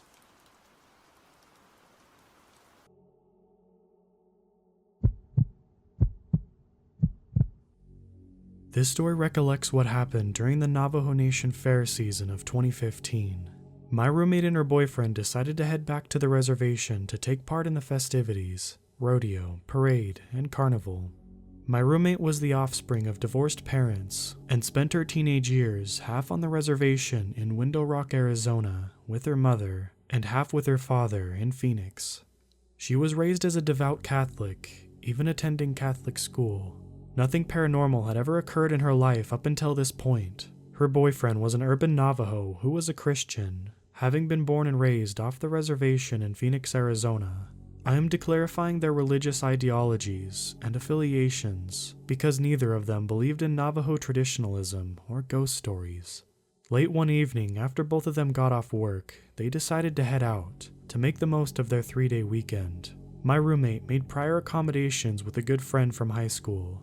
When my roommate was a young adult, her mother decided to move away from the res. If her mother still lived in Window Rock, she would have simply stayed there. The accommodations were as follows. Her good friend opted to stay close to relatives and offered her a 2-bedroom, 2-bath manufactured home at her disposal. The trailer was located off the road between St. Michael's and the first 4-way intersection when you are heading towards Window Rock from Summit. Many have called it the back road to St. Michael's. The old, original township of St. Michael's, that is. As you can imagine, they arrived to their Navajo Fair B&B pretty late. The trailer was off to the right of the main highway and was situated at the foot of a large rolling hill. There was no streetlights. First order of business, my roommate calls her friend to let her know they arrived safely. They walk up to the trailer and unlock the door and give themselves a tour of their accommodations. They turned on all the lights in every room they toured. My roommate had driven the entirety of the journey home, so she was a bit more fatigued than her partner. She asked him to get the luggage from the car. It was a hatchback. The car was parked about 40 feet away. She explained to me that it had rained some weeks before, and the dirt road leading up to the house was wrecked. To avoid bottoming out, she parked on level ground. She walks into the guest room and her boyfriend is already laid out on the bed. She pleads with him to go get the luggage, and most importantly, her makeup bag, so she can remove her makeup before bed. She compromises with him that she'll go out with him if he does the heavy lifting. She doesn't want to put her heels back on, so she decides to watch him from the porch. Yes, heels. She worked at a bank and always had to dress professionally, in a pantsuit and heels. So she is standing on the top stair of the small 3-stair porch, with the front door slightly ajar, her hand on the doorknob.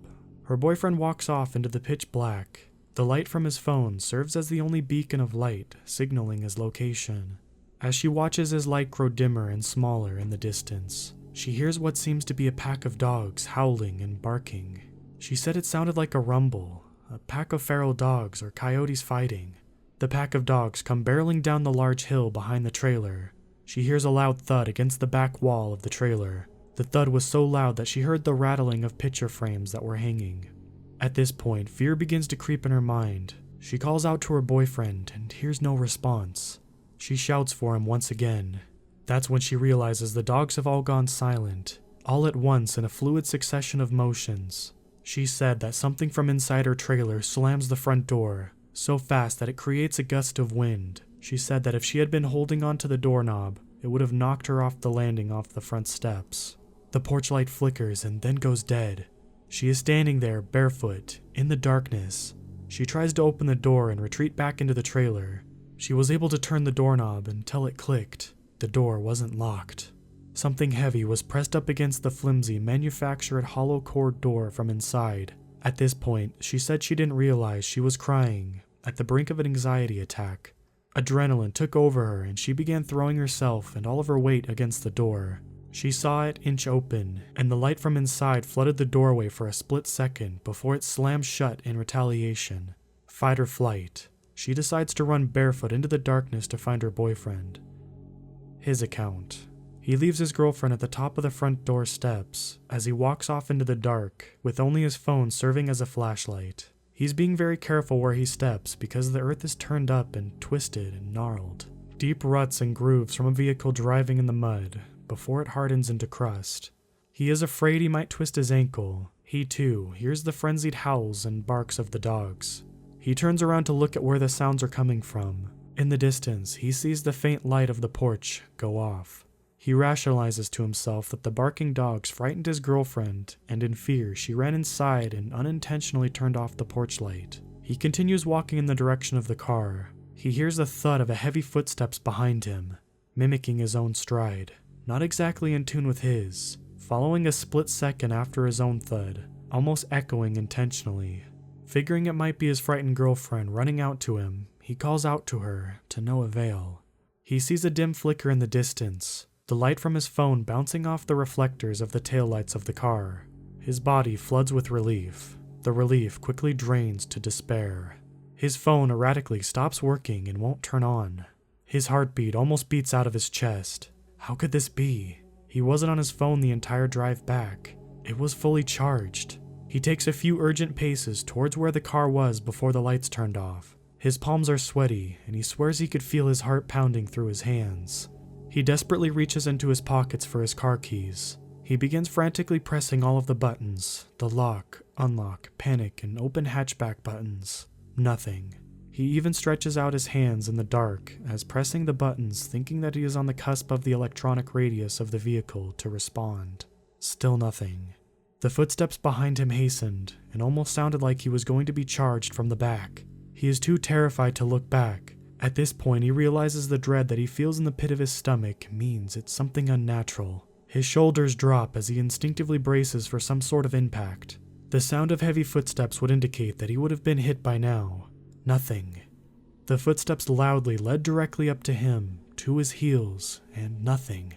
He opens his eyes and hears something like a coin drop and hit the top of his car. He turns around to the patter of bare feet on the dirt road. His girlfriend charges into him, full embrace, hugging him. Mind you, his feet stayed planted. He doesn't take one step forward or back. The car keys are still in his hands. His thumb presses down. A loud click, the familiar sound of the hatchback opening, and the lights from inside the car quickly floods their immediate surroundings. They grab their luggage and a pair of flip-flops from the car and slowly make their way back to the trailer. Oddly, the front porch light was on now. My roommate makes her boyfriend go inside and check all of the rooms before she goes back in. He opens the door with ease. He checks each room meticulously. There is no one inside. All of the windows still locked from the inside. I have never retold this account to anyone, but thought I would finally share it before time and life erases the details from my memory. Once in the safety of their trailer, her boyfriend pulled out his cell phone and turned it on to the exact same battery percentage. They corroborate their experiences to recount what happened to each other. Both of them are dumbfounded at the fact that they were shouting at the top of their lungs for each other at one time or another, but neither of them said they heard the others yelling. Growing up on the res, you hear your fair share of Skinwalker and ghost stories, but this was the first time I heard one where the perpetrator manipulated electronics, to a great extent or even at all. It was also the first case where the perpetrator manipulated sound waves. Both of them swore that they were easily in earshot of each other, but weren't allowed to hear each other's cries. There were no structures or trees between them, obstructing the sound waves. He had heard the pack of dogs, but wasn't allowed to hear her screaming out for him. What also spurred me is that this massive amount of questioning from some Reddit users. If they exist, why haven't they been filmed or caught on camera? Skinwalkers are just as modern as you and me. Wicked as much as they may be, they are not stupid to deal with smartphones and technological advances as much as anyone. They walk the world as normal people during the day.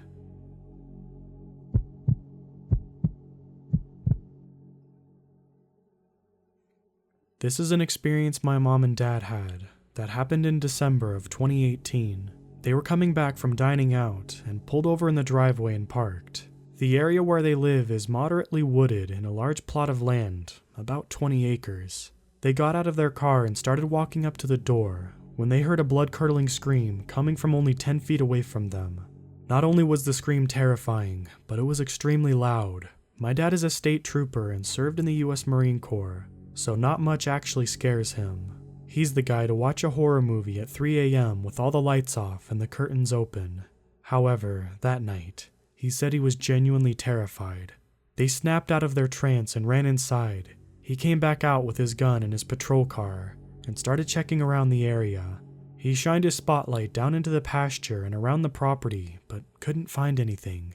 The fact that he did this was alarming because he would never pull out a gun if he was joking. I've only ever actually seen him pull out a gun 2 other times in my life. Only about a week after I came home from college for winter break, I sat on the porch late one evening drinking coffee. It was pretty cold and I was reading a book when I heard something eerie coming from the pasture to the east of my house. It sounded like creaking, but there was no wind blowing, and I know the area clearly, and there wasn't a hanging branch or anything for that matter that would justify the sound. Even though it creeped me out, I refused to think anything of it and brushed it off as strange, but explainable. Thoroughly chilled, I stopped reading my book because of bad lighting and went inside. After a while, I found I forgot my book outside and went out to grab it.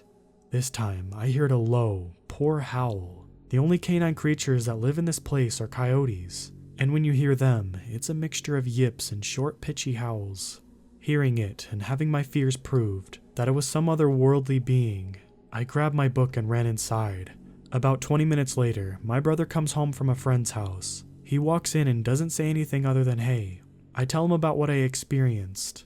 To my surprise, he said he heard the exact same thing just a couple minutes earlier when he was walking inside. The sound had moved from its previous location southwest of my position and was now to the northwest corner of the property. He said the sound was long, deep, but poor or weak, kind of like the one I heard.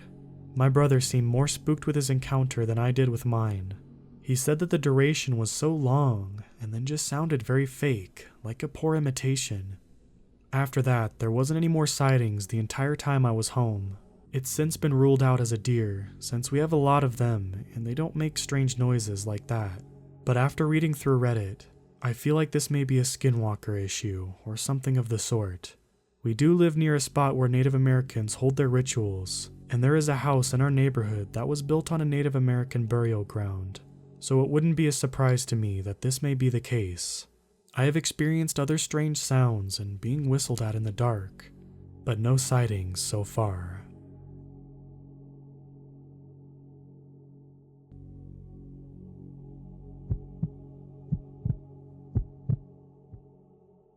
My aunt told me this story. We are related by marriage, so she has a whole new set of Skinwalker stories that I would like to share with you. This story took place when she was a child. My aunt's family lived in a community about 20 miles south of Gallup, New Mexico. The area is far different from where I live. My house is surrounded by desert and you don't really see trees until you move into the canyon. Bread Springs is a forested area, and where our story takes place. Like many people on the reservation, my aunt's family didn't have running water or electricity, so in order to have water, they would have to drive into town and haul water back in large containers.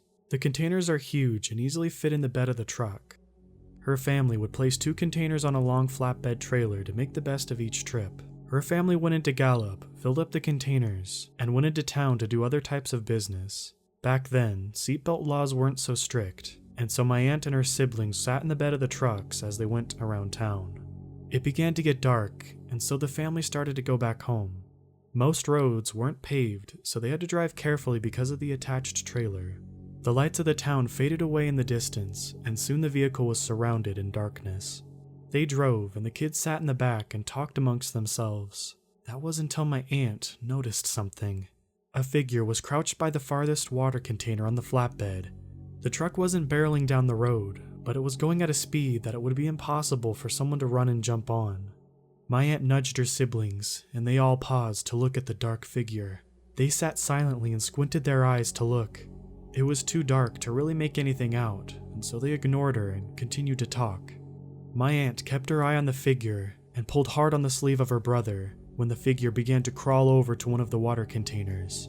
The kids all stopped and watched in horror as the figure began to move carefully over the second container. My aunt said the figure looked like a person, however the limbs were abnormally long. These long limbs pulled its body closer to the kids. At this point, they began to scream and cry.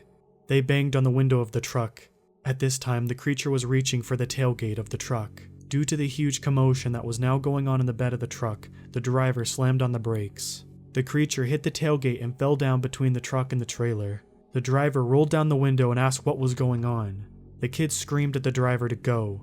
They weren't sure they were safe until they saw the trailer move up and down as if it ran over something large. When my aunt told me this story, I sat in disbelief. She told me that she was uncomfortable when this thing was crawling on the trailer, but true fear rang through her body when she saw its eyes.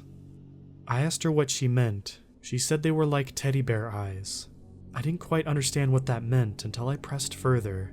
She said the eyes were shiny. When you shine the light in the eyes of an animal, they reflect back. The brake lights were shining, and whatever they saw that night had eyes that glowed back.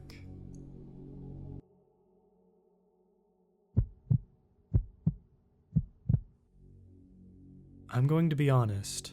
I already wrote this out one time and deleted it because I'm honestly unnerved about posting it. On one hand, it's been 16 years since it all went down, and the primary Skinwalker in question is locally dead, as she was very old when it occurred. On the other hand, I was also silenced a long time ago for talking too much. So, here's try 2. The area that we lived in initially was slightly out of town, a neighborhood near a park that was a sacred site to the tribe. Because of its location, it was a bit isolated and the homes were all company owned. Most of them had stood empty for who knows how long, but the company my SO worked for at the time had just started opening them up for their employees. There were maybe 15 homes in this little pocket neighborhood with lots of space between them, and only 3 of them had anyone living in them, including ours. On our street, there was a single empty house across from us, some basketball courts next door and up the street, an empty house next door, and an occupied home at the top of the road with its back to the park. Streets out on the res are pretty dark, even in neighborhoods. For this one long road, there was just 2 streetlights, one at the bottom of the road and one at the top. Being in the middle, it was quite dark and pretty awesome for stargazing. Our house was nestled at the bottom of a steep slope, so the road in front of it was up on about a 6-foot ridge. I'd been out there for less than a year when it all started. I was a smoker, and so in the evening, I'd go outside and sit on my bench, smoke a cigarette, and bounce between looking at the stars and checking around my feet for scorpions.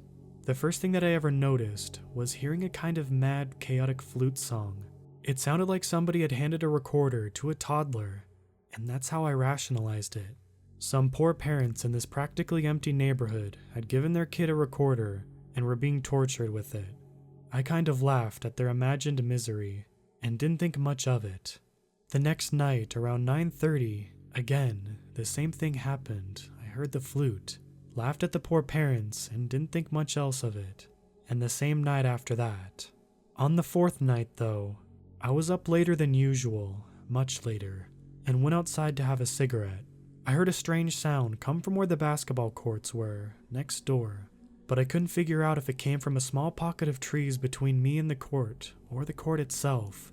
It sounded very human, so I decided to call it a night and go to bed.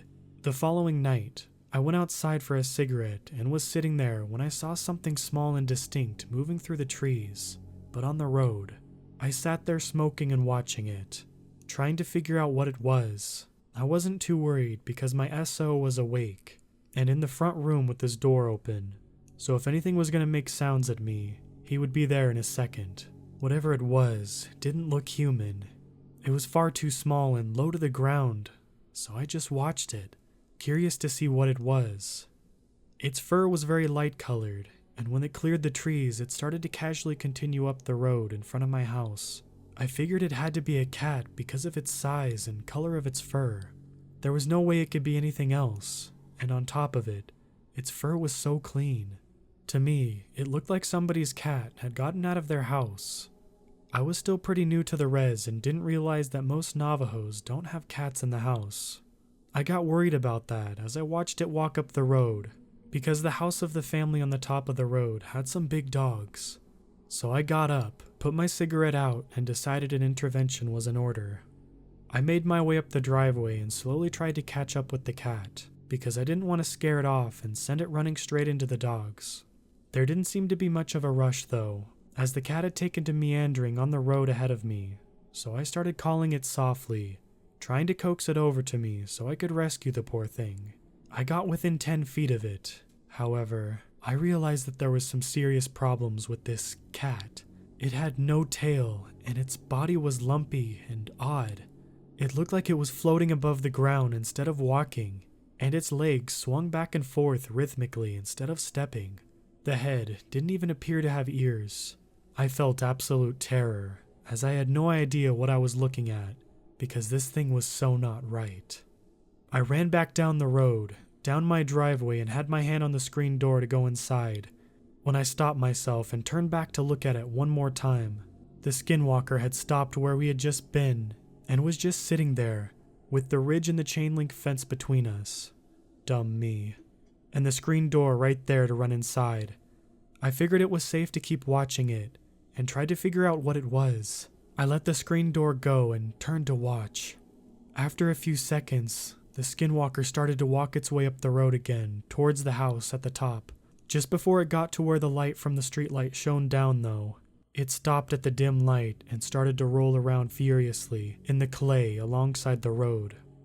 All I could see was fur and dust, but then it stopped and rose up, this time appearing much larger than the cat before, with its fur all dusty from the dirt. It moved into the light, and that's when I saw it was an elderly woman, under a skin that covered up the top of her head and ran down her back. She slowly walked on all fours until she positioned directly under the streetlight, and then crouched down to stare at me. I don't know how long we stared at each other, but at that point, my SO spotted me outside the door, totally frozen, and came out to investigate. I didn't say a word, and he looked over to where I was staring, uttered some scared obscenities, grabbed me and dragged me into my house, bolting the door behind us. He was Navajo, and he was pretty upset that I was gawking at a Skinwalker instead of running inside and locking the door behind me, like a sensible person. He was even more livid when he found out that I had actually thought it was a cat and tried to capture it. Nice moves on my part. I didn't sleep for the rest of the night, and had to deal with my friends and even my own mother, who knew I've never done drugs or drinking, implying that I somehow either got high or drunk to experience this. Thanks, Mom. The rules totally changed after that night.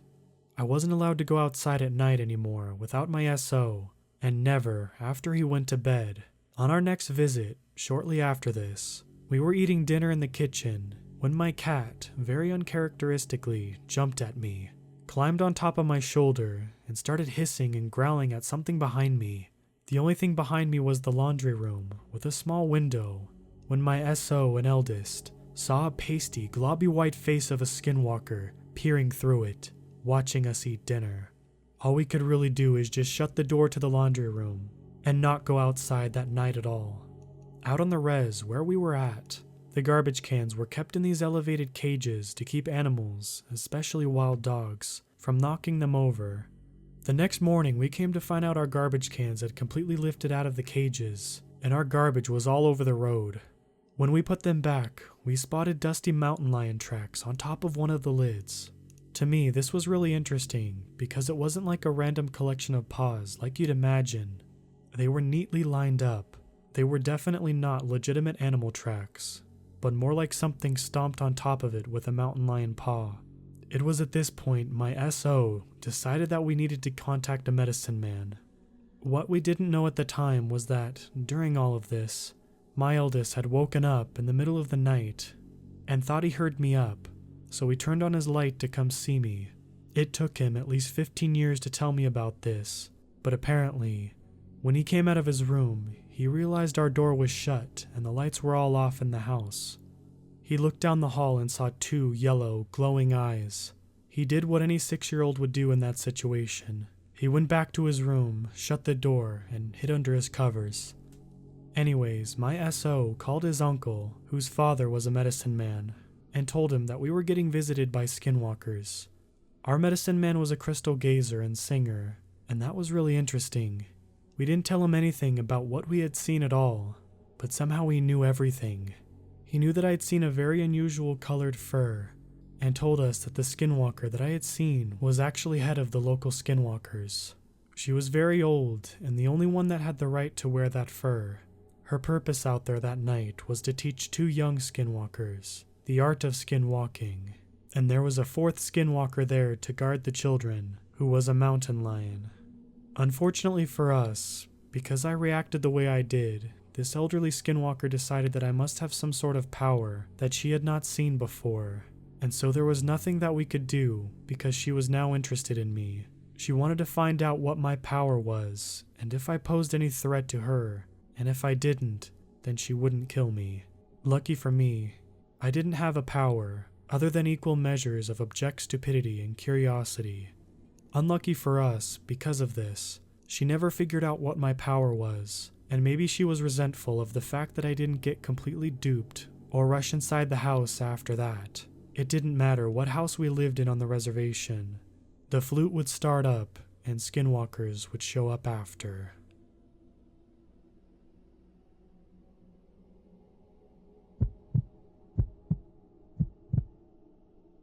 Note: this story happened to a very close friend of mine. I found it so interesting and I wanted to share it. It's written in his perspective. This incident occurred sometime in the fall of 2006. I grew up in a secluded part of Ohio. My house had fairly dense woods located directly behind it. As a child, I had a passion for exploring. I especially loved exploring those woods. It was my favorite place to be. Prior to the incident, I had wandered through those woods many times, always with my mother's permission.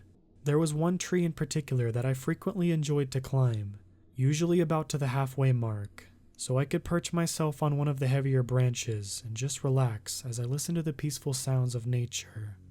Climbing that tree for the first time was quite an accomplishment. From that position, I could partially see the back of my house.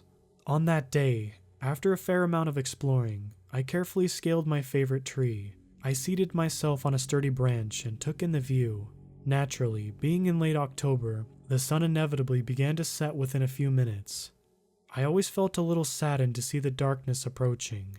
The woods were more like my sanctuary. I could entertain myself out there for hours. When the darkness began to fall, however, my mother would stand at the edge of the woods and call my name until I obediently returned home, so not to be stranded out there after dark. After watching the sun until I could no longer see it, I began my descent down the tree.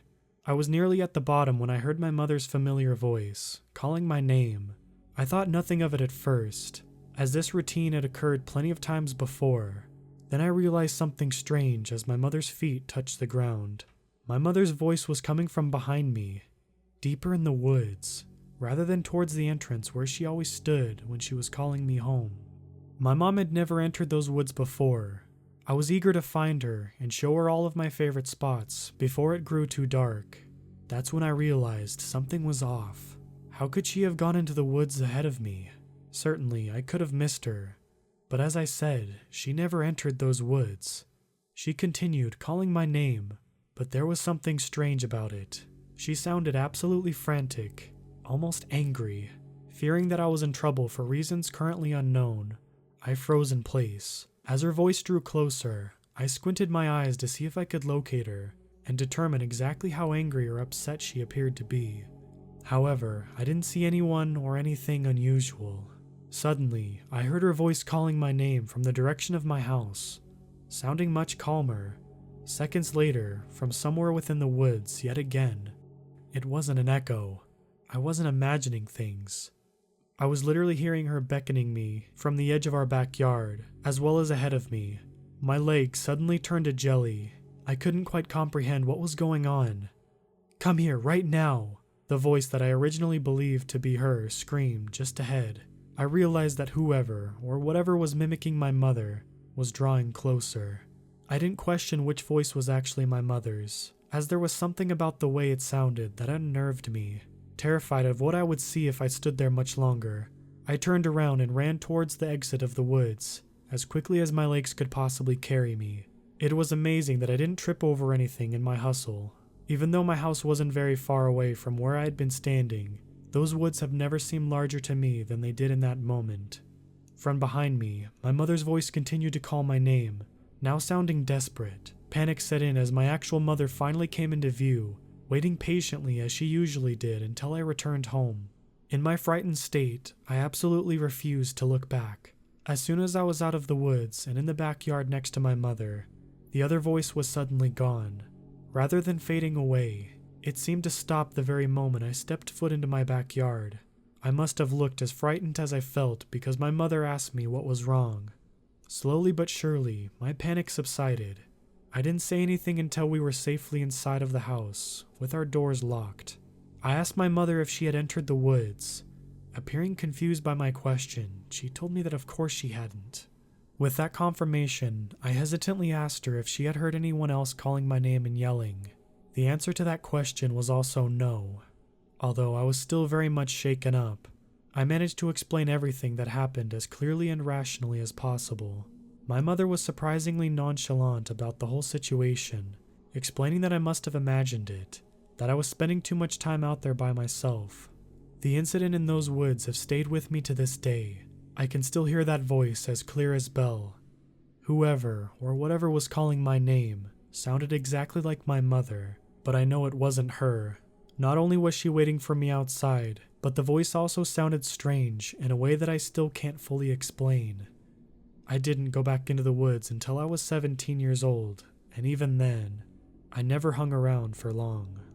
I've carefully gone over every possible explanation, but none of them seem entirely plausible. It certainly wasn't my mother playing a prank. There was no way that she could have pulled it off, not to mention the fact that she'd never been one to play pranks. I also highly doubt it was anyone else because, as I stated before, we lived in a secluded area. The closest neighbor was at least a mile away, and I wasn't personally acquainted with any of them. How could they have known my name and where to find me?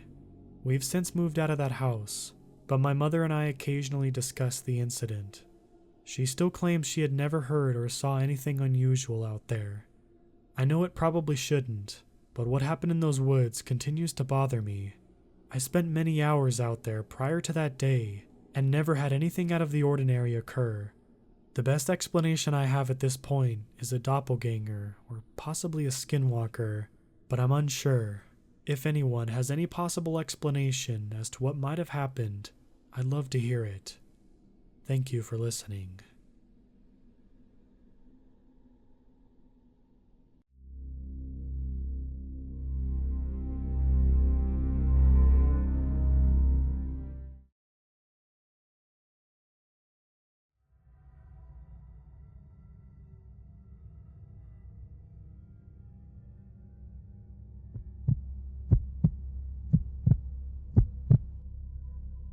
Let me start by saying that I've never been much of an outdoorsy person. I grew up in a city in the States, so there weren't a lot of opportunities for me to bask in the wonders of nature. Even if there were, I still wouldn't budge from the couch and Nintendo just to get a glimpse of some plants and a ray of sunlight. No, I'd rather stay inside and waste my youth away in front of the television, just like other teenagers my age. On the few occasions I would venture outside, it would just be a quick walk to the local park to meet up with some of my friends. You know, the usual teenage behavior. Naturally, my mother grew worried. She thought I wasn't getting the natural benefits a kid my age ought to have, but she was seldom vocal about it. She was a single mother and sole provider for me and my younger brother, as our father passed some time ago. So she had to work most of the time to provide for us all. Therefore, she wasn't around very often to dictate what we were or weren't supposed to do, which suited me just fine. During the summer before my first year of high school, however, she arranged for me and my brother to visit some family in Oslo, Norway, because she thought this was the perfect time for us to get out for a bit. My mother's sister, Aunt Lucy, had lived there with her Norwegian husband and their son for the past 2 decades or so our mother thought it would be a good opportunity for me and my brother to get, as she called it, some quality time outside with family. Like all the opportunities I had gotten before, I was quick to decline this one as well, as I had no interest in going to Scandinavia to meet a family I barely called twice a year. However, my mother stomped her foot down against my refusal and was adamant that my brother and I went along with it. Despite my initial rejection of her idea, as well as my general lack of interest, I agreed after some amount of persuasion from my mother's side. She said that if I agreed, then she would buy me a new game console to waste time on. My Nintendo had grown rather old and didn't work like it used to before, so I eventually accepted her terms, albeit reluctantly. My brother and I left the following week. It took us a couple of flights to get to Oslo. When we finally arrived, my first impression of Norway was already established. Very cold. Even in the middle of summer, it felt like an ice house there in comparison to my home city. As we waited at the airport for our relatives to arrive and pick us up, I felt like an alien standing amongst humans. The people were talking in a language that I had little prior knowledge about, and while my brother and I were standing there in our thick layered clothes and scarves, the locals were dressed rather casually. I guess they were more accustomed to the temperature than we were, and even found it comfy enough if they dressed in thinly as they were, whereas we were chilled to the bone. When our aunt and her family finally arrived to the airport, they greeted us with open arms, and I admit the hospitality was welcoming. I didn't stand too close to my aunt and her family, not as much as I would have wanted to, and we seldom never saw each other. At most, we would exchange a few letters or phone calls over the year, but we rarely, if ever, met face to face. To spend a couple of weeks with them was a huge step, but even though I was hesitant, I tried my best to welcome the change. Besides, it wasn't like I could do anything about it. Our cousin's name was Jonas. He wasn't much older than me, and since we shared a couple of hobbies, such as gaming, it helped to break the ice knowing that there was someone I could relate to. All of us spent the first couple of days getting to know each other better than we had before. The family lived in a privileged 2-story house on the outskirts of the city, which had been renovated only a few months prior. It was a good place to stay, and I found myself enjoying it there farther than I had initially anticipated. Our aunt and uncle were treating my brother and I as though we had known each other for far longer than we really had. But since my uncle was Norwegian, he occasionally struggled with a few English terms. Nonetheless, I appreciated the efforts. Our uncle was a wildlife biologist and was often absent from his family because of his work. During our stay there, however, we would all be going along with him out to the dense Norwegian forest a bit further from the city while he worked on some projects with his colleagues, which involved observing some animals there. We would be staying in the cabin that the family owned but seldom used, and he promised us that we would have the time of our life there. At first, I wasn't sure about this idea. After all, I wasn't too keen on the prospect of going into the wilderness, as I would rather stay in the house and play games with my cousin. However, after Jonas too insisted that we would have a great time, and after my little brother became thrilled about it as well, I knew that I had lost against their argument. We left for the cabin a couple of days later. The drive there took us a few hours, and the view of the vast city gradually vanished into the distance. I was quick to take note of the Norwegian landscape. I had very rarely seen so many trees, plants, and fauna where I came from, and I had to admit it was rather beautiful to look at. The sound of the birds singing in the distance and the wind blowing the branches of the trees brought out a sense of serenity in me that I didn't know I had needed, nor yearned for, and the majority of my discomfort vanished like dust in the wind. By the time we arrived at the cabin, it was already dark outside. To my dismay, the place wasn't as renovated as the house back in Oslo. It was a 1-story cabin with one of those dry toilets outside that you couldn't flush with water. The cabin itself seemed old-fashioned and ancient, like it had been built several centuries earlier in a time period far less advanced than this one. Fortunately, it had electricity, but only to manage the lights, and there wasn't any signal there either, so having our phones there was essentially useless. We were practically stranded in the middle of the forest with only trees stretching for miles, and had it not been for the car, it would have taken us days to reach civilization on foot. Despite its lack of modernity, the cabin was accommodating enough. It had a kitchen, a storage room, and what seemed to be a living room. They had ordinary commodities like a couch and a table, not to mention a fireplace that was used to regulate the temperature in the place. However, since the cabin had 2 bedrooms, the 3 of us boys had to share one of them, whereas our aunt and uncle shared the other. The room we slept in was barely large enough to house 1 person, much less 3, and to make matters worse, Jonas was the only one with a bed. My brother and I had to lie in sleeping bags on the floor, and the lack of spaciousness, as well as the sound of my brother nightly sleep-talking, didn't make it easy to doze off, so I spent the majority of my evenings lying awake in my bag next to my loud brother. We spent the first days making ourselves at home in the cabin. While it took some effort on my part, I eventually found some sense of appreciation for the solitude. While I wouldn't call it an immense fondness per se, I would still much prefer my Nintendo and warm bed over what I visibly had at my disposal. But given the circumstances, I was in no place or shape to make demands. We ate warm food on the stove, drank fresh water from the well close to the cabin, and spent the evenings playing cards or board games with one another before we called it a night. Our uncle would occasionally take us deeper into the forest to get a look at the animals there, and we would be lucky if we caught a glimpse of a moose or a fox. All in all, things could have been considerably worse, but one thing I never grew accustomed to was the toilet. It reeked with a hideous stench, and going there was always an ordeal, especially in the middle of the night when it was pitch black outside. One night, after having failed to fall asleep once again because of my brother's consistent sleep talking, I felt the need to use the toilet. At first, I tried to hold it, but to no lasting success. I got up from my sleeping bag and headed out of the house with a flashlight. It was very quiet outside, and the darkness shrouded the deep and dense forest in a way that only added to the eerie atmosphere. I was not used to that kind of silence, and quite frankly, it was unnerving to listen to. I felt watched in a way I couldn't describe, and I would occasionally hear a twig being snapped or branches brushing against each other.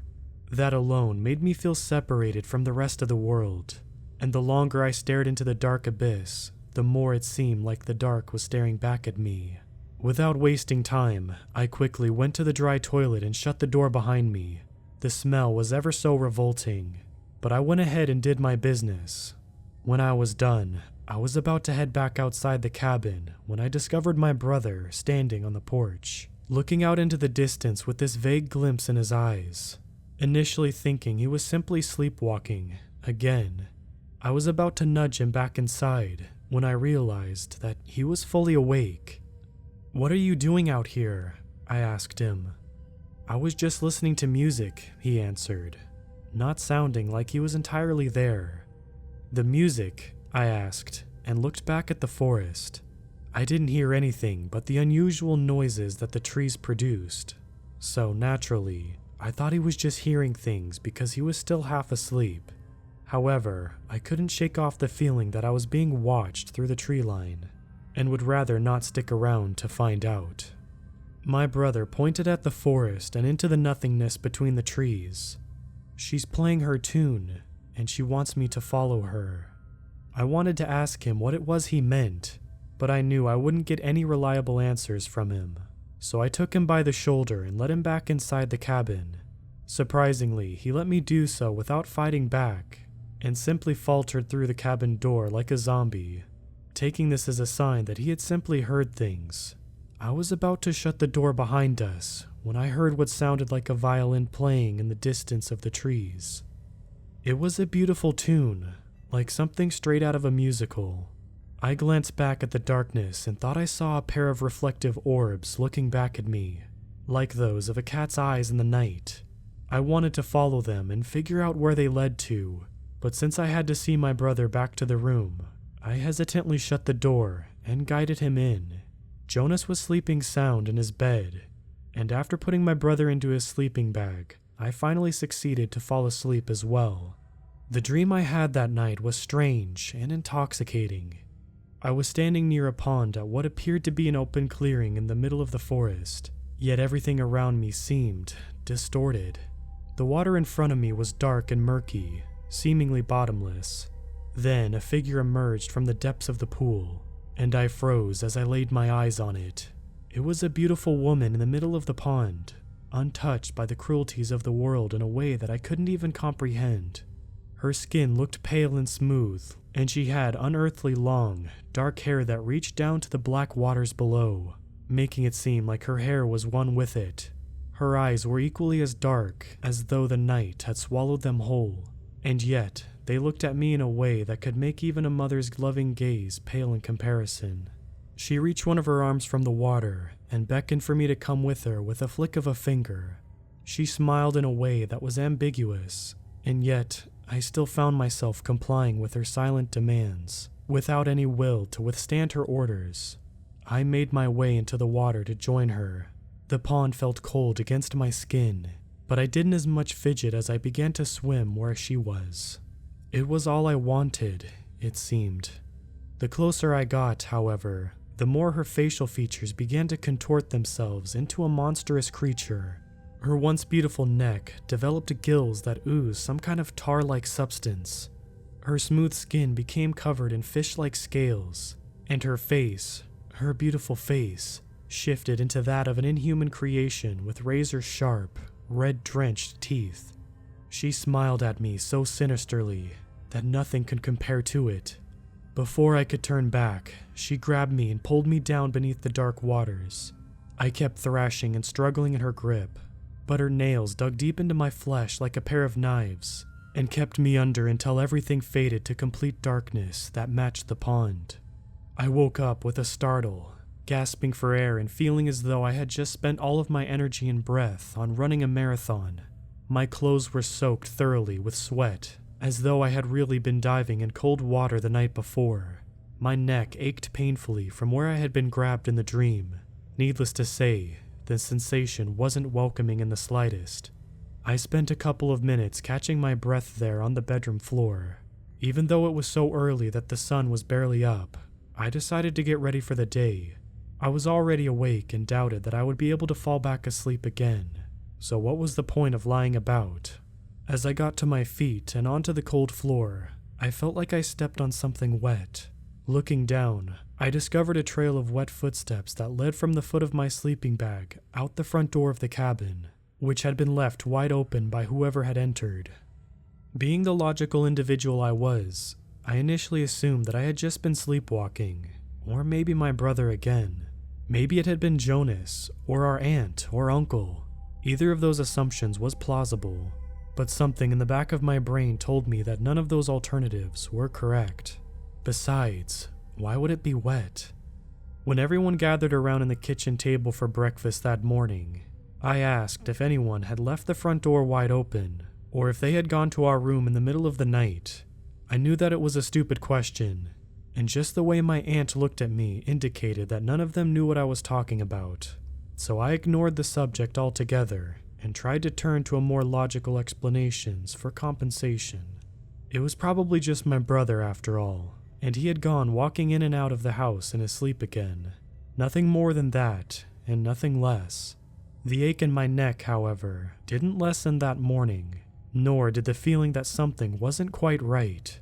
That day, our uncle would be occupied with some colleagues in the area, so he suggested that the three of us boys went fishing in a pond that was located a little further up in the forest. The word pond was enough to send shivers down my spine, but I tried to ignore it and went along with the idea for the sake of getting my mind on something else for a change. After packing our equipment, me, my brother, and Jonas headed into the woods on our own, while our Aunt Lucy stayed behind to prepare food for later. Being on our own made us feel like a grown-up, and soon enough, that horrible nightmare was washed off my mind like a stain of ketchup on my shirt. Though the pain of my neck served as a constant reminder of what I had dreamt of, the walk didn't take too long, maybe half an hour or so. As we went, I couldn't help but notice my brother was acting a little bit different. He was usually chirpy and always had something to say, but he was quiet and didn't as much as utter a sound as he walked. It was unnervingly uncharacteristic of him, and being the caring, albeit occasionally pushing brother I was quick to put a question mark on it. "What's up?" I asked him as we neared our destination. "Are you okay?" He looked at me with those same empty eyes he had the night before. Then he broke into a smile. "I'm just focusing on the music," he said, and I was reminded of what he had told me the night before. "The same music?" I asked, and stopped for a moment to listen, but didn't hear anything. "The music she plays. She's good with the violin." "Who's she?" "The lady by the pond, the same one that visited us last night." I halted in my steps as I heard this. "Visited us? What are you talking about?" She left you a kiss." He innocently poked at my neck. "Don't you remember?" I touched my neck as he said this. While there was no mark of any kind on my skin, I could still feel the ache there as vividly as I could in that dream. I wouldn't exactly call that a kiss, and I most certainly wouldn't go as far as to say that I fully believed a woman had given it to me in my sleep. "No, I don't remember it," I said. My brother looked at me in a way that I didn't find comforting. His eyes remained hollow as the night, almost bottomless, like the pond from my dreams. He didn't say a single word, but that alone was enough to send shivers down my spine. After a few seconds, he resumed with walking, and I promptly followed behind. When we finally arrived, I noticed that the pond in front of us looked eerily familiar to the dream. The clearing of the forest seemed the same. The water was a little less murky, but still haunting to look at. And the feeling of isolation struck me like a slap to my face. I expected the creature from the depths to emerge and drown us all, but there was nothing there. Still, as much as I wanted to leave, I knew that I would put the brakes on Jonas's fun. After all, he seemed to be the most excited about going to the lake. At first, I thought this was because he wanted to fish, but then he started stripping down. I knew his intentions were to dive straight into the water instead. "Isn't it cold?" I asked as I tried to dissuade him from going in. "Are you sure it's safe?" Jonas laughed as he threw his clothes next to his bag. "It's fine. There's nothing there, I promise. Come on, it'll be fun." "I don't think you should go." I persisted and put my bag down on the grass. There could be something in the water. "It's fresh, so I doubt it," Jonas added dismissively. "If you're not gonna do it, then I'm not gonna force you. I ain't got those same reservations." And with that said, he jumped right into the water with a loud splash and disappeared beneath the murkiness until no trace of him could be seen from the surface. I wanted to go after him, but just as I was about to pull off my shoes, he reemerged from the water with a grin on his face. "Told you it was fine," he said as he began to swim further away on his back until the distance between us grew quite prominent. As I watched my cousin relax in the water, a wave of relief washed over me. Maybe I had just been overthinking things. Of course, it was just a nightmare, and everything would just turn out fine. I continued to try to put the image of the disfigured woman behind me, but as I turned to my brother and discovered that he too had stripped down, my alertness came back like a switch had been flicked. "You're not going in there," I said and grabbed him by the arm, but he shook my hand off with ease. "The lady is waiting for us," he said faintly and pointed to where Jonas was swimming in the water. "There is no lady in the water," I insisted. "It was just a dream." "But she's waiting for us." "No, she's not." I reached to grab him again, but before I could, he jumped into the water and made his way over to where Jonas was. My stomach plummeted to the bottom of my abdomen like a 10-pound brick as I watched him go, and a million thoughts rushed through my head. I didn't know why though. I mean, it was just a bad dream. As far as I could tell, the woman wasn't anywhere to be seen. She was just that, part of a dream, and I had nothing to worry about. I started to feel relaxed enough to take off my shoes and the rest of my stuff until I stood there. Just as I was done, I started to hear what sounded like a violin playing close by. The same beautiful tune I had heard from last night echoed through my eardrums, and I was starting to debate whether or not I had truly lost my mind. I listened closer and realized that it was coming from the pond, as though whoever was playing the instrument was trembling with it from beneath the depths of the water. Then I heard Jonas let out an ear-deafening scream from where he was, and upon snapping my attention to him, I saw her. The deformed woman from my dreams stood there in the water, with her bony, scale-covered arms stretched toward Jonas in an effort to grab him. He quickly swam away out of her reach, but just as it seemed like he was out of immediate harm's way from the creature, my brother suddenly emerged from the water right next to him and proceeded to pull him under. Despite my brother being roughly 90 pounds or so, and rather skinny for his age, he managed to pull our older cousin underneath with seemingly no difficulty. I watched in paralyzed horror as Jonas fell beneath the murky water, whilst his arms waved above the surface in a futile effort to regain his breath. The woman, or whatever it was, watched the spectacle in front of her with evident bemusement. Even though the waters were deep, she stood there completely still, like she didn't need to move in order to stay afloat. Her black eyes were aimed at the view, and then she tilted her head to look at me. I was completely frozen. Even as I watched my brother sink my cousin, I couldn't move a single muscle for the duration of it. The woman's lips parted, and her razor-like teeth shone like diamonds in the sun, and she smiled a malevolent, vicious smile that not even the devil's grin could compare to. Jonas's arm stopped moving and gradually descended to the water. My brother still held him down and didn't seem moved by his act in the slightest. His face was void of any kind of remorse or emotion, and for a moment, I even doubted it was my brother. My brother couldn't as much as hurt a fly without bursting into tears, so this was something entirely otherworldly. He then looked at me, and I saw his eyes had turned completely dark like the pond he was in, just like the woman's eyes. He began to make his way over to her and embraced her like she was our mother. The creature enveloped her arms around him in return, and they both turned to look at me with those equally dark eyes. Then, each of them stretched an arm towards me without letting go of one another, and they called out to me. "Come to us," they said in perfect unison, and I can only describe the sound of their voices as hollow and inhuman. While my Norwegian skills were questionable at best, I knew they were saying, "Come to us." At that moment, it felt like my body had gotten a mind of its own, because I no longer felt like I was the one in control. Like a puppet with strings, I began to walk towards the edge of the pond with the intent of jumping in. I wanted to go with them. It was like being a child again and being called to your mother for a hug. It was all I could focus on. I didn't seem to care about the fact that my cousin had just sunk in front of my very eyes, and the image of him floating around somewhere down in the water was erased from my mind like markings on a piece of paper. I can't describe how or why, but the second my toes made contact with the cold water, I snapped out of my trance and sprinted as far away from there as I could manage. I didn't even bother to get dressed or to bring my stuff with me.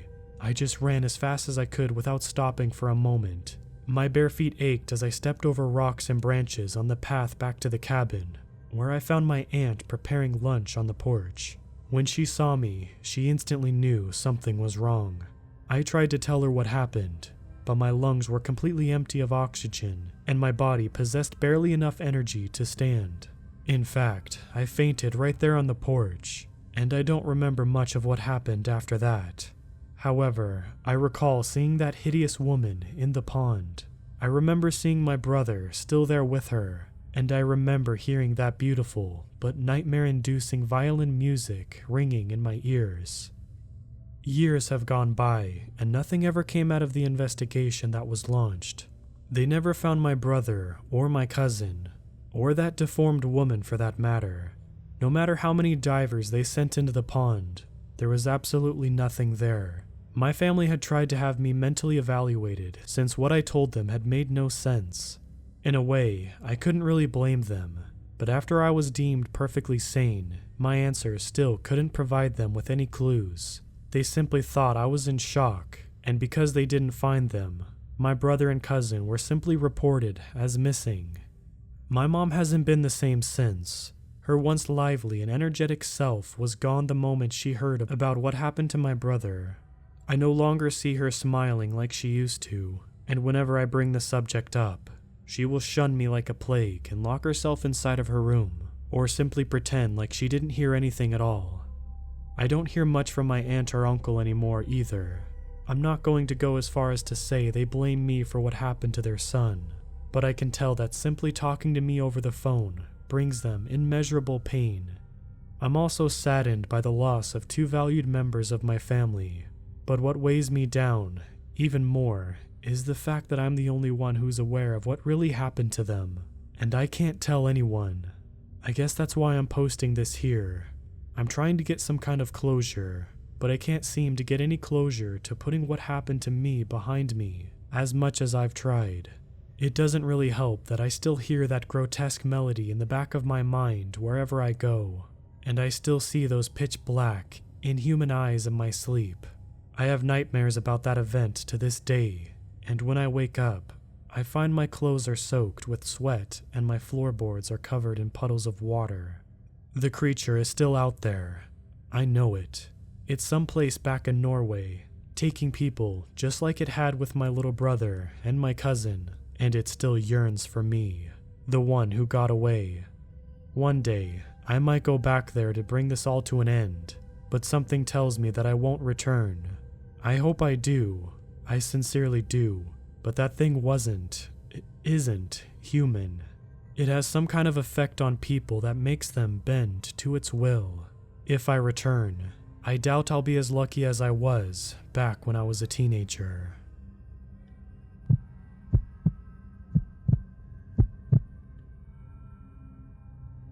Hello everybody, my name is Denver Dark. I'm 19 years old, fresh out of high school, working as a park ranger at the Caledon State Park in Virginia. My job is pretty easy. I don't usually patrol the park. My job is to sit in the radio room and wait for people to call in if they need assistance. This can range from somebody needing the bathroom door unlocked to a drunken fight. A couple of months ago, I thought I had an encounter with a type of creature, or maybe even an alien. I'm not sure at this point. This forever scarred me, and I will always be paranoid of the forest. It was a normal evening at the park. I looked over at the clock on my desk as it clicked over to 6 p.m. Well, there goes another night by myself, I said aloud as all of the other park rangers packing up to leave. Another hour passed and I was eating my dinner. Static started coming through the radio. After a couple seconds of just the static, a girl's voice started to come through. Hello, is anyone there? I paused for a second after chewing another bite of my food. I have never heard anything like that over the radio before, so I picked it up. Hello, this is Officer Dark here. Yes, she yelled before continuing her sentence. Please help me. Something is chasing me. I was dumbfounded. The creepy part was she didn't say someone, she said something. I quickly calmed myself before responding. Calm down, miss. Tell me where you are and I can send out help immediately. I'm at the old watchtower on the northeast side of the park. I ran here after it chased me out of my cabin. Please help. I think it's close. It's all right, miss. I'll send out help. I was cut off by her. Shh. I stopped talking, listening to the radio. Then I heard a very soft but aggressive growl come from the speaker. Oh no, it's here. As she finished her sentence, I heard a crash of a window and a large thud on the wood floor. The radio cut out. I was in complete shock. What did I hear? After about a minute of me being absolutely glued to my seat with terror, I started to gather a plan in my head.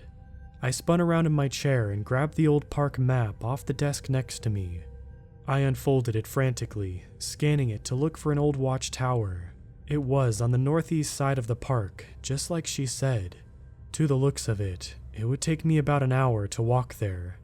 I got up from my chair and walked over to the gun cabinet, unlocking it with the keys I had in my pocket. I grabbed the first gun I saw, a 12-gauge shotgun, along with some extra shells. I also saw a flare gun on the top shelf and decided to take that too. Before leaving the station, I made sure I had everything I needed. Shotgun, flare gun, radio, flashlight, pocket knife, and map. I'm not gonna lie, I was scared to go out into the woods after that whole event. I hated the idea of being alone, but I knew I couldn't just sit there and do nothing. As I exited the station, I was greeted by a cool breeze and a beautiful sunset of a summer evening. All of the night bugs and animals started to come out. I could hear the calling of the cicadas in the trees, while the crickets buzzed below them on the ground. It's weird, because you wouldn't think such a breathtaking scene could hold such a horror that the lady experienced. Since it was a long walk, I started moving at a faster pace than I normally would. As I was about 10 minutes away from the tower, everything changed. Once an amazing sunset now turned the forest into a pitch black that no person can see into, along with the deafening sound of silence as the cicadas and crickets stopped chatting. This was extremely odd. I had been in the forest many times at night, and nothing like this ever happened. A few more minutes of walking later, and I saw the old watchtower. It was about 70 feet tall or so, with a hut on top of it. The watchtower had seen better days. The wood looked very old, with it being damp and cracked in many spots. At this point, I was at the base of the tower. Right before I was about to go up on my first step, I got the worst feeling I've ever felt. My head started to spin. I was very nauseous and started to see stars. As this continued, I thought I was gonna pass out. As the darkness around my eyeballs started to grow, everything stopped. I was normal again, except for one feeling. It felt like someone was staring at me. I swear I could feel its eyes glaring to the back of my head. Its glare almost felt sharp. I spun around quickly as I could, holding the shotgun in front of me. Nothing. There's nothing, I thought, until I scanned the tree line in front of me, about 50 or so feet out. Oh my gosh. I let out as I see deep in the forest, a pair of two vibrant yellow eyes staring at me. I was struck with fear, my eyes not being able to leave the sight, my feet almost cemented in the ground. After a minute of me staring at it, it winked at me. After this, the eyes disappeared and went back into the brush. I didn't know what to think. The only thing that I knew was to not stay in that spot. I ran up the old wooden stairs as fast as I could, but then I remembered the radio call I had gotten earlier. I prepared myself for a bad scene, but when I reached the top of the steps, the hut was empty. Nobody. No lady. The most disturbing thing of all, though, was it looked like this place hadn't been touched in years. The floors and the desk in the room were both completely covered in cobwebs and dust. A large radio sat on the desk. It must have been the one that came through to mine, but that was too engulfed by the webs. Something very strange is happening. I just couldn't figure it out. On the edge of a desk was a stack of very old newspapers. My curiosity took over and I picked one up. Date, 1978. Headline: Woman attacked and taken by the wampus cat, locals say. This didn't make any sense. This couldn't be the same lady I just contacted. I needed to find out more, so I kept on reading. The next thing I read sent shivers down my spine. The wampus cat resembles a very large black panther, most known for their very bright eyes. My skin ran cold. I needed to get out of this place right now. Right as I shoved the newspaper into my pocket and was ready to run, it was too late. Before I could turn around, I heard a sound. That same chilling growl I heard over the radio. I turned around as fast as I could, raising my shotgun. There it was, the beast itself, the wampus cat. This cat was massive, quite possibly the biggest mammal I had ever seen. It stood on all fours at a staggering height of at least 8 feet tall. It had deep old scars all over its body, probably from people like me. Its paws were the size of small dinner plates. The lips were completely bared back, showing its fangs. And the most important thing of all, those eyes staring into my soul. I didn't waste any time and pulled the trigger, sending a slug at my target. I landed the shot, but it barely did anything. The cat staggered back when the slug hit him, but that's about it. How is this thing still going? The round had left a hole in its torso about the size of a $1 coin, but alas, the creature was pretty much unfazed. I decided to run for it, booking it to the exit, only to be stopped by the huge feline pouncing on my back and pinning me to the wood floor. The beast raked its claws across my back, leaving a painful wound. It felt like a hot iron. I could feel my shirt already being soaked. I managed to flip around on my back and face the beast, holding it away from my face. Although I was able to keep its head at bay, I wasn't with the paws. It started swiping at my face, leaving those claw marks on me again. I tried to reach for a shotgun on the ground next to me, but I wasn't able to. Liquid from the gashes started to seep into my eyes, stinging them, not allowing me to see. With nothing working and all of the strength I was losing, I started to give up. There was no point. I couldn't overpower this thing. And right then I was about to give in, thinking about all of my friends and family. An idea sparked into my head. I reached into my pocket and pulled out the knife I had forgotten about. I flipped it open and immediately got the cat in the neck. The beast reared back in pain, leaping off of me. This was my only chance to escape. I quickly got up and snatched the shotgun before sprinting down the stairs. I had a head start, but the cat was catching up. As I reached the bottom, it was already halfway down. I didn't have any time to spare. I ran immediately to the trails, not looking behind me. I could hear the big, heavy footsteps of the beast on my tail end.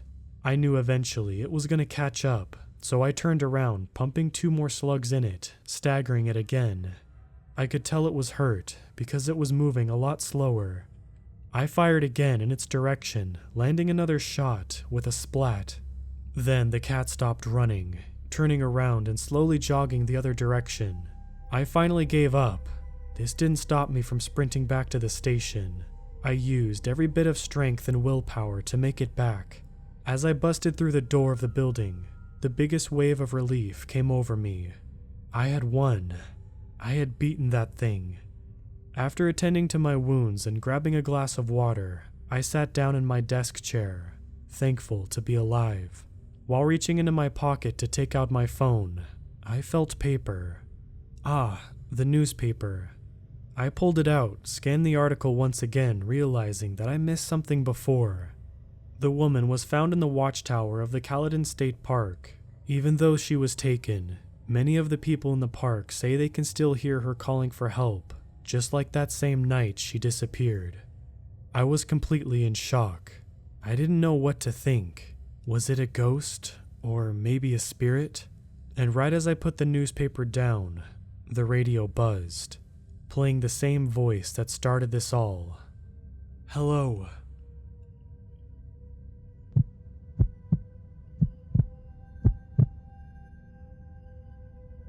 It's been 3 days since I discovered the truth. 3 days of isolation, paranoia, and hopelessness. 3 days since I met it. I'm not sure how much time I have left. Anyone could be its puppet, lurking outside of this decrepit cabin. So please, if you're reading this, take my warning seriously. There is something out there. Like I said before, it all started 3 days ago. I recently found a new hobby, exploring the world. So far, I've been to around 40 states and 15 countries. Each place offered a variety of wonderful locations and people. I learned about different cultures, languages, and historical events. I would send pictures and videos to my family back home.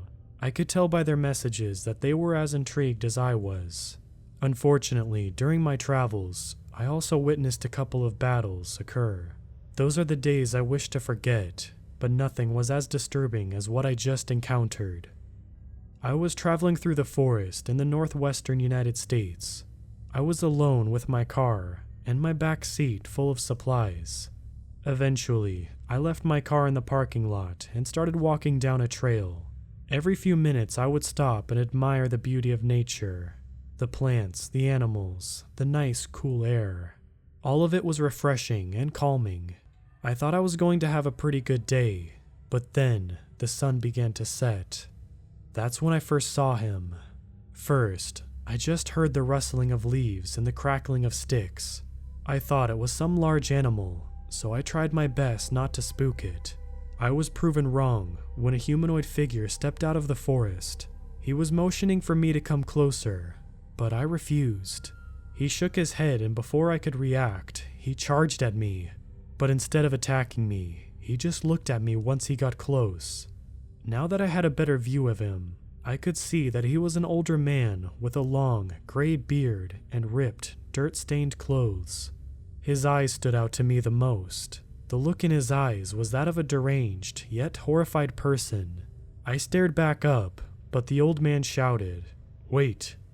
I was growing more concerned as I asked, "What do you want? Do you need help?" The man smirked and he said, "No, I'm fine. It's you who needs help, friend." "Friend? I don't even know you," I thought. He continued, I saw something deep in that forest. A coffin. A flying one. Oh no, he's actually crazy, I said to myself. The man looked me straight in the eye and said, "The coffin is home to the demon known as the..." Before he could finish, I took off running, leaving him behind. Soon it was night. Only the stars and my flashlight illuminated my path. I was thinking about the strange old man. Why did he attack me? What was this demon that he was talking about? Whatever, I thought. I just hope I don't encounter any other insane people. Oh, I didn't. What I stumbled upon was far, far worse. I eventually exited the forest and found myself in an open field.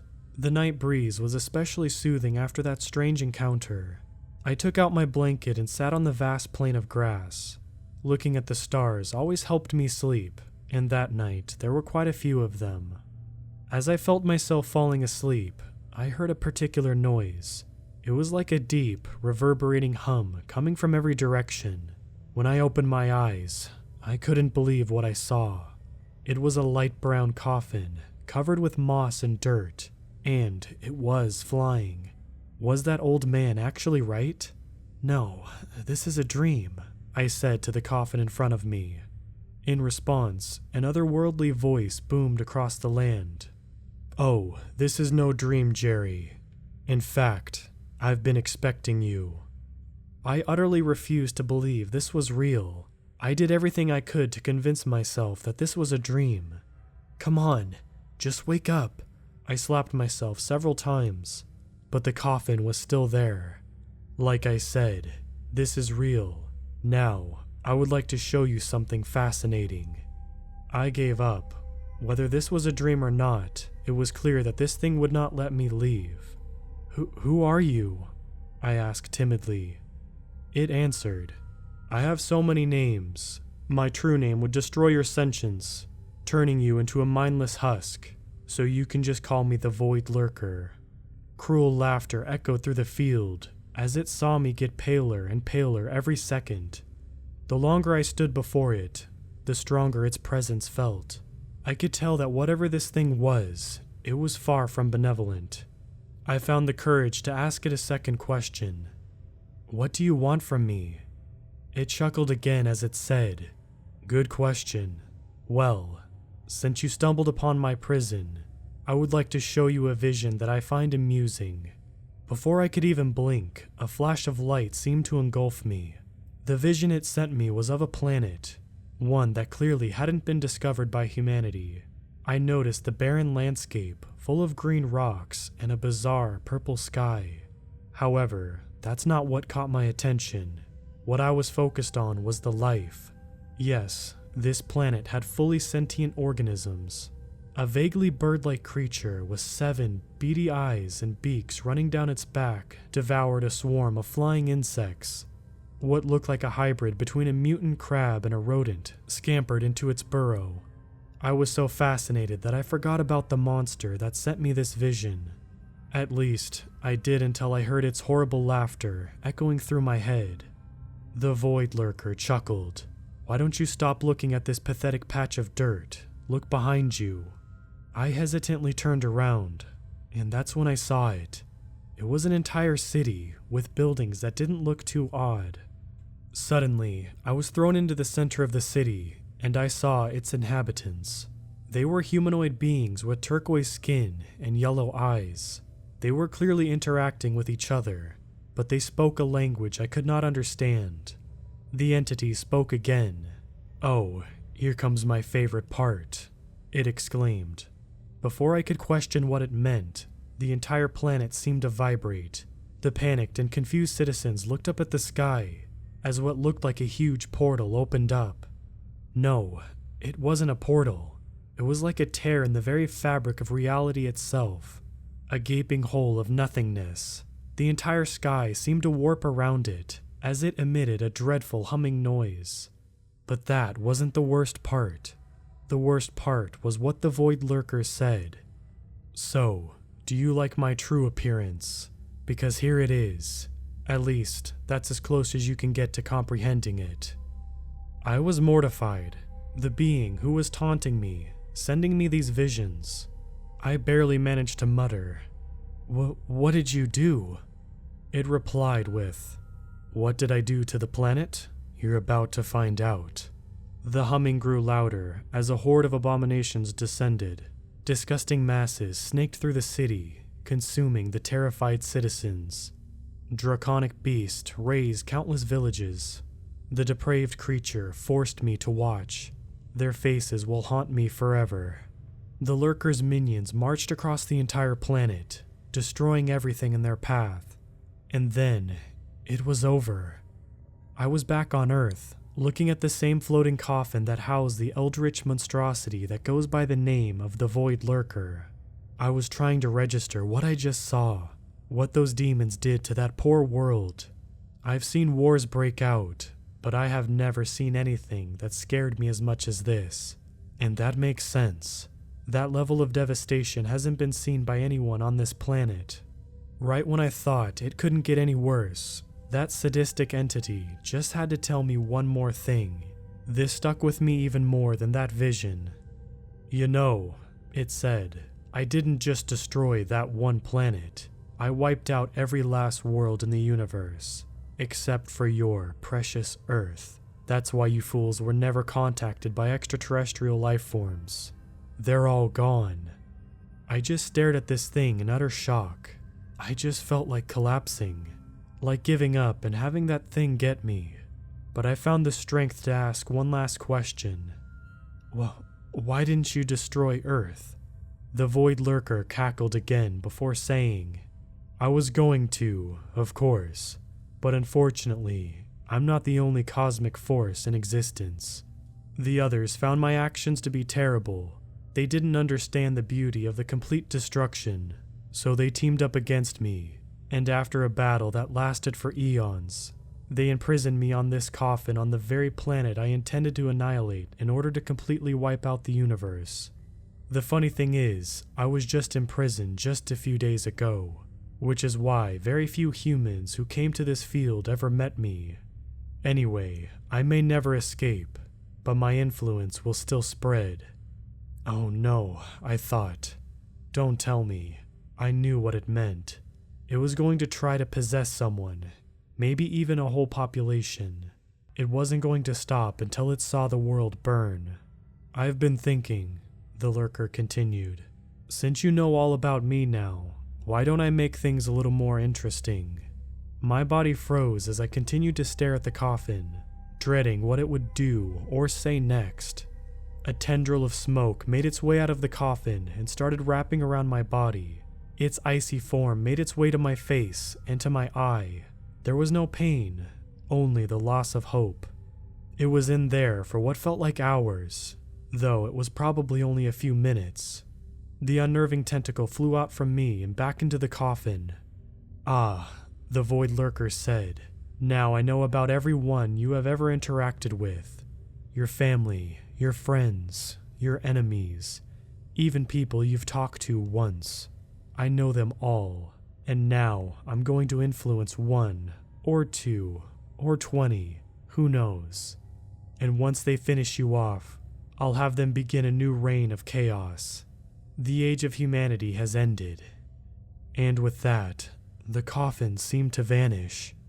I left the field and walked out of the forest without a word. None of the sounds of night calmed me, nor did they frighten me.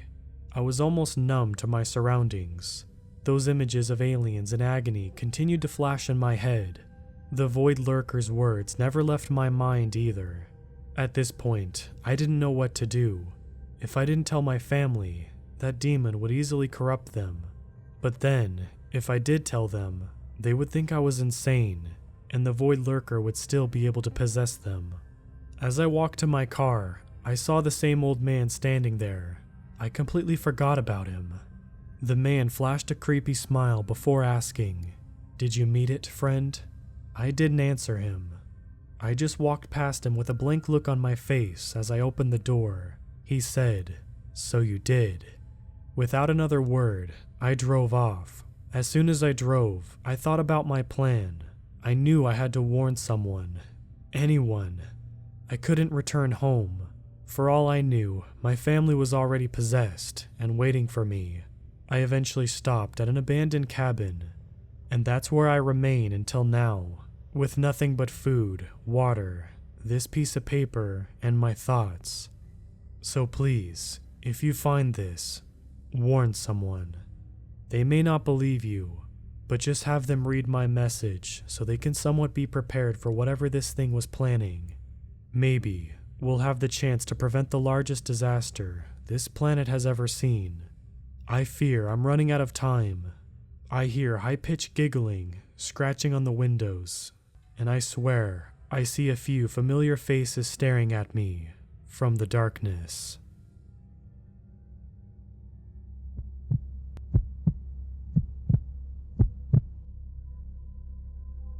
It was almost 15 years ago now that I first met one of the most interesting people I know. True to that nature, I also met him in one of the most interesting and unexpected ways. I was out hiking on a trail in Washington state. It was a remote area, but one which I was fairly familiar with. On that particular day, I decided to venture far beyond the hiking trail I normally took, just for the sake of exploration. After some time, I entered a sunlit gully which led up to a local mountain, rife with blooming conifers and serene, glistening pines. I was also alone that day, and felt my soul rejuvenate a bit with every breath of fresh mountain air. After probably 20 minutes, I was well off the beaten trail, and I found something worrying. I was about to take another step when I paused mid-stride, seeing a circular, jagged metal ring laying just behind a small shrub. It was a good thing I didn't put my foot down, as the ring proved to be an improvised bear trap. "What are you doing out here?" A gruff male voice suddenly shouted from somewhere unseen. I looked around, trying to find the person who had spoken, when he chose to step forward and reveal himself, an older man sporting a long gray beard, then emerged from the brush. He had amber skin, long grayish black dreadlocks, and a scar on his right cheek. He wore a raggedy brown coat that looked hand-woven, and old jeans patched in multiple spots by mismatched fabric. His eyes burned like campfires, and his hands clutched a bolt-action rifle while his lip cradled a sizable wad of chew. "I asked you a question, son. What are you doing here?"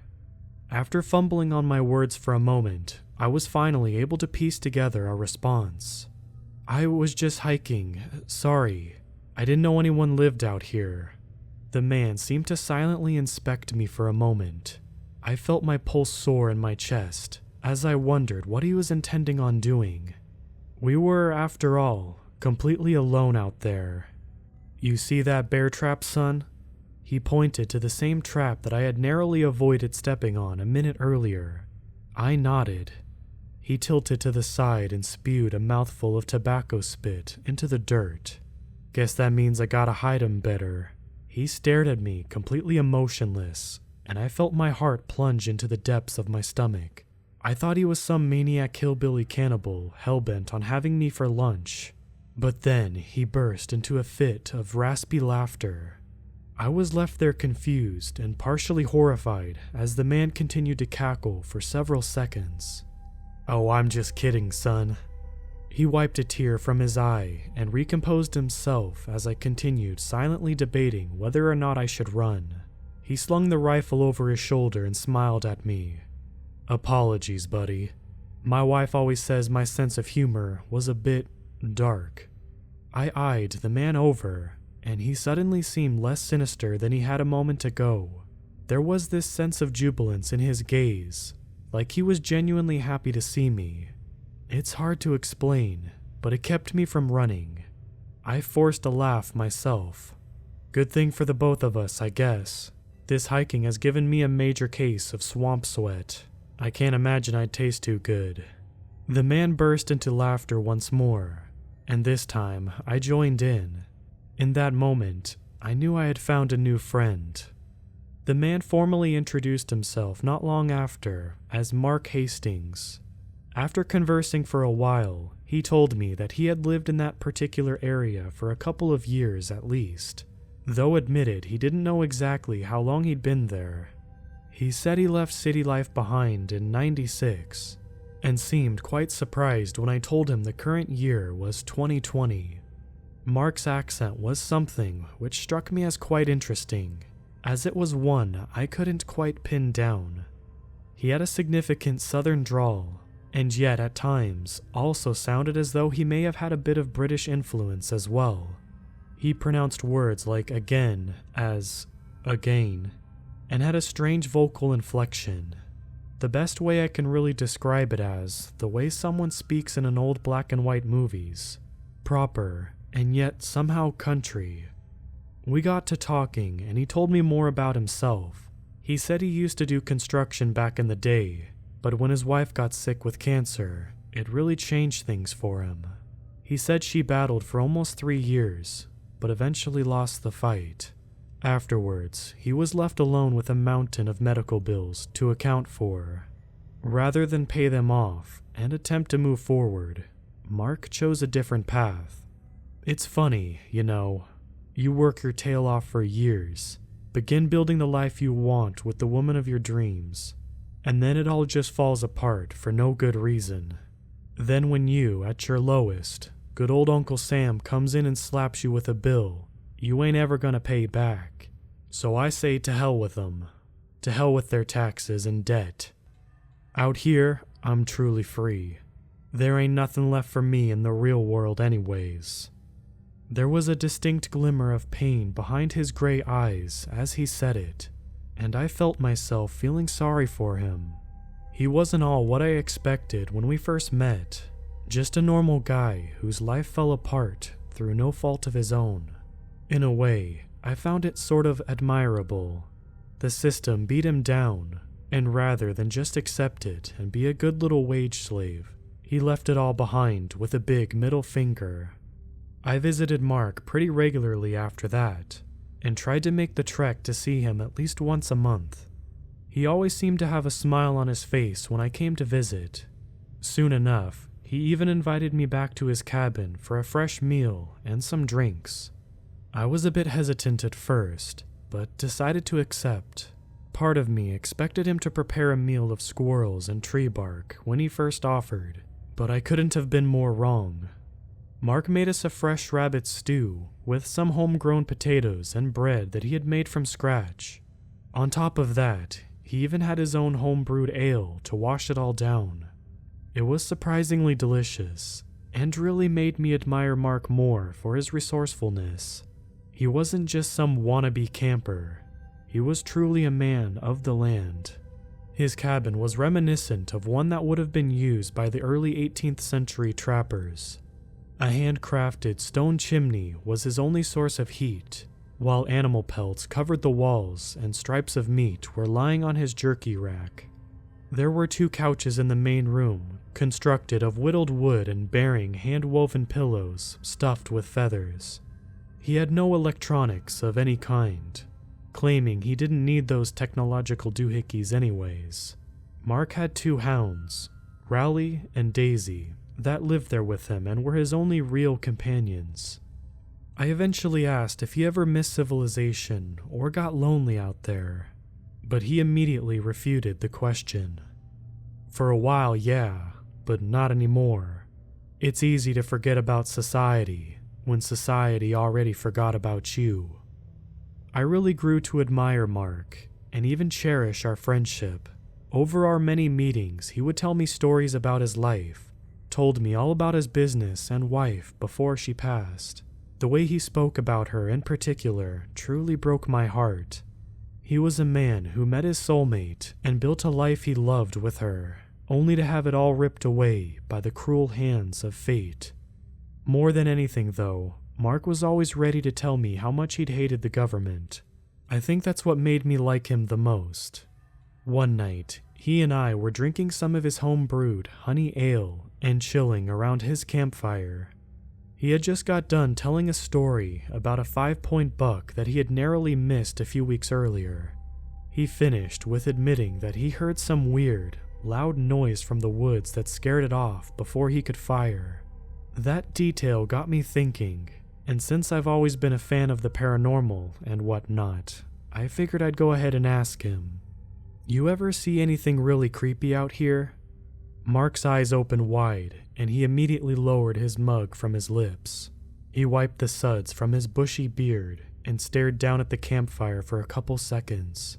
I could tell he knew exactly what I meant. He then chuckled and rocked back in his chair with a smug grin. "Zach, I tell ya, you don't know creepy until you've spent some time out here." He then began to tell me a story of when he had first began living out there. He said it took him close to a year to finally assemble his cabin, at least partially. During that time, he and his dogs were living in a simple tent. Mark said that a couple weeks after living there, he started noticing something odd. Every once in a while, he'd awake to find deceased animals just outside the perimeter of his camp. Usually, it was just small creatures like rabbits, birds, and squirrels. But it didn't stay that way. Over time, Mark began finding more and more things left at his camp. He thought it was the work of a puma at first, despite the fact that the corpses seemed to retain most of the meat. He quickly rethought that through when he found an actual puma corpse one morning. He said most of the animals had marks along their sides and necks, and many had been turned inside out. He began thinking it was the work of some deranged person, but even that didn't last long. One night, as he was preparing to turn in for the evening, he heard a rustling sound coming from within the forest. He ducked down underneath some timber in hopes of catching a glimpse of the culprit. Both of his dogs were already chained up for the night, so he knew it couldn't have been one of them. A figure emerged deeper into the woods. Mark said he didn't see the entire thing, but he could tell that this thing was bipedal and scrawny. I asked if it could have been a bear with mange, but Mark claimed it was too skinny for that. He said he's seen sick bears before, and they looked and moved nothing like that thing. Mark initially planned on trying to shoot it, but after seeing that, he admitted that he didn't think that would have been a good idea. The creature dropped something on the perimeter, which Mark discovered the following morning was a raccoon. The thing's head then tilted and appeared to stare directly towards Mark. They just stared there in silence for several seconds, until the dogs began snarling ferociously from inside the tent. They must have caught its scent, and the thing suddenly crouched on all fours and dashed back off into the woods as the dogs went ballistic. Mark didn't know what he had seen that night, and apparently never saw it again. To me, it sounded like a Wendigo or a Skinwalker based on his description. I told him that, but he had no idea what those things were. He seemed to think that the thing was actually leaving him gifts, but I wasn't so sure about that. I asked him about the typical creatures seen in creepypastas and television lore. I mentioned the Wendigo, Skinwalkers, Slenderman, the Rake, Siren Head, and some of the well-known others, but Mark didn't seem to know anything about any of them. He did, however, know about something he called the Whistler. Apparently, ever since he had been out there, he had heard an odd whistling sound on occasion. It would start off as a little more than a dull, barely audible noise in the distance. He said at times it would come closer, and at others it seemed like it was further away. Mark thought it was a bird for the longest time, but one night he found the truth. He was chopping wood when suddenly the whistling noise emerged. This time it was different, and it was closer than ever before. Suddenly, there was a rustling noise from behind him. Mark spun back, but only saw a few branches bristling back and forth. He then heard the whistle again, louder than ever before. He looked up, and there it was. About 20 feet up in a large oak tree was some kind of figure. Mark described it as kind of human, with a head that looked like some messed up eel. He said he saw the thing stare down at him with beady black eyes. He just froze, and before he could do anything, the thing suddenly leapt from the tree. It crashed into another, further away, and continued whistling and crashing as it blended into the depths of the woods. I didn't know what to say to that. I have heard legends about the whistlers out in the woods, but I've never heard about anyone actually having seen one of them. The way he described it sounded quite creative, and I wondered whether he was capable of an imagination so elaborate, or if he had actually seen what he claimed. I asked him whether he thought this whistler was the same creature that was leaving him items, but he just shook his head. Without being prompted, he told me another tale about hearing voices in the woods sometimes that of a young girl, and sometimes it didn't sound human at all.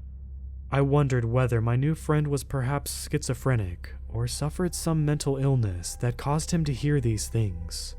I obviously didn't tell him that, but his claims had to be met with some amount of skepticism. "What do you think it was?" Mark leaned back, and his head swiveled on his shoulders.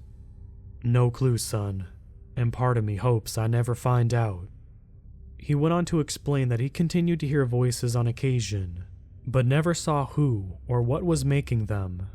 He seemed to think all of the voices were coming from the same entity, though. Without being prompted, he took the conversation in an entirely new accusatory direction. "It's the dang government, Zach. Messin' with things they got no business messin' with." He then delved into a conspiratorial rant about how the government, and specifically the guys in black trucks, that were up to some really shady antics. He said they knew about gates in the forest, and had been actively trying to open them. He didn't elaborate on exactly what he meant by that. "You see them out here? You know, government? CIA?" Mark looked confused. "CIA?" he asked. It was my turn to look confused then. "Yeah, Central Intelligence Agency. You know, Men in Black?" Mark still appeared slightly puzzled.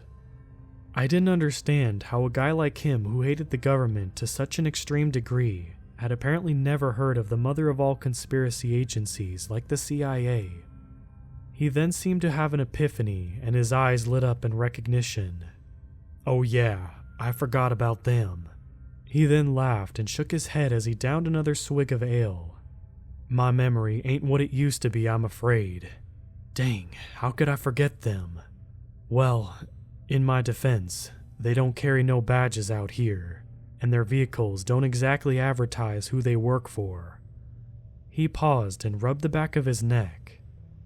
"But you've seen them out here." Mark met my eyes and nodded. "Without a doubt."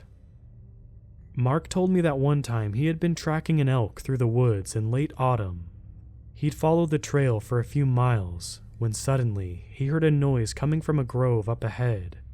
It sounded nothing like a bear though, and more like several people arguing. Mark crept slowly forward, taking care not to disturb the foliage and remain out of sight. After a couple seconds, he saw the outlines of several people emerge in the grove. One man was on his knees in the center, while 4 men in black suits surrounded him. The man on his knees had wounds and bruises, and his clothing was torn and tattered. He was asking the others for mercy, but they didn't appear to be the forgiving type. 2 of the men were speaking quietly to one another, while the other 2 stood over to watch their apparent captive. The man on his knees was dressed in white, with Mark describing his clothes as looking like a surgeon's uniform, or maybe the attire of someone from an insane asylum. He listened but couldn't make out what the 2 other men were talking about, but they were clearly arguing. The man on his knees appeared to be weeping softly. Mark said he didn't know what to do, and before he could do anything, one of the 2 men who had previously been arguing stepped away. Without a word, the man stepped behind the captive, lifted the weapon, and pulled the trigger. Mark described seeing a splash of red, but said the weapon made a lot less noise than he thought it would have. The man in white fell down onto the dirt. "Holy crap," I said, mouth falling agape as Mark concluded his story. I eyed him closely, but didn't see any aura of boasting in his eyes. They didn't twinkle like that of a man who tried telling a fabricated story to simply amaze or impress an audience. He didn't look at me at all, as a matter of fact. He just clasped his hands in front of his mouth and stared at the campfire with a somber gaze. It was clear to me that he was either an accomplished actor, or what he had witnessed truly haunted him. Poor boy, couldn't have been much older than you. I wish I would have done something, but I just ran. He shook his head, and his eyes seemed to glaze over. I just stayed quiet, as there's nothing I could think to say. After a couple moments of lingering silence, Mark finally spoke again. Zach, I gotta tell you a secret. He looked me in the eye. I don't particularly care for the government. I chuckled, and Mark let out a small laugh. I think you've mentioned that once or twice, I replied with a laugh. Yeah, I suppose I have. But it's not just because the IRS is after me. It's because of things like what I saw that day. It's because government corrupts by its very nature. It takes what it wants and destroys those who oppose it. Ain't no justice, no consideration, and nothing you can do about it. Now, I don't know the details of what they were discussing on that night, but I guarantee you, that boy didn't deserve what he got. I nodded, but wasn't entirely convinced that he witnessed what he thought he had. You sure it was government that did that? Could have been drug dealers or mafia. Mark hunched his shoulders and gave me a side chuckle. What's the difference? I chuckled, but didn't have a response. Well, I see why you think that, but that's because you ain't spent as much time out here as I have. But what you don't know, and what no one is supposed to know, is about the tunnels. I peeked an eyebrow at that comment. Tunnels? Mark grinned and nodded back. There are a series of tunnels that run deep below the earth. Gotta be a couple dozen of them within a few miles of us now. Government knows about them, maybe even built them, but, well, I doubt that. I think they're just interested by what's inside. And that is? I asked, now on the edge of my seat. Mark scoffed and shook his head. I have no idea, but it's gotta be something bad. I was a bit disappointed with that answer, but Mark immediately drew my curiosity back. You want to see one of them? I nodded without really even thinking. Mark grinned. I figured you might. It's a bit late in the day to go now, so what do you say we head out of here first thing in the morning? I agreed without hesitance, and I promised to return the next morning to meet up with Mark. I walked back down the trail that day with my imagination running wild. As I mentioned, I liked Mark very much and enjoyed our conversations. To me, he was somewhat like a compassionate grandfather with a plethora of exuberant stories that may or may not have been slightly exaggerated. I thought about all he had told me, about the found animals, and the whistling thing, the voices in the tunnels. I wanted to believe him, but urban legends abound in our day and age. I was still well aware that perhaps he had just concocted these stories after his decades of isolation. I needed to see some proof for myself. Dew glistened on the leaves, illuminated by the crimson sun rising over the hills as I set off the next morning. It was a bit chilly as I walked, but thoughts of the unknown kept me warm as I went on. Before long, I arrived at Mark and I's usual meeting spot, and found him already waiting there for me. He greeted me, and without hesitation, we began the trek out to his spot. We made small talk on the way, mostly about normal topics, like family and work. After maybe 15 minutes of walking, we rounded a small bend tucked behind a small grove of trees. Mark stepped out in front of a tree to face me. He then grinned and outstretched his right hand. I followed his gesture and felt my jaw strike the floor. There was an opening in the side of the hill that was lined with smooth stone and bricks. It was quite enormous, with the perimeter having been at least 15 feet wide. The opening appeared collapsed, and the entrance was filled with rubble and dirt, looking as though someone had intentionally, yet clumsily sealed it. "Is that the tunnel?" I asked. Mark nodded. "One of many, but it wasn't sealed up like this last time I was here." "How long ago was that?" Mark shrugged. "Don't know. Maybe a year or two." I looked back at the collapsed tunnel. It was clear that someone had gone through a great deal of effort to construct it, but the construction didn't look like a mining operation. I'm no expert in mining or anything, but I can't imagine they would spend the time laying brick and creating such a wide entrance. Maybe I'm wrong about that, but the more curious fact was why it had been sealed up. I thought maybe it was just vandals, but that explanation somehow didn't satisfy. "What's inside?" I asked. Mark paused for a moment and stared toward the wreckage. He then shook his head and spat into the dirt. "Bad things." I hoped he'd elaborate on that, but he didn't.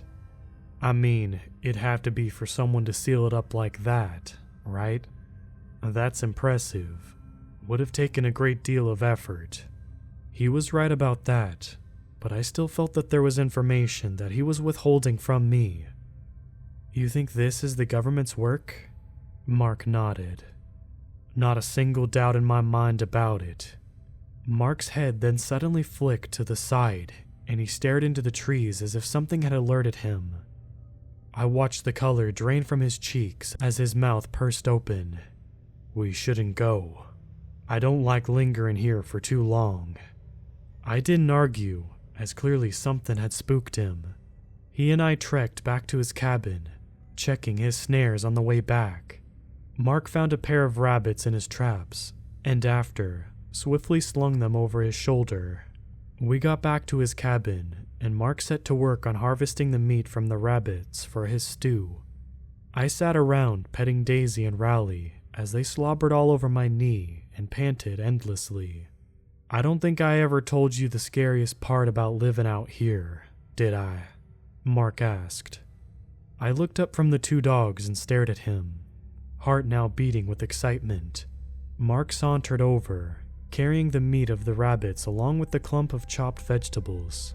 He dumped the plate into the simmering cauldron on the fire, then took a seat across the fire. I stayed silent as he stared down at the flickering flames, deep in thought. There are things out there that people don't know about. Creatures, places, and things that would seem to defy all explanation.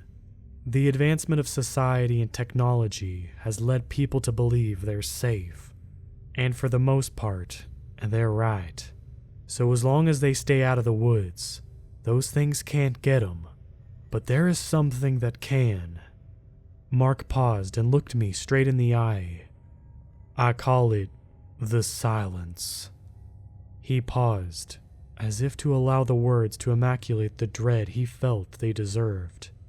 I had an inkling of an idea where the conversation was headed, but just waited for him to explain.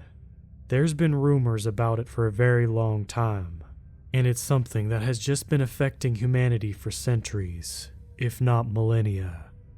People have only just begun to realize it, but if they knew the true extent of what's going on, well, no one would ever go into the woods ever again. He paused and leaned in to stir the pot a bit before sitting back. "People disappear, Zach. No reason for it, no explanation, no bodies are ever found. The cases seem to defy all explanation, and it happens again and again." Mark then suddenly grunted and began rubbing his eye. "Ugh, dang smoke. Sorry, where was I?" "The disappearances," I replied. Mark seemed suddenly hesitant, as if he didn't know whether or not he should continue. "Yeah, the disappearances. I don't particularly like talking about this, if I'm being honest. It's not really my business, but you're a good kid, Zach, and I know you come out here a lot, and I'd be devastated if anything were to happen to you. Dread crept around me like dozens of little spiders scurrying on my skin. I couldn't help but raise my guard and wonder where exactly this conversation was headed. Mark went on to tell me about this silence he mentioned. He said that if I was ever walking through the woods and everything went completely silent, I was to drop to my knees and put my face to the dirt immediately. He said to stay that way until the sounds returned to normal. And what if sound doesn't come back? I asked. Spine tingling with anxiety, Mark looked me straight in the eye, and his words offered nothing of comfort. Then God help you. He said no more about the subject, and I didn't push him on it. It was clear he wasn't really comfortable discussing it beyond his initial warning. If he had any theories about what was responsible, he didn't voice them. The whole conversation had given me a strong missing 411 vibes, and I wondered whether he was referring to the same phenomenon. Both of us just sort of lingered in silence for a while as the stew finished cooking. After a few minutes, Mark leaned in and scooped 2 servings into bowls, handing one of them to me. The stew was delicious as usual, and I happily scarfed it down as Mark provided his hounds with their dinner as well, although didn't so much as nibble on his own serving. What do you know about mimics? I don't know why exactly I asked, but the thought had suddenly arisen in my mind. Mark seemed to perk up, but yet stared back with a look of confusion that seemed to contradict his reaction. I'm sorry, what? Mimics, I clarified. Some call them imposters or liars, things that look and try to act human, but aren't. Mark stared back at me, and a small grin slithered onto his face. Now what would make you ask a question like that? Mark's grin evaporated as he stared back with something akin to contempt. Truth is, some of the things I'd seen from him made me question who he claimed he was. There was just a subtle wrongness to him, in a way I've never felt the words to accurately describe. Just curious, I replied, staring back. Mark chuckled, but without any humor in his tone. Your kind always is. Ever since your brothers took up arms against one another in the war of gray and blue, your curiosity has been quite insatiable. You think this land belongs to you, like this country is your own personal proving grounds to pillage and destroy as you please. His form seemed to shift as he spoke, his eyes shrinking in their sockets, and his skin seemed to twitch. His teeth bared like fangs of a cougar, and his long black hair flowing like a clump of wild eels. He leaned forward, in a look that no longer seemed entirely human.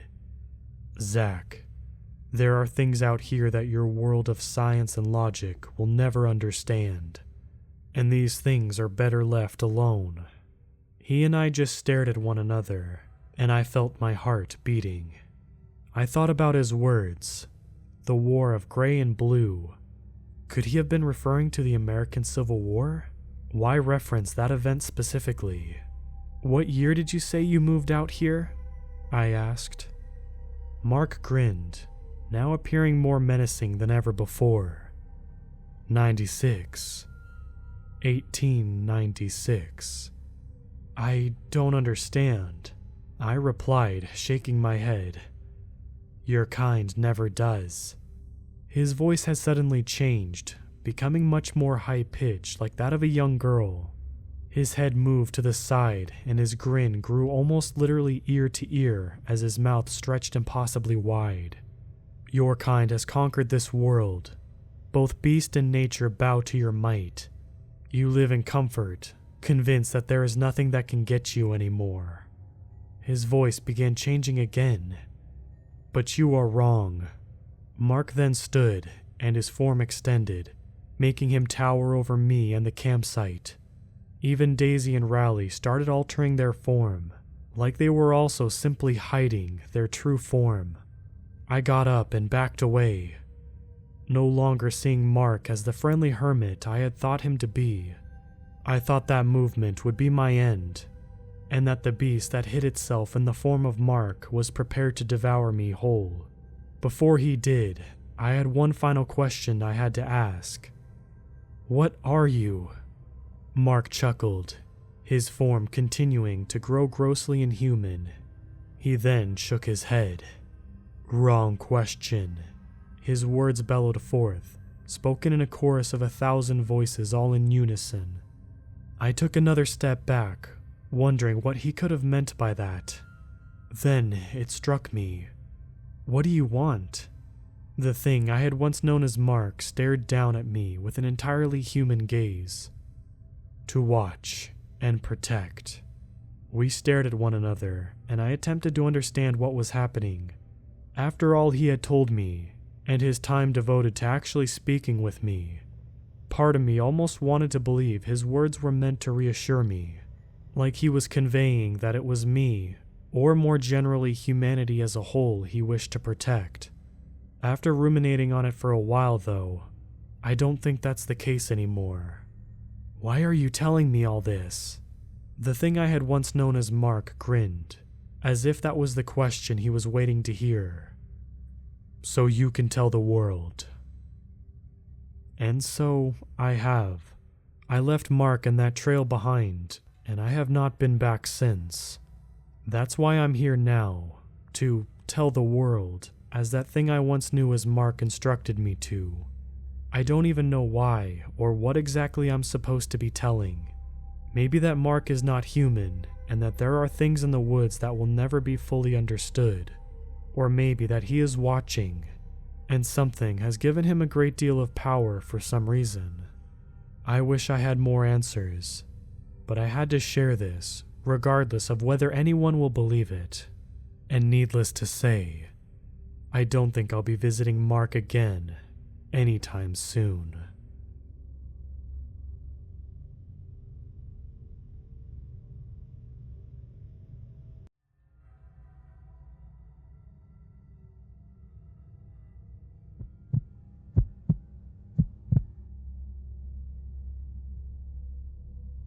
When I was a kid, before they put in the Cumberland Gap Tunnel, there was a horrible winding road that went over the mountains from Kentucky into Tennessee. Pretty much a straight shot through the Cumberland Gap National Historic Park. I can barely remember it because I was so young when the tunnel officially opened. 6 or 7, I forget. But there's one stretch of the old road that my brain won't let me forget. Overshadowed by the trees, and built into the jut of a rock that caused a kink in the road, there was a door. A normal, average, you'd see it on a house door with a little brass knob.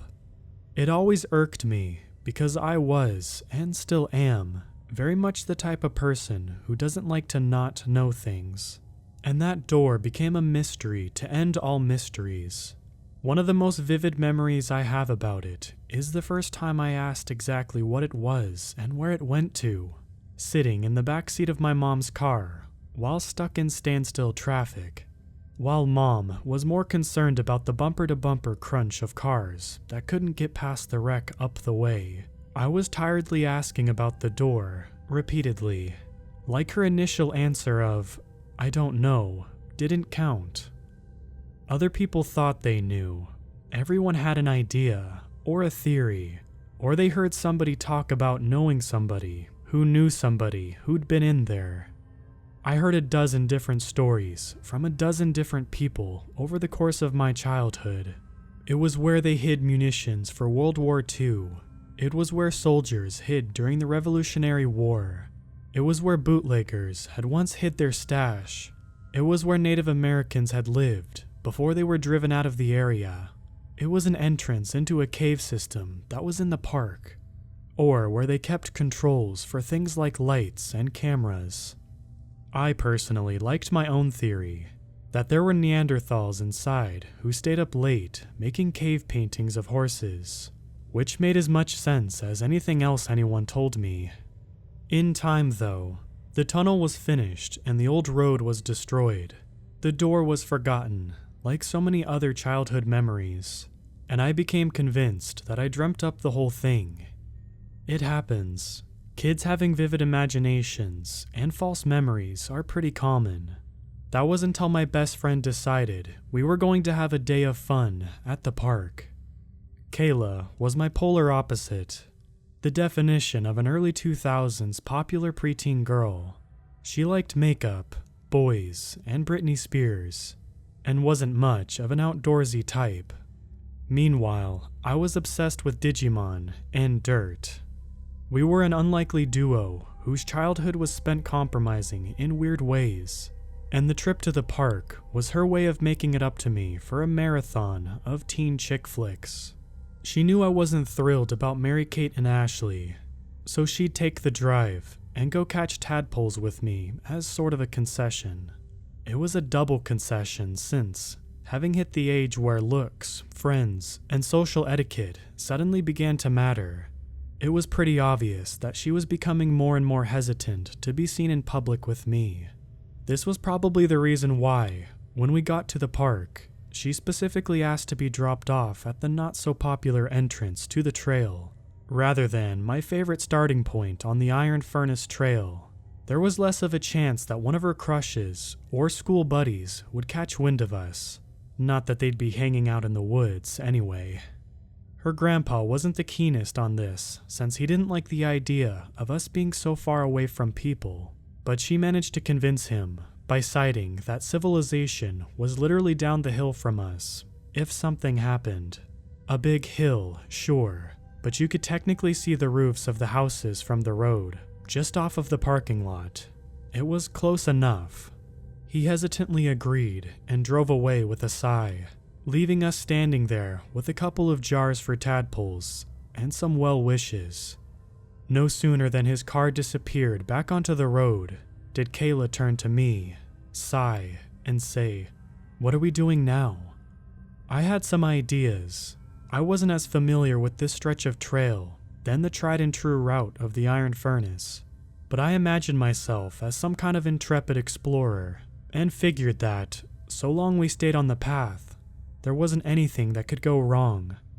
I also decided against heading in the direction that would have likely led me to familiar territory, based solely on the fact that I'd never been in the opposite direction and was curious what I'd find.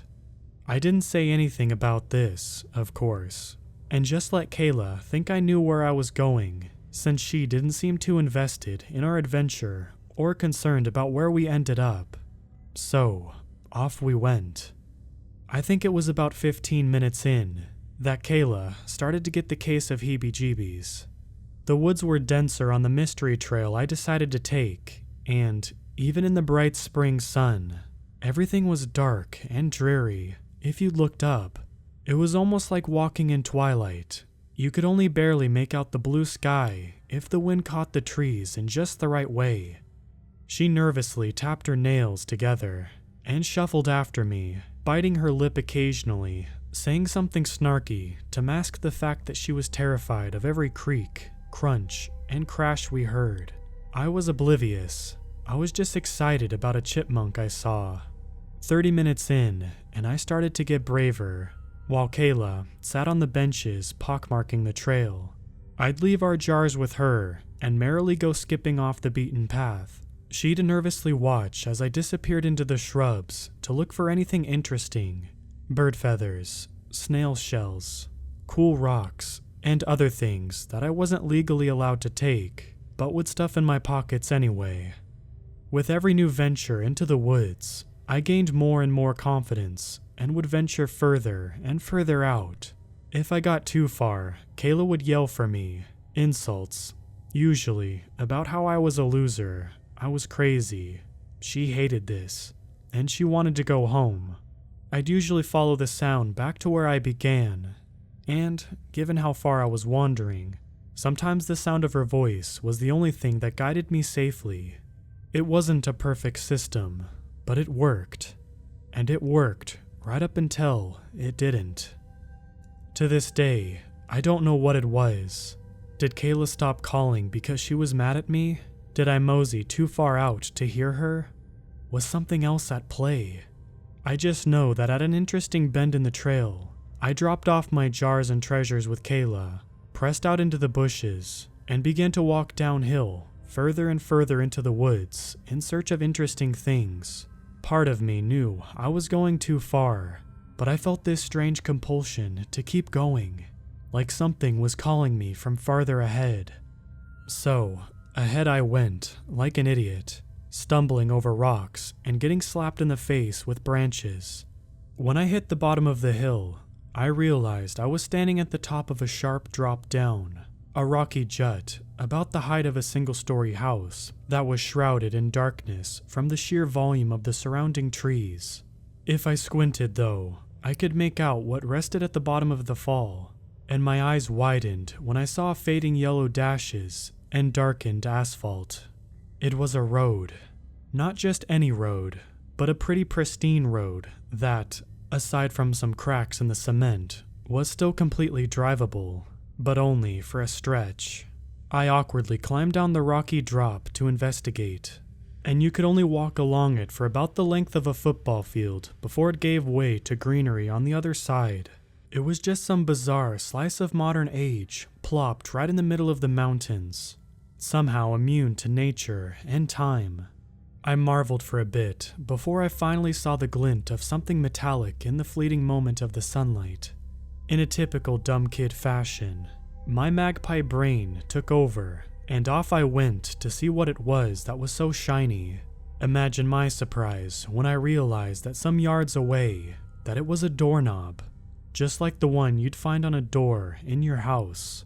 Apparently, by some fluke, I'd come out on top of the mystery door from my childhood.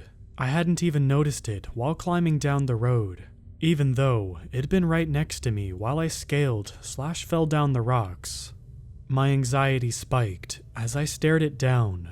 Even with my limited knowledge of direction, I knew I should not have been anywhere near this part of the park. I hadn't been on the Cumberland Gap Road since I was very young, but my gut told me that this should have been miles away from where we started, and definitely too far for a girl to walk on her own in an afternoon. I stood and stared at the door for a good long while before I decided that I'd had enough adventuring for the day. Despite the childhood curiosity I had about what was inside, the whole situation reeked of fish, and my stomach turned at the thought of trying to open it. Inhaling deeply, I opted instead to scramble back from where I came and play Marco Polo with myself until I heard Kayla respond. If I headed directly left of the outcropping over the door and just walked straight, then I was bound to find my way back. Knock, knock, knock. My thoughts froze no sooner than I found a foothold in the stone. 3 slow, steady knocks thundered on the other side of the door. My heart found its way to my throat, but my eyes couldn't find their way to the door. My brain was torn as to whether I should look or not. Tap, knock, knock, tap. There was a rhyme to it, like a song, or I'm going to feel dumb admitting this. The telegraph scene from Balto. I know it sounds absolutely stupid. As a kid, that was the only real exposure to the idea of Morse code or anything similar.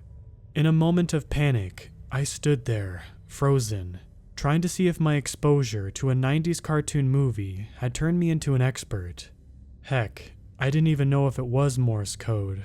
The more I stood there, the more it started sounding like someone was just trying to get out of a room after they'd locked themselves in.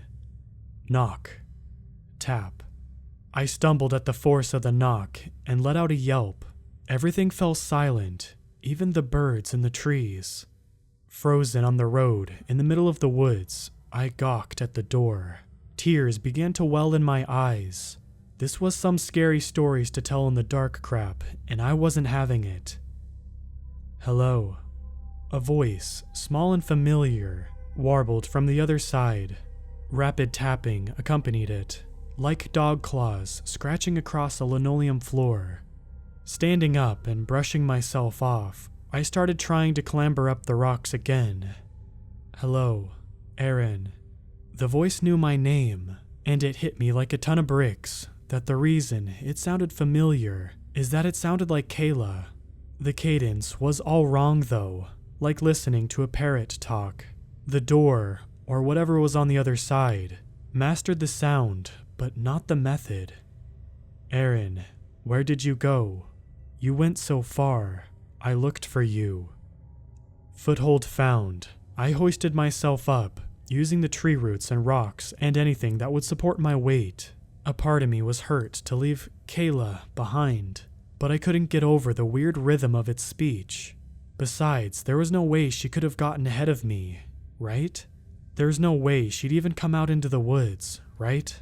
She was scared of the actual trail, let alone the wilderness beyond it. Aaron, you left. You went so far. Aaron, where did you go? Aaron, I'm scared. It's dark. Aaron. I hit the top of the incline and pulled myself up, panting and dirty, with sore palms and mud in my mouth. Every muscle in my body trembled from a mixture of exhaustion and fear, and I lingered a bit too long, overlooking the door. It took a moment for me to realize the door had stopped talking, and it took me an even longer moment to realize the tapping had stopped. However, it took me no time at all to realize that the sound of the creaking hinges was probably a bad sign. Aaron, are you there? Aaron. The voice was clearer now. When I squinted down onto the dark road, I saw the vaguest hint of a silhouette slinking out of a crack behind the door. It was humanoid, I guess, but not human. There were too many odd angles and thin extremities for it to count as human. Granted, I also didn't take too much time to try to figure out what it was, since I'd seen enough horror movies to know that she who gawks the longest dies first.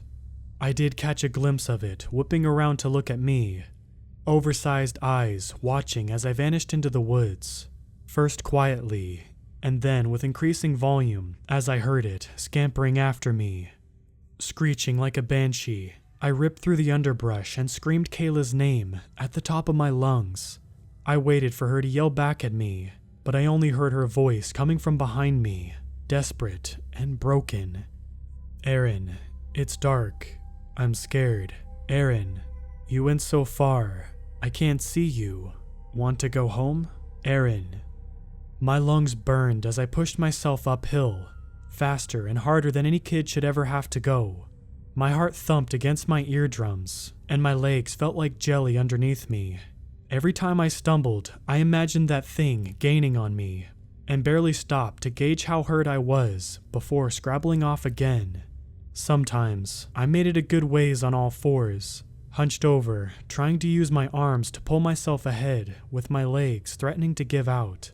And the whole time, the chorus of Aaron, Aaron, chimed behind me, besides me, above me. I kept screaming out for Kayla, hoping that she'd hear my panic and answer back. In my heart, I knew I could tell the difference between her and that thing, since she'd actually sound like a human being. At least, that's what I told myself as I recklessly tore my way ahead. As I crested the hill, I found myself going downhill again, and I let gravity carry me the rest of the way. The voice behind me became more distant the faster I moved, quieter and quieter, as if it was fading from existence itself, and I thought I would too, when my feet finally went completely numb and I fell hard over a tree root. I felt my nose pop and the world spin as I tumbled down, finally coming to rest with a grunt on soft dirt that was strangely devoid of leaves. I opened one eye and saw the edge of a wooden bench. On the top of it was a couple of jars of snail shells and bird feathers. Standing next to it, staring at me in horror, was Kayla. She immediately fell down next to me in a fury of, "Are you okay?" I was pretty sure God had abandoned me, and I was far from okay, so I numbly stared at her until I realized I hadn't broken any bones and could probably get up. She shakily hoisted me to my feet and began to fuss over my nose. It was bloody. My clothes, they were a mess. And my hair, it was full of leaves. She pointed at fresh bruises and cuts and asked what I'd done, and I was too shell-shocked to answer, aside from some paranoid glances over my shoulder. "Wow, Aaron, you went so far out, and I couldn't see you anymore. It was dark. I was scared. I must have been yelling for you this whole time. How did you end up coming from uphill? Are you okay? I wanted to look for you, but what if we both got lost? I just want to go home. This is stupid." We left the jars. She led the way back. The half-hour hike felt like an eternity, but not nearly as long as the amount of time we sat on the benches in the parking lot waiting for our ride to come get us. We didn't really talk.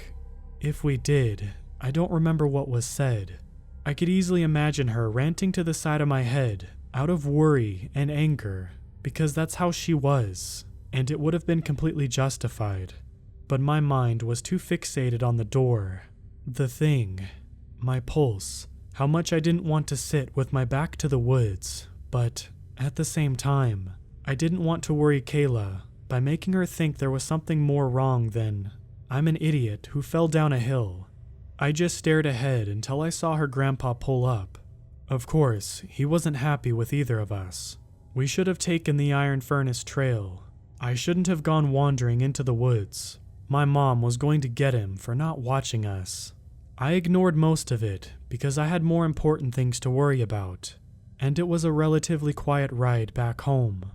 But right as I got out of the car, right in front of my house, Kayla grabbed my wrist to keep me from wandering too far.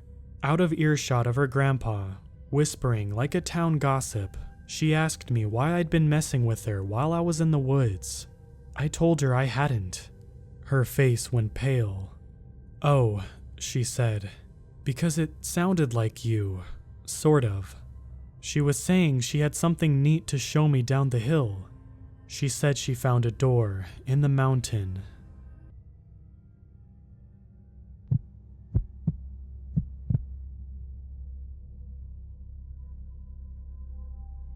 I used to live in the outbacks in Cecilia, Kentucky. There's a lot of woods around and many wild animals, which gives me a pretty good feeling every day. Well, almost every day. Before I get into it, let me give you some pointers of my property, so you can better understand this situation. Where I live is rather secluded. The closest town is a good 30-minute drive away, making my old bus rides over an hour long in the mornings, and our neighboring houses are rather spaced out. The property is pretty nice, considering we built the house ourselves. We have a small garden, a chicken coop area, rabbit hutches, and a pig pen. My family's 2 dogs protected these animals, while mine stayed with the pigs since one of them was pregnant at the time. We only have about 6 acres of backwoods land before we reach a no hunting, private property sign with barbed wire fencing. Though it does no good, as I later found out, a tree had fallen and broken part of it. Now, although we hear coyotes all the time, we never actually see signs of them. Just raccoons, rabbits, squirrels, and possum prints, and a lot of deer tracks. Going out there during late fall, all winter, and beginning of spring was something I genuinely enjoyed doing, though my family had restrictions, as I wasn't allowed out there at nighttime. Now, while most would find it disturbing maybe, whenever an animal of ours died, I was required to take it out back and dump it near the fence to make sure no predators got too close to our property. The walk through the woods was usually fun, but I sometimes feel like I was being watched. Of course, Karma, my male German Shepherd mix, was always with me whenever I did the task. I never had him on a leash, something I deeply regret after that night. I brought him because I trust his senses more than my own. Whenever I get a sense I'm being watched, Karma would just stop walking. When I see the fur on his back rise, I'll toss the animal as far as possible and head back home. Can never be too careful, right? Now that I have explained some things, I'll get on to the point of the story. One of our prize roosters had died suddenly, and we hadn't noticed it in the chicken coop floor until it was time to put the chickens up for the night. When my older brother opened the back, we saw it. We assumed this explained why Cookie, one of my family's Pyrenees dogs, was acting odd, even though it was around 7 p.m., and I didn't want to go into the woods since it was still early fall, which meant big spider webs still. My mother demanded that I go take it out to where it's supposed to go. I got on my boots and sweater to prevent mosquito bites and headed out to get my dog. His pen with the pigs was only a few feet away from my back steps, so it was really easy to get him if there was an emergency, like our neighbor's dogs chasing our cats. Once I opened the pen, he shot out, excited to run around as I held the Walmart bag with the dead rooster inside. Making my way to the woods, he knew where we were going and followed quickly at my side before getting in front of me.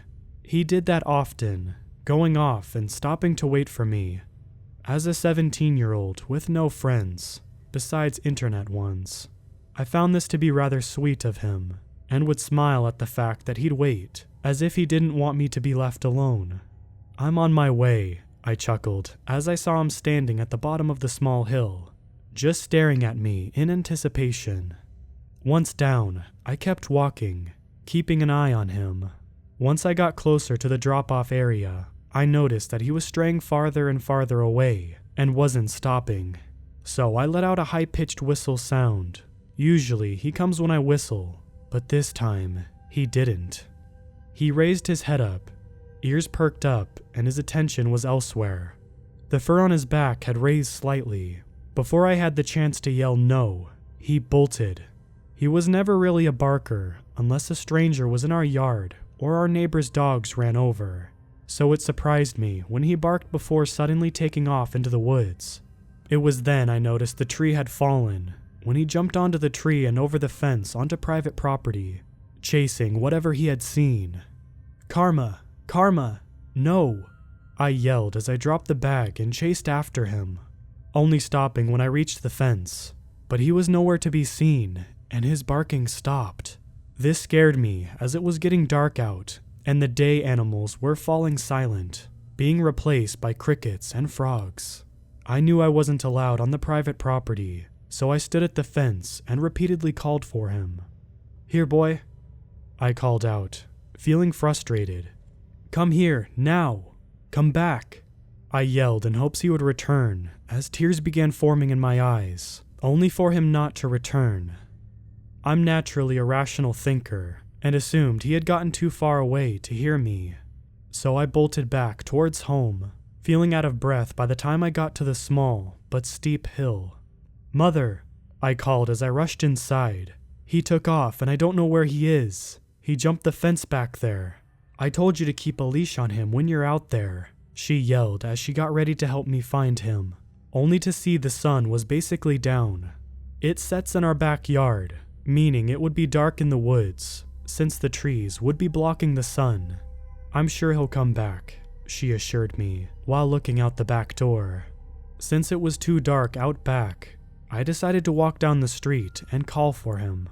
My neighbor had noticed and asked if I was looking for someone, so I told him my dog had ran off into the woods. He nodded and seemed to glance around before disappearing in his backyard. I wasn't really sure if he was going to keep an eye out or not. It had been about 2 hours since he ran off, and he still wasn't back. I mentally cursed myself for not having him on a leash as I went outside to feed the livestock dogs. When scooping their food, I thought I heard a high-pitched whistle. My mind was too focused on the fact that Karma was still missing to really think about it as I walked around to the backyard. When I got to Cookie, I heard the faint sound of what sounded like someone in our backyard saying, "Here, boy," very quietly, like he was far away or something. I glanced over, but saw nothing besides what the moon showed. Our back porch light wasn't working currently, so it wasn't much I could see.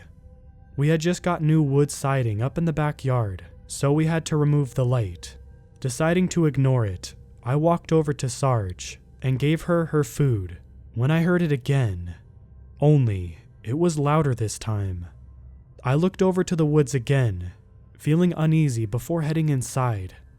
I had 2 thoughts running through my mind, aside from Karma, of course. 1, there was someone in our woods, potentially a neighbor. And 2, he seemed to have lost a dog, like I did. Although a stranger, I still felt the urge to help, as I just lost my dog in those woods too. "Mom," I said as I went inside.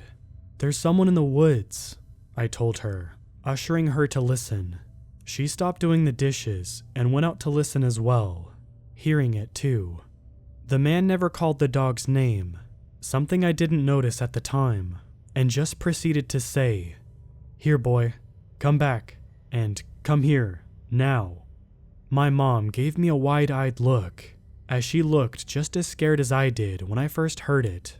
"I think we should go help," I said as I grabbed my Winchester BB gun. The actual guns were in a locker I had no access to, so this would have to do for protection. "Should we?" she asked, before we heard a dog.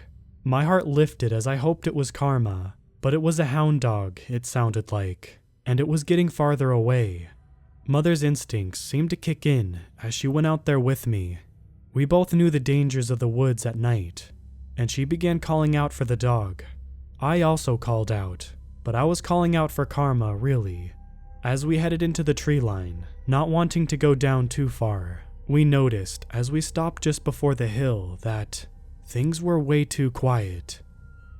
Sure, we heard some nighttime insects, but as we heard the man call out again, he sounded closer.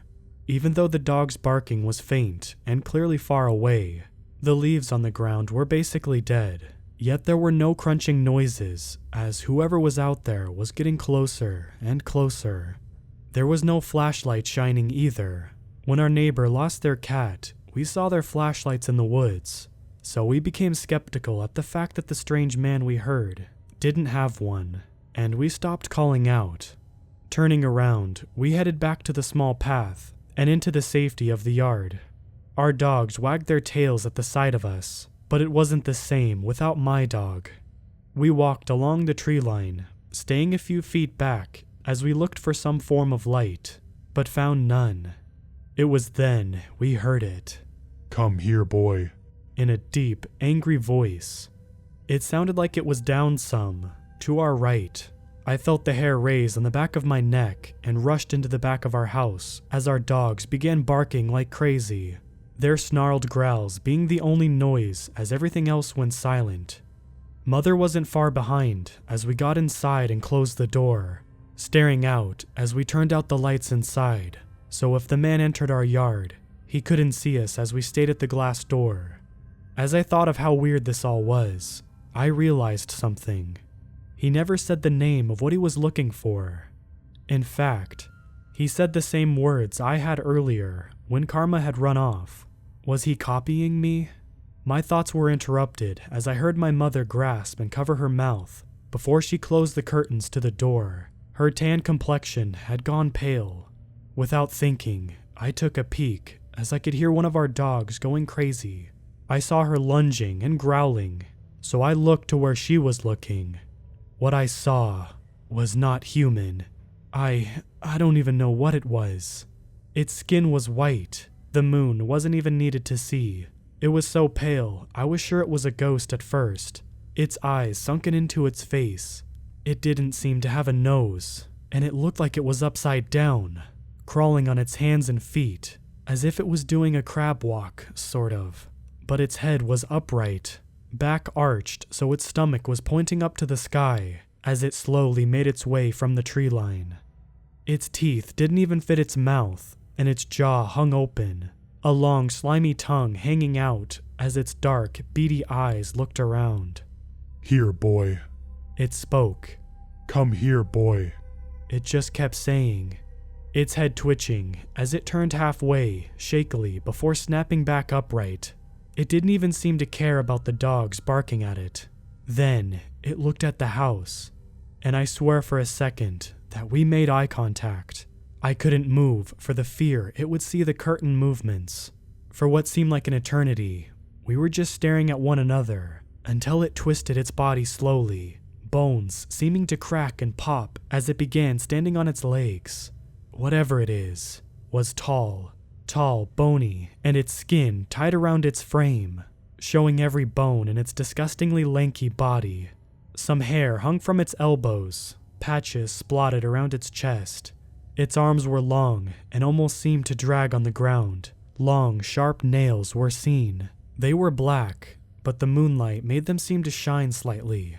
Its body proportions were just so off. It had regular leg size, a bent torso, like its spine grew crooked, and those long arms. It stood at least 8 feet tall, and I was petrified. How was it able to twist its body like that? How was a creature like this even alive? I thought I was going to crap myself at the sight of this thing. Is this what karma went after? Did this get him? My thoughts stopped when it began walking towards our house, taking slow strides, as its body seemed to sway with each small step it took. Here, boy. Its voice croaked, though it was hard to hear through the glass. My hand that held lightly to the curtain was shaking as I felt unable to look away, as I felt those eyes were staring back at me. A flash suddenly gone around our backyard. Our neighbor was heading over, I assumed, based on the direction it was coming from. He must have heard the dogs going ballistic and came to check it out. I thought he was going to get attacked, but the creature screeched and ran back into the trees. Even after it left, I was stuck just staring at the trees until the dogs turned their attention to the front yard. Did it circle around? Slowly, I finally stepped away as I looked to the door and heard a knock.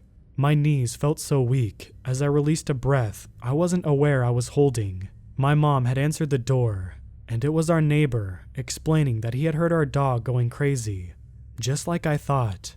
I didn't hear much of the conversation as I felt sick and ran to the bathroom, emptying the contents of food I had just eaten hours before. Mother questioned me later that night before bed about what I saw, but I couldn't answer. She saw it too, but only a glimpse. She didn't see the way it moved, the way it stared at me. Later that night, around 2 a.m., our neighbor gave us a call, saying he saw our dog in his backyard. I ran out back, hoping it really was him. And there he was, strutting over to us with his tail between his legs as he knew he was in trouble for running off. Yet I couldn't be mad at him. I was just glad that whatever that thing was hadn't gotten to him. I moved shortly after that experience and now live in the city. I guess I thought that by writing this out, the nightmares would stop. But they haven't. I can't get the image of those eyes burning into my mind out. I've also written this as a warning. If you lose your dog in the woods and hear some unfamiliar voice calling for it when you thought you were alone, run. Even if you have a group of friends or family, run. Go home and stay away from the windows. There's no telling what it might do if it actually catches you.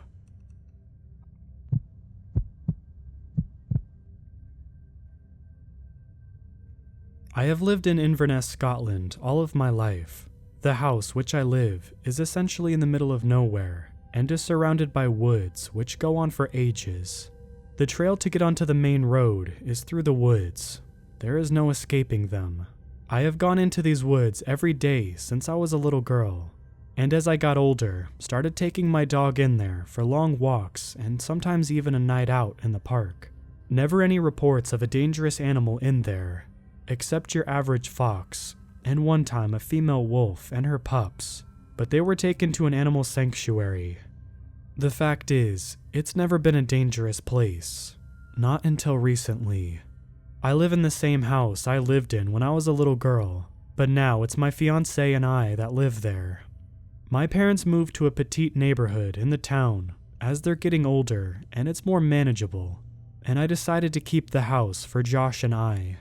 Recently, I've been getting home from work later than usual, so it's been well past dark, especially this time of year. When I get back, it's usually 7:30 p.m. When I get in, my dog is always antsy for a walk in the woods, as he hasn't been getting them regularly since I've been working later, and Josh is always working late. He's a police officer. Anyway, it was Monday the 25th of November when I started noticing something in the woods. I got home around 7:30, and when I got in, my dog was ready to go out for a run in the woods. He was hysterical. I quickly changed and got my dog's leash and opened the door, and he took off running out the garden gate and straight into the woods.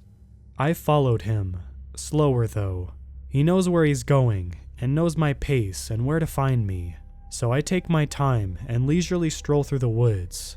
And just as I was starting to get into the heart of the woods, I hear a sharp cracking sound, like something big has just stood up on a large stick and snapped it in half. I don't worry though, because I'm used to hearing these sorts of sounds, as I'm always in the woods. I carried on, and around 10 minutes after the large crack, which came from up ahead, I hear another one. This one was closer, more violent. I'm not going to lie, it made me jump. At this point, Potato, my dog, must have been a bit rattled as well, because he came skirting through the woods faster than I've seen him run before. Potato is a small dog, just a short-haired furball with stubby legs, which restricts him from running too fast. This time though, he's running too fast that he's tripping over his small legs and the woodland ground. I stop walking fast enough to reach down and grab him, and I scoop him up to calm him down.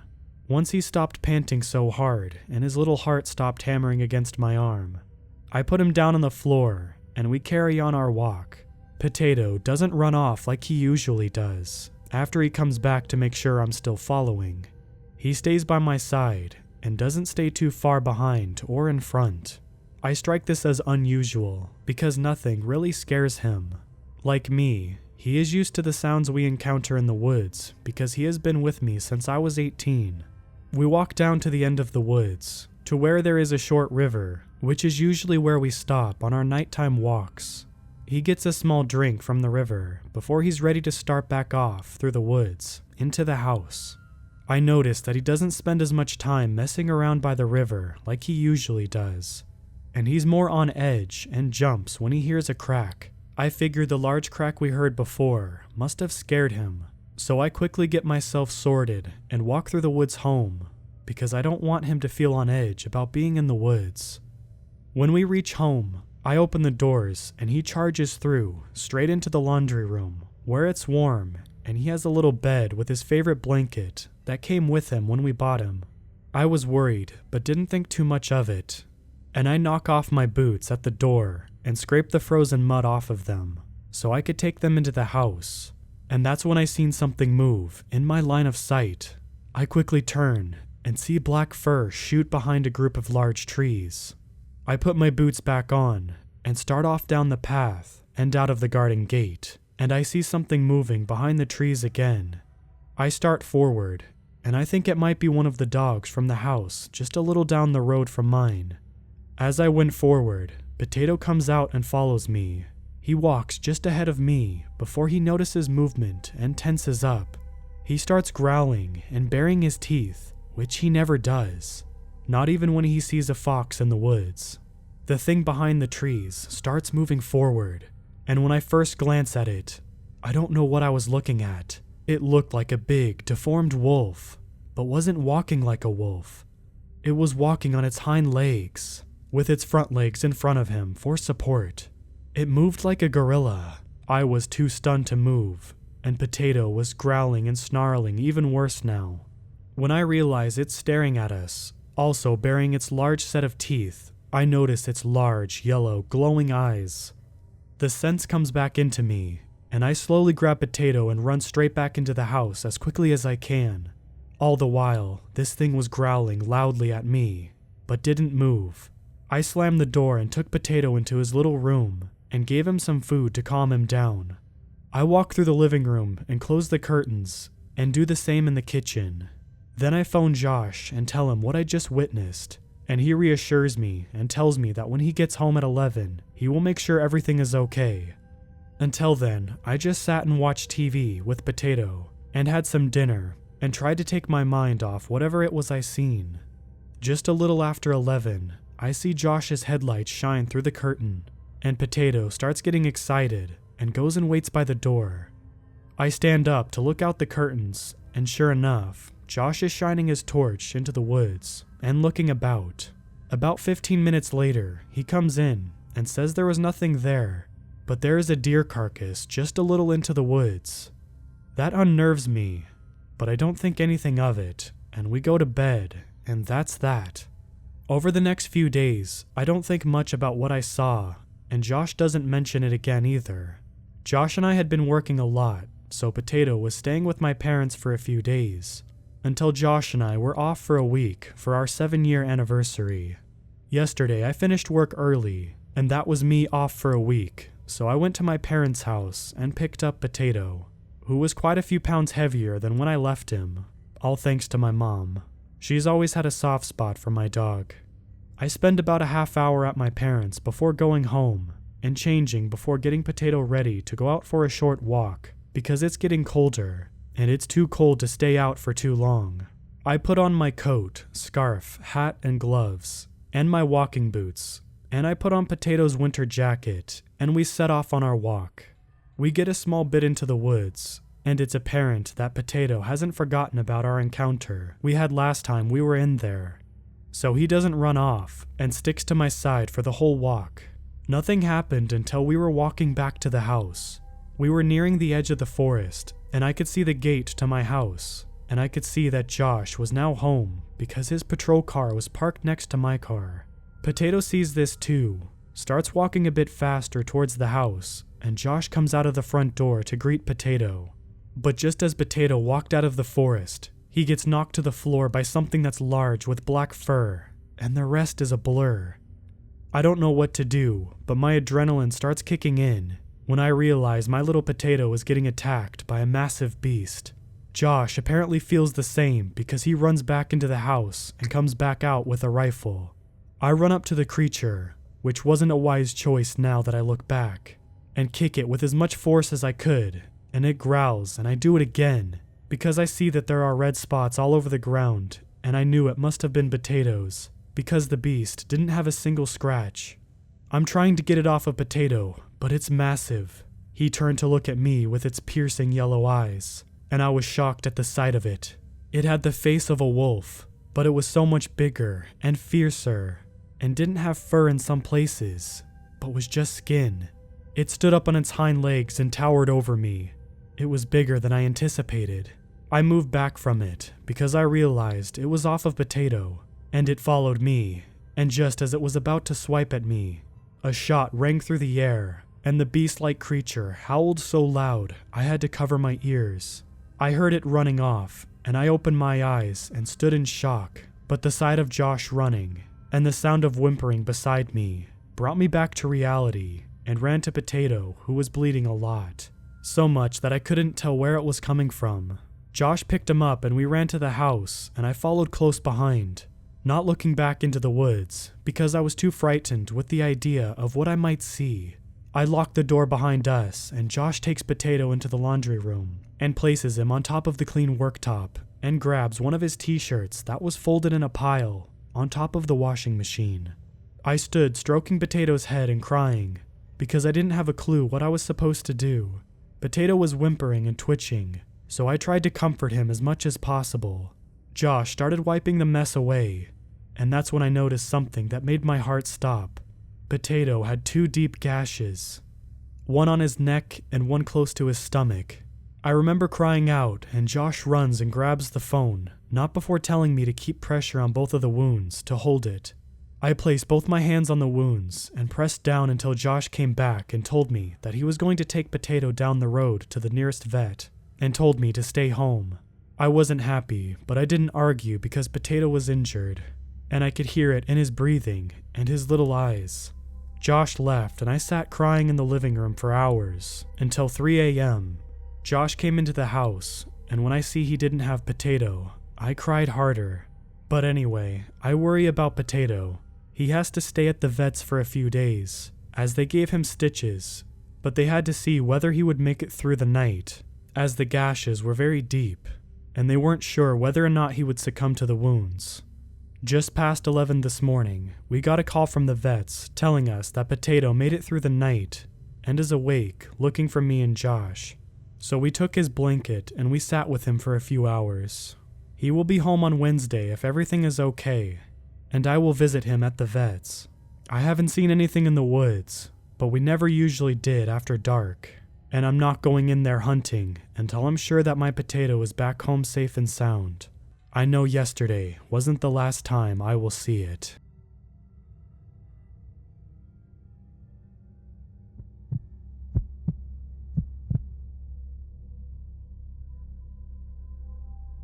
I was 11 years old when a fire started spreading in the Smokies. I remember watching the news and my parents getting more worried as parks closed and rental cabins were burned to their foundations, like matchsticks in the neighboring town. I remember Mom saying that the coal seam has burned for 40 years. Everyone said it would never reach the surface, that we were safe. No one seemed to know how it had reached the surface. Airtight water barriers, constant patrolling, and even dynamite in riverbeds to help flood the mines had kept the underground fire at bay all this time, and in recent years, it was almost extinguished. Sabotage was suspected, but no one could get near the mines. They and the woods around them burned with a heat and fury never before seen in our normally humid climate. "We may have to take the girls and evacuate," Mom said. Nighttime in the living room felt different lately.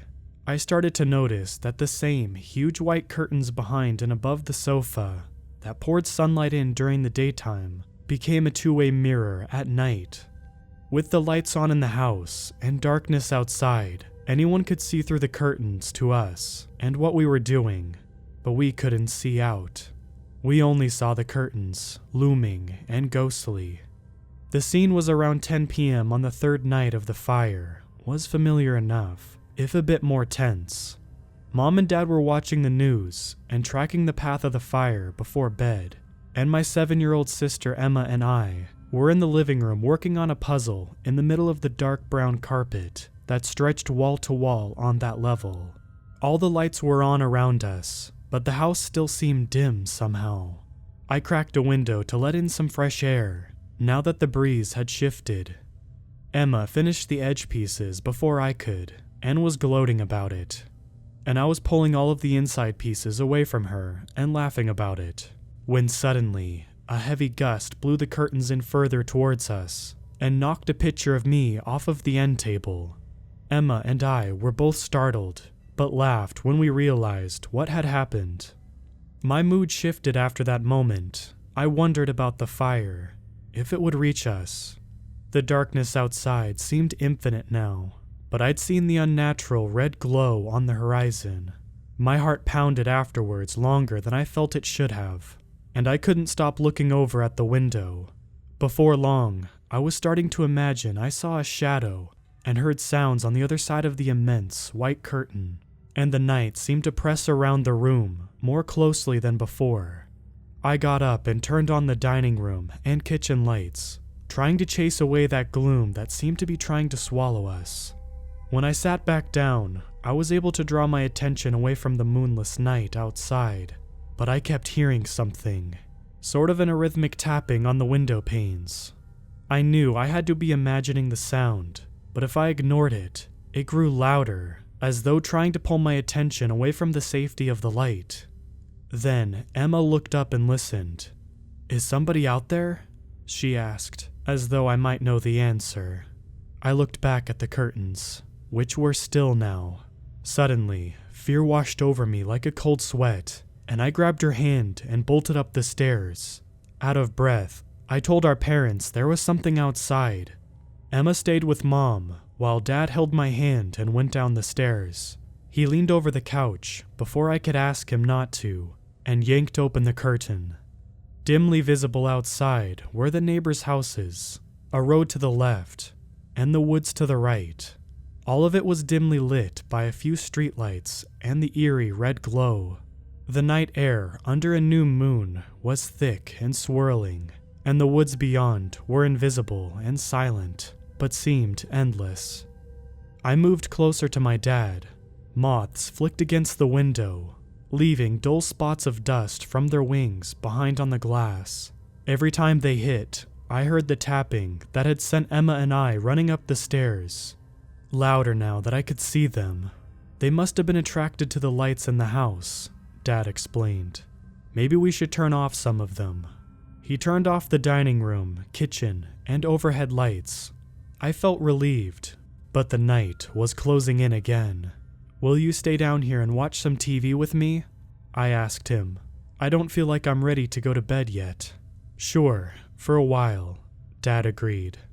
I curled up on the couch, uncertainly, as he sat in the only chair but eventually felt safer with him flipping through the channels nearby.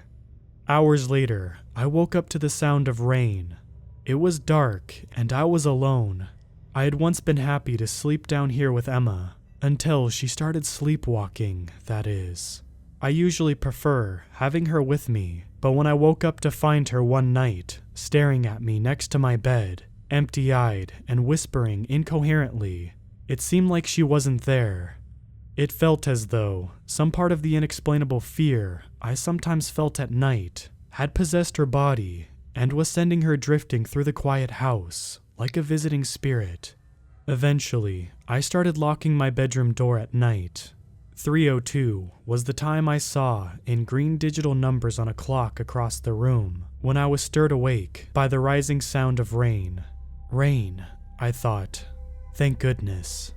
I was in complete darkness, except for a dim glow from a distant streetlight refracting through the fog.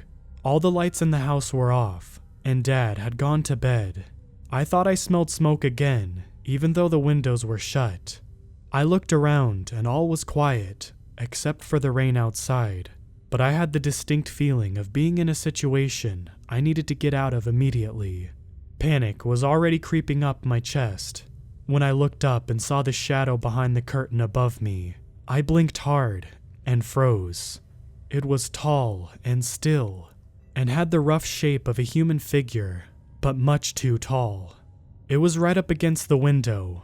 Sleep paralysis had taught me long ago to question my senses. I slowed my breathing and closed my eyes, waiting for the waking dream to end and wishing my dad had taken me with him when he turned out the lights and went to bed. I couldn't blame him because he knew I normally loved sleeping here on the couch. My eyes had been closed no more than a second when a noise in front of the fireplace behind me sent me bolting upright. It almost sounded like a mechanical scream. Soon as I recognized the sound as Emma's toy horse that whined when you squeezed its sides, I looked and saw the horse, blue with a green mane and saddle, on top of her other toys in the basket, but the room was empty. I was fully awake now, and all I could think about was how to get upstairs to my room without hurting myself in fright. I sat up more and looked back up at the window. The shadow remained. The fear that moved through me now was so swift and sickening. I couldn't move at all, even though I had flailed from the sounds behind me only seconds ago. I tried to run away or scream, but my body was going numb, and I couldn't make a sound. I looked helplessly up towards my parents' bedroom. I couldn't stand to lie still anymore. I had to shake free of this nightmare somehow. I decided that the only thing left to do was weakly reach behind me and pull the cord. I yanked open the curtains with all of my remaining strength. The window stood before me, and what I saw were moths. Hundreds of them, pelting the glass in a furious swarm, causing the sound I had awoken to and had mistaken for pouring rain. 2 streetlights flickered in the distance. In the middle of the swarm was a form that looked only vaguely human, but in much greater detail now. Its long hair hung black and gray in matted clumps, and its skin was the same 2 colors, shrunken stiffly against a hollow skull.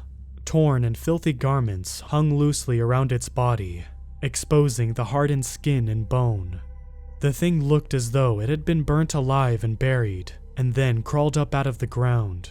The dull brown wings of the insects rolled in and out of the faint light around the black silhouette, like thick clusters of dust from an open tomb. The eyes on the figure were black and sunken in, with a dark red rim, like that distant glow on the horizon, but the pupils were somehow darker than the rest of it, and darker than night itself. I could still see them, glimmering like black sapphires, even after the streetlights flickered out. I realized suddenly that the moths were drawn to the darkness of this ghastly figure as though it were light, and were endlessly spiraling towards it, as though being pulled towards the center of a black hole.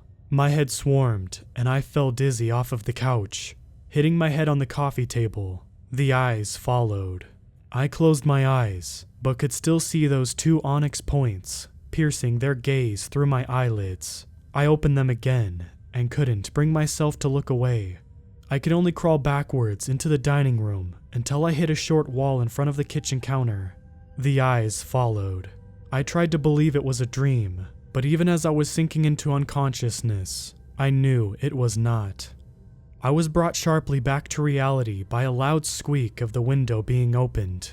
A charred and blackened hand crept inside through the crack it had made and tried to open the window further, but to my horror, the hand appeared to start crumbling and disintegrating in the effort. As the char and ashes fell away, bright cinders were exposed, which fell to the carpet, catching on fire. The smell that entered the room was now both smoky and acidic. It had an aged earthiness that I only smelled hints of in the most long abandoned and moldy cellars. A sweet but foul note floated on the air with it. I was backed against the wall of the counter now, and my left hand was sliding down it behind me. It was then that my hand sunk down onto two deeply sharp nails beneath the visible surface of the carpet, puncturing it so deeply that my mom would have to worry about tetanus, and the scars would never disappear. I found my voice then to scream. It was a weak, hoarse scream, but once I started, I couldn't stop. Then I saw something out of the corner of my eye. I tore my eyes away from the locked gaze of the specter to see Emma walking out of the kitchen into the dining room where I was. She was in her nightgown, holding the same toy horse that had gone off behind me earlier, and was staring out into the room at nothing with an impossibly dilated eyes that appeared black and uncomprehending. I was once afraid of her and for her. "Emma," I managed to say. "Shh," she replied, approaching me. She put an icy hand on my shoulder. "Stay here," she whispered. Emma walked towards the figure outside, whose gaze had now shifted up towards my mother's window.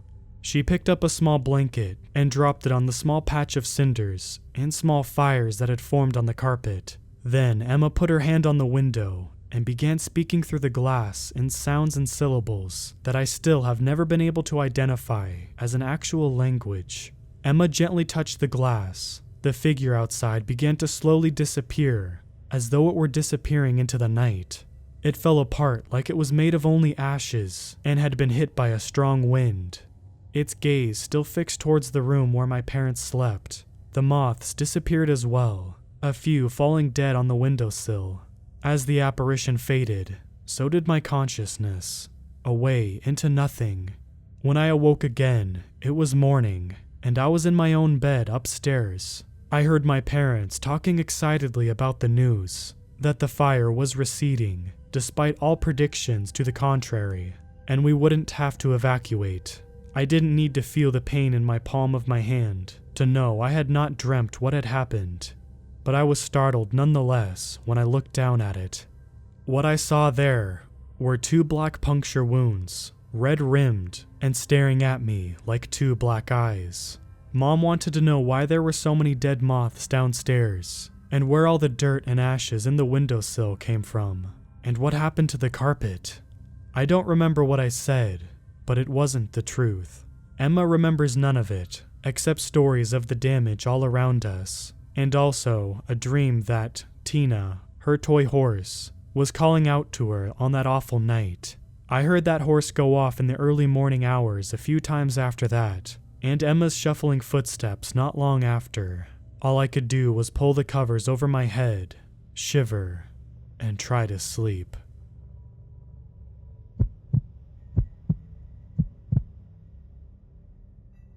I could really use some help here, as I'm starting to get really worried. Last night, I was followed by a very creepy lady while out hiking in my local trails at state land.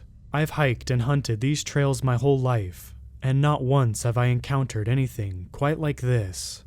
Don't get me wrong, I've had my fair share of spooky things happen while out solo camping, but this chilled me right to the bone, and now I think I'm being stalked.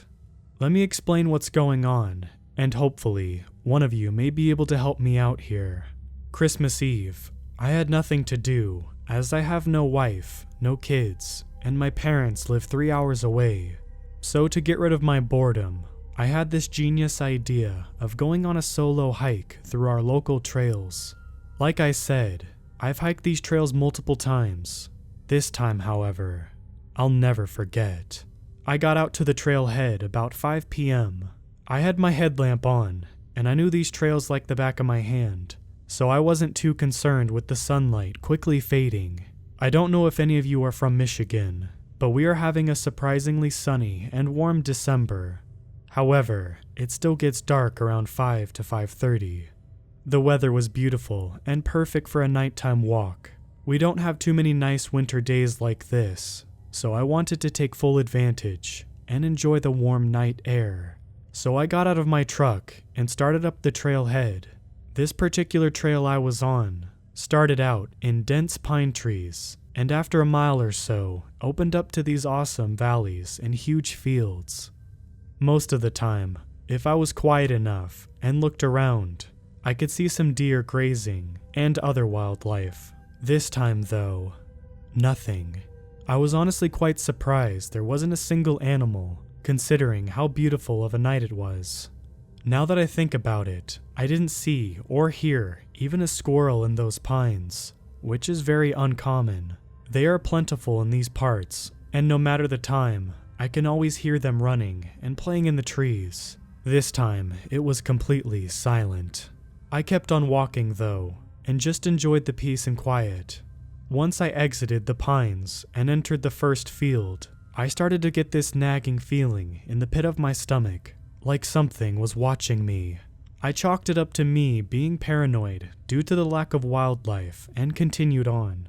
I wish I would have turned back right then and there, but if I did, well, I wouldn't be posting here now, would I? Anyway, I continued on, and the feeling just intensified as I progressed.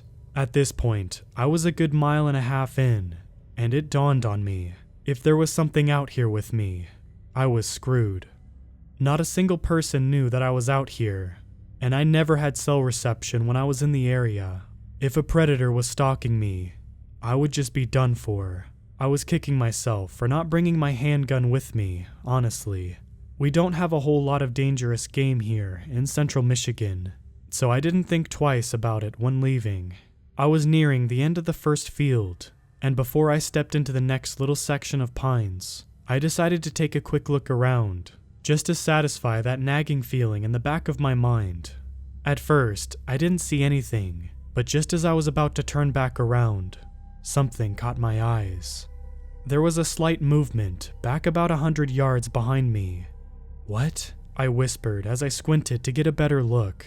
I wasn't sure, but it looked like a figure, half hidden behind a bush. I stared closely, and when I saw it shift slightly, my heart leapt into my throat. The figure was definitely humanoid, and it appeared to be staring straight at me. "Hello?" I foolishly called out, hoping whoever it was would simply identify itself. As soon as I hollered, the figure quickly ducked behind the bush, disappearing from my view. My heart was racing pretty good at this point. A million worst-case scenarios running through my mind. I couldn't help but think it was a serial killer, ready to pounce and stab me, stashing my body in these woods. I turned around, started walking a little faster, trying to distance myself from whoever was out here with me. To my horror, I heard twigs and sticks snapping a little ways behind me as the person started following me. "I have a gun," I shouted, trying to scare them into leaving me alone. Looked over my shoulder to see where they were at, and when I did, my heart hammered in my chest. I swear I thought I was going to pass out. The person was now maybe 20 feet behind me, and I could tell it was a woman. Only her jaw hung open, as if in complete shock, her eyes extremely wide, staring directly at me. When I first turned around, she was still walking, and the way she moved scared me so bad it sent me into a sprint upon looking at her. I know it sounds kind of funny, but believe me, it wasn't. She was tiptoeing as quiet as she could, in the same way a cartoon character would, trying to be sneaky, her legs taking these huge, lanky steps. Everything about the way she looked and moved just sent me these shivers down my spine. "Leave me alone, lady," I shouted as I ran as fast as I could. As I ran, I heard her start to laugh hysterically as she chased me. She was no longer trying to be quiet, as I could hear her crashing through the woods. Catching up to me rather quickly, I decided to turn and run off the trail once I rounded a bend where I knew she couldn't see me for a moment. As soon as I stepped off, I quickly hid behind a tree and turned off my headlamp. After a couple seconds, I heard the sound of her heavy, odd footsteps as she got closer and closer. I held my breath and slammed my eyes shut, sending a quick prayer to let her pass. Her horrible laughter echoed through the woods as, thankfully, she ran past me. As soon as her footsteps sounded a little further down the trail, I jumped out from behind the tree and took off running back the way I came. I hadn't got 20 feet when I heard a curdling scream bellow through the woods. I ran faster than I ever had in my life, running on pure adrenaline and the will to live. I just knew if she caught me, I wouldn't make it. The sound of her footsteps once again got louder and louder as she got closer. How could she run so fast? I felt a huge wave of relief as I saw the entrance of the trailhead, maybe 100 feet. Somehow, I ran even faster as I knew my truck would be right there. I reached into my pockets and fished for my keys. She let out another hideous scream as she got even closer, maybe 50 feet behind me now. I got into my truck and jumped in, putting the keys in the ignition and starting it in record time. I backed up and peeled out of there as fast as I could without losing control. After one final scream of frustration, I looked in my rearview mirror to watch the woods disappear in my rearview mirror. The whole drive home, I kept checking behind me, afraid I'd see her chasing after me, even though I knew it would be impossible at 60 miles an hour. 5 minutes later, I pulled into my driveway and jumped out of my truck once parked, running full blast inside. I slammed the door behind me and locked it. I ran around my house, locking every window and door, not feeling safer until I knew I was locked up and safe. I walked upstairs to my bedroom and laid in my bed, catching my breath. After a while, I must have passed out from exhaustion. I woke up to the pitch black room and quiet house. My heart started racing as I remembered the lady from the woods, and I jumped up to look out my window. No, I quietly whispered as I looked to my backyard. The lady from the woods was standing in my backyard, slack-jawed and staring right at me. My heart once again pounded so hard I thought I would faint. As soon as she noticed me, she smiled this huge, impossibly wide, ear-to-ear grin. She then shrieked that awful scream again and ran back into the woods. Needless to say, I didn't sleep after that.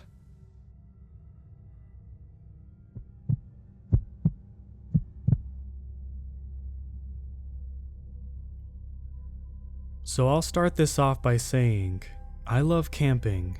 It's my hobby that I do every weekend to clear my mind. But the thing is that I'm not your usual camper.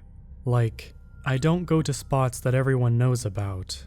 I go to the deepest, most secluded parts of the forest that most people consider not reachable. And I'm usually going alone. This time was not very different than most of my camping trips. I hopped in my old Ford Ranger, which usually had some trouble starting up. Traveled a couple of hours into the pine forest until I reached a very suspicious-looking dirt road. The thing is, I like suspicious-looking dirt roads. They usually take me to the best camping spots. I got onto it. It was very unkept. Looked like a car hadn't driven on it in the last year. But my old truck didn't have any trouble driving on it. I drove for what seemed like an hour until the road ended on a small clearing. I parked my truck and got out and looked around. I realized I'm in the middle of nowhere, which, oddly enough, was a good thing for me. I got all my gear with me and started walking towards the woods. When I reached the tree line, an odd feeling of uneasiness descended upon me. Like when you're alone in the house and all of a sudden the power to the whole neighborhood cuts off and you feel like something is about to come and rip you to pieces. Or is it just me?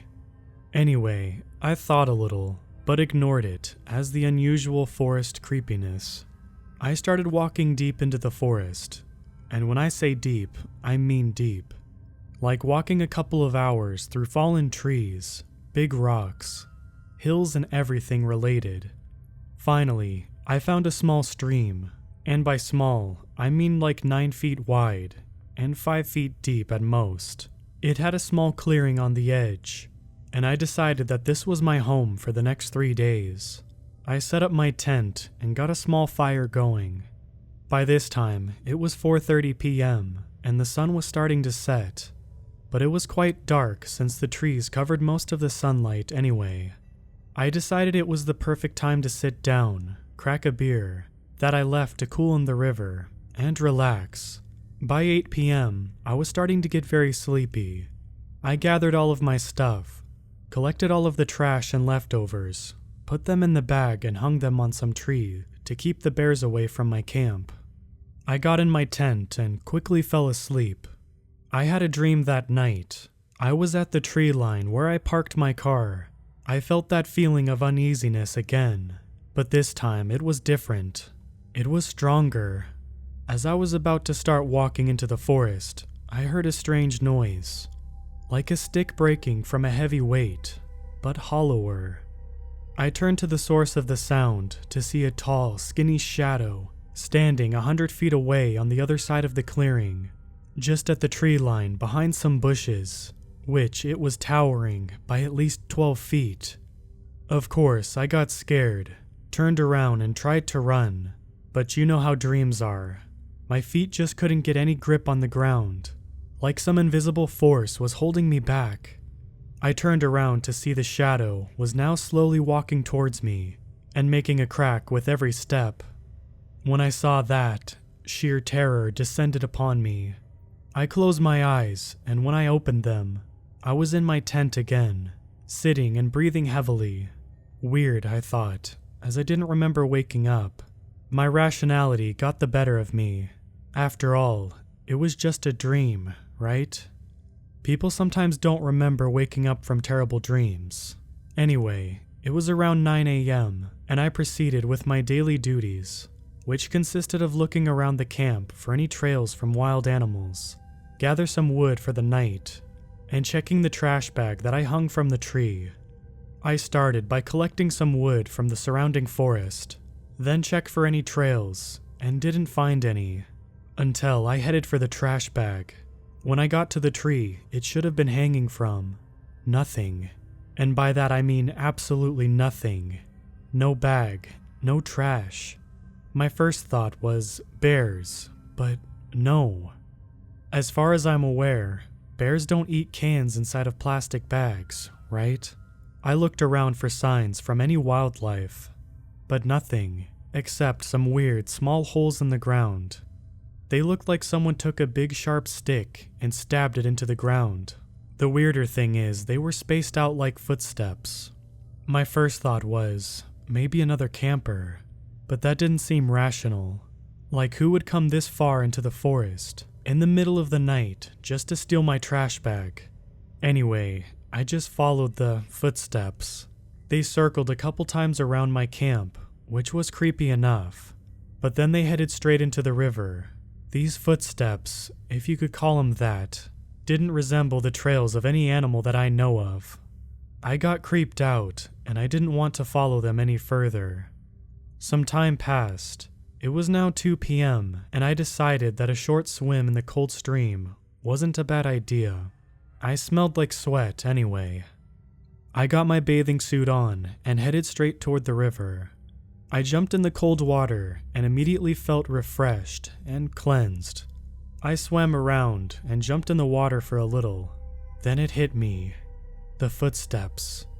Maybe I should go back and try to follow them again. I got to where they entered the river, checked around for where they should have exited the water, and after about 15 minutes of searching in the cold water, I started to feel quite cold, and right as I was about to head back for my camp, I saw them. There they were, the same weird holes in the ground, on the other side of the riverbed. I got out of the river and started following them again.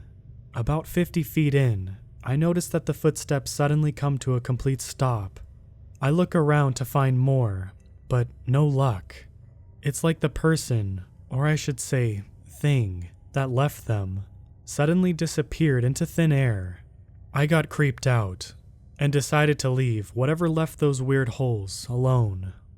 I got back to my camp, dried myself off, ate some canned beans, got a decent fire going, and drank some beer while relaxing around a campfire. By this time, it was around 5 p.m., and the sun had already set, covered by the thick pine forest. Time for relaxation, I thought. 2 hours in, and I started feeling sleepy again, until I heard it. The hollow noise of a stick being broken that I heard in my dream last night. Shivers ran down my spine, and a sudden feeling of dread filled my whole body. A bear? I thought. But no. There was no trash bag that could attract him this time, and the sound was coming from the total opposite way, from where those footsteps ended. And then, crack, like someone was walking in a big hallway with cheaply made wooden heels that broke with every step.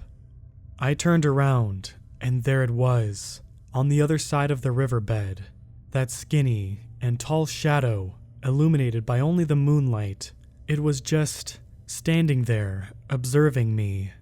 I just stared at it with horror as my mind was racing with thoughts of what it would do. Then it hit me. I always carry a gun on my camping trips. I jumped out of my resting spot, running straight for my tent to get my Winchester bolt-action rifle. As I reached the tent, I unzipped it, opened the little door, and the second I entered, everything got black for a part of a second. It was like when you suddenly stand up and your peripheral vision goes dark. And there I was, laying next to the campfire, which had already stopped burning. I noticed it was starting to get bright outside. I checked my clock and 7 a.m.? How is that possible? I was just in front of the tent. Did I fall asleep and not notice? Was I that sleepy last night? I had so many thoughts running through my head at that moment. A couple of minutes passed, and I shook it off as another dream. Weird, but very realistic and scary dream. But still just a dream, right? I started going for my daily duties, just like the previous day. I checked wildlife trails, gathered wood, checked the trash bag, and then... What? The trash bag. I didn't leave the trash bag last night, didn't I? But there it was, hanging from the same tree. Was I going crazy, losing my mind? Or is there someone that's playing tricks on me? I stood there for a second and thought about it. A sudden blast of courage got over me. I got my gun from my tent, loaded it, and headed to where I saw the creature last night. I crossed the river, looked around for the footsteps. It wasn't hard to find them. They were right where I last saw the creature last night. I followed them, pointing my gun at every sound I heard, walking around 10 minutes until I came across another clearing in the middle of the forest. I looked around for more footsteps, but there weren't any, and then it hit me. The last 2 footsteps were a bit deeper than the previous ones. That means the creature didn't vanish, it jumped. I immediately looked up in the trees above me. Nothing. I looked around the clearing. Still nothing. Then I checked to the top of the trees, and there it was, on the other side of the clearing, right in front of me, some 250 feet away. It was standing there at the very top of one of the pine trees, staring at me, observing. I pointed my gun at the side of it, then squeezed the trigger. And right as my gun fired, the thing, it just jumped off the top of the tree before the bullet could even hit it. Then another tree, and another, still making that stupid cracking sound with every jump. It was getting closer to me, and then I just ran straight to my camp. When I was in front of my tent, I couldn't hear the cracking anymore, but still, pure fear was all over me. I grabbed the most important things from my camp, like my phone, wallet, and some more ammo for the gun, in case I needed it later. I then ran straight for my car, but deep inside me, I knew that my car was at least a 3-hour walk from my camp, but that didn't stop me. I ran as fast as I could, and as far as I could. Of course, my body couldn't keep up with all of that running, but my mind was stronger. When I couldn't run, I sped-walked. I couldn't stop moving. I was so scared, even when I hadn't heard a sound in over an hour, which was kind of eerie on its own. But I didn't care. I just had to move as fast as I could. About 3/4 of the whole distance, I just couldn't run, or even walk for that matter. I needed to rest, even if my mind didn't want to. My body couldn't keep up with it. I stopped behind a fallen tree and sat down for a second. I was sitting there for no more than 3 minutes. Then I heard it, that cracking sound. I was filled with terror and immediately started running again, even if my body wasn't ready for it.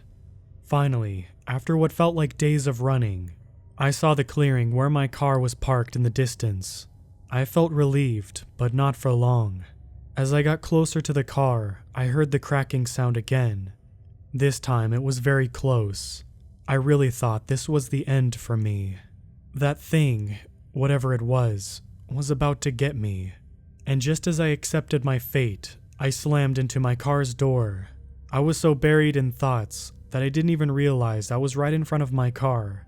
Immediately, I unlocked my car and entered it. I tried to breathe for a second, but immediately got shoved back to reality. That thing was still cracking its way towards me. I put my keys into the ignition, then turned them, and nothing, not even a click. Battery.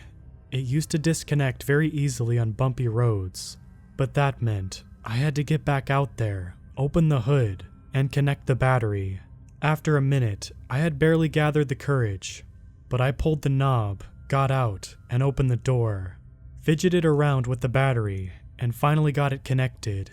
I ran straight back to the car, locked all of the doors, and tried to start it again. I turned the key. This time the starter rotated, but the car didn't start. I tried it again, and still the same. Just when I was about to lose all hope, I turned the key a third time, and bam, the old truck started right up. I peeled out of there all the hours back to my house, while still hearing those cracking noises echoing through my mind, never to be forgotten. Since then, I hadn't gotten that far into the woods, and certainly don't go camping alone. Was that thing trying to make me go mad by moving the trash bag, appearing right in front of me, and making it seem like I dreamt it, so it can take me easily? Those are the questions that will probably never get an answer. No one believes me. I don't even know if I believe myself anymore. Maybe I'm just really going crazy. If you have any idea what this thing was, please inform me. And remember, never go too far out into the woods, especially alone.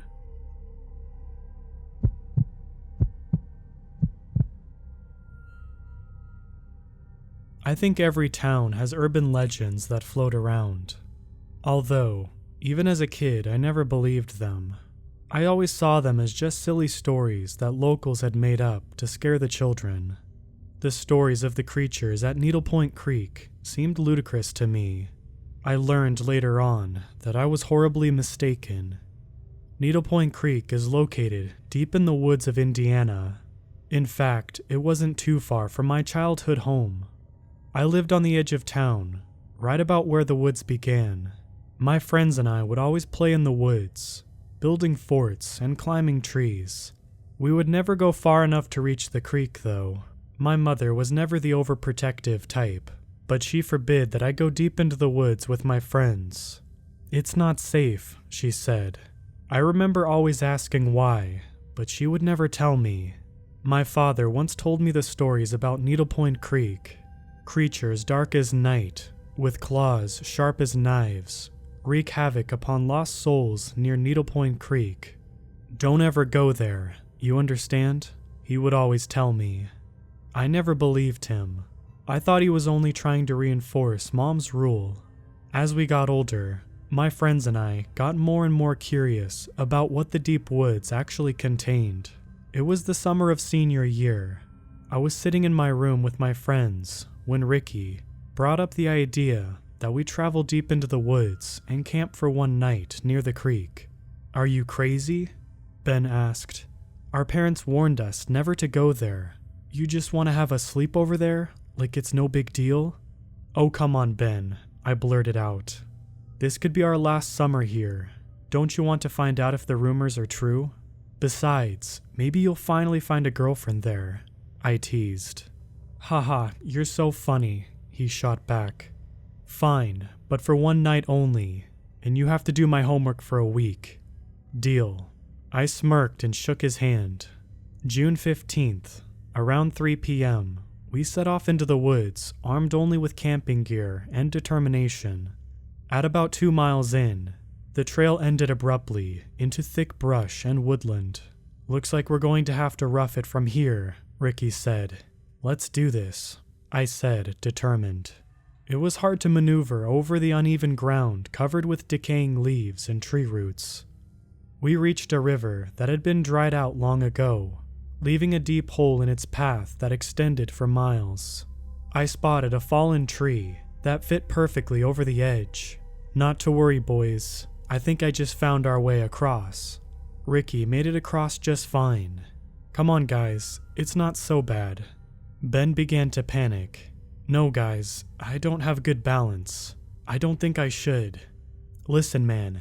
The log is wide enough. If you're careful, you won't even have to worry. You can do this, okay? I reassured him.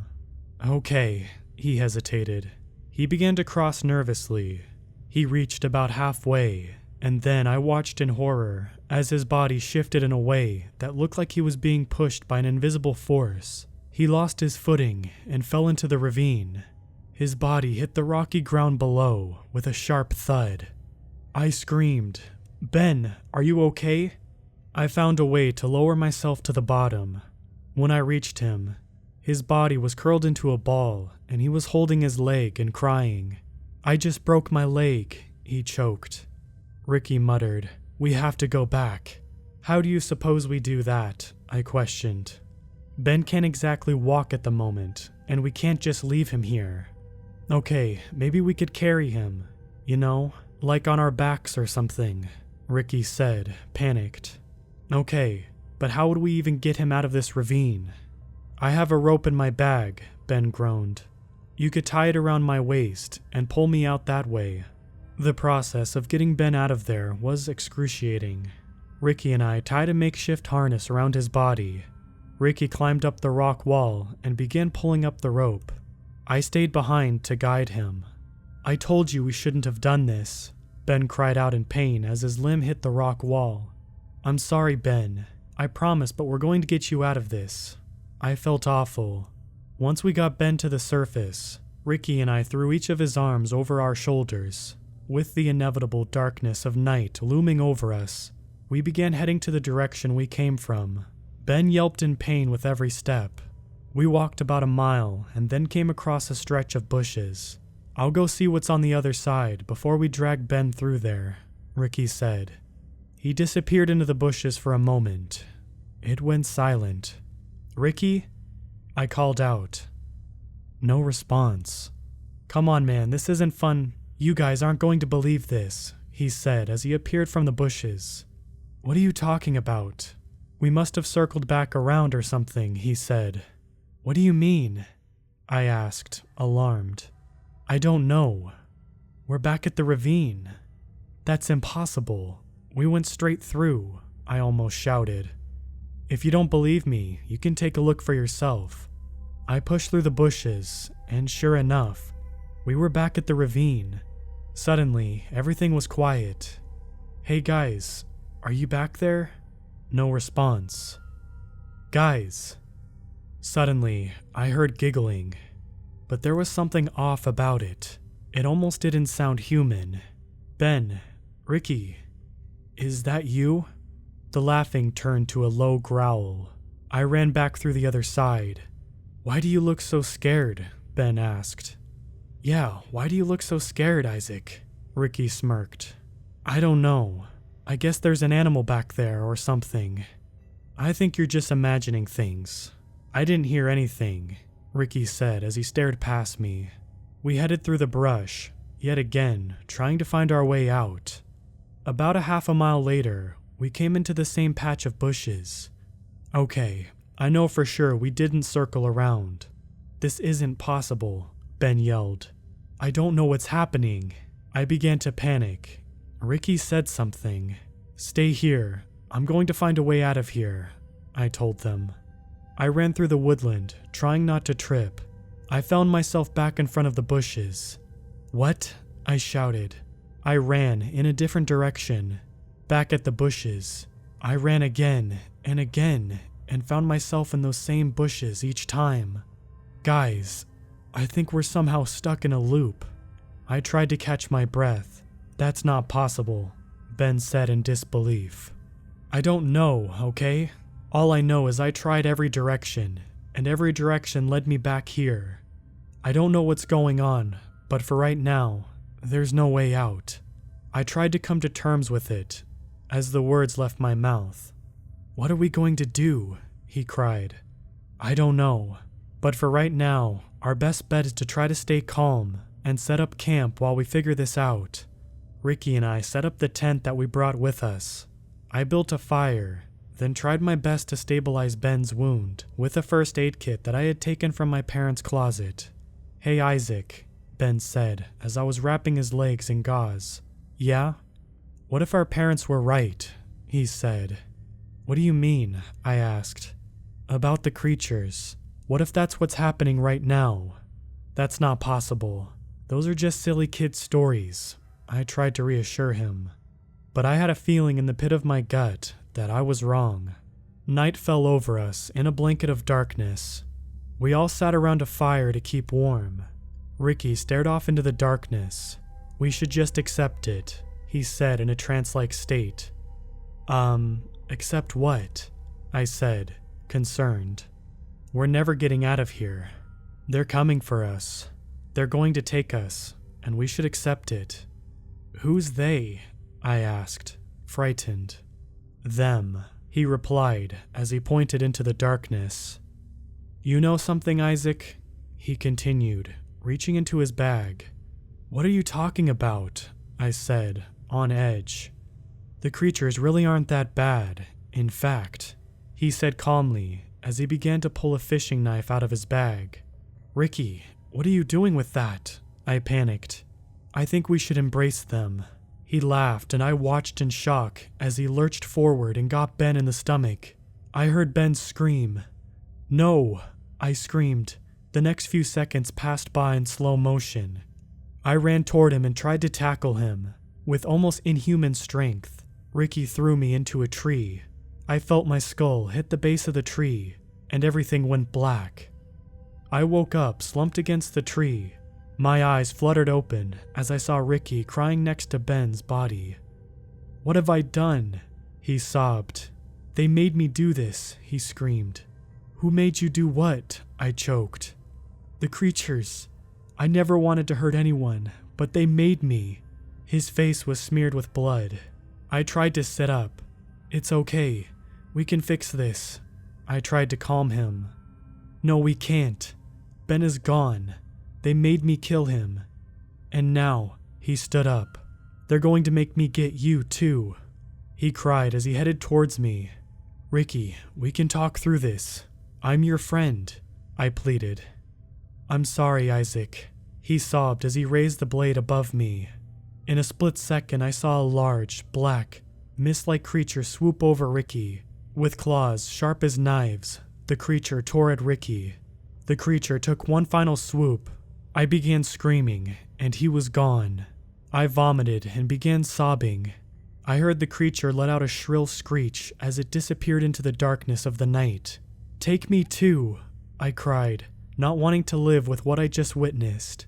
Eventually, I decided to try to walk back home. The way back was difficult because of my concussion, but I was no longer stuck in a loop. I reached my house. My mother screamed when she saw that I was covered in blood. She cried as she held me. You went into the woods, didn't you? I just stared at the wall, in shock, trying to process everything. No one except for my mother believes me about the horrors of that day. I write this from prison. I'm being held on 2 counts of first-degree murder. I don't know why the creature decided to let me live. It would have been kinder to take me too. I guess I'll never know. I'm an innocent man. You, dear reader, may not believe me, or maybe you do. Whatever you choose to believe, I ask that you please beware the creatures of Needlepoint Creek.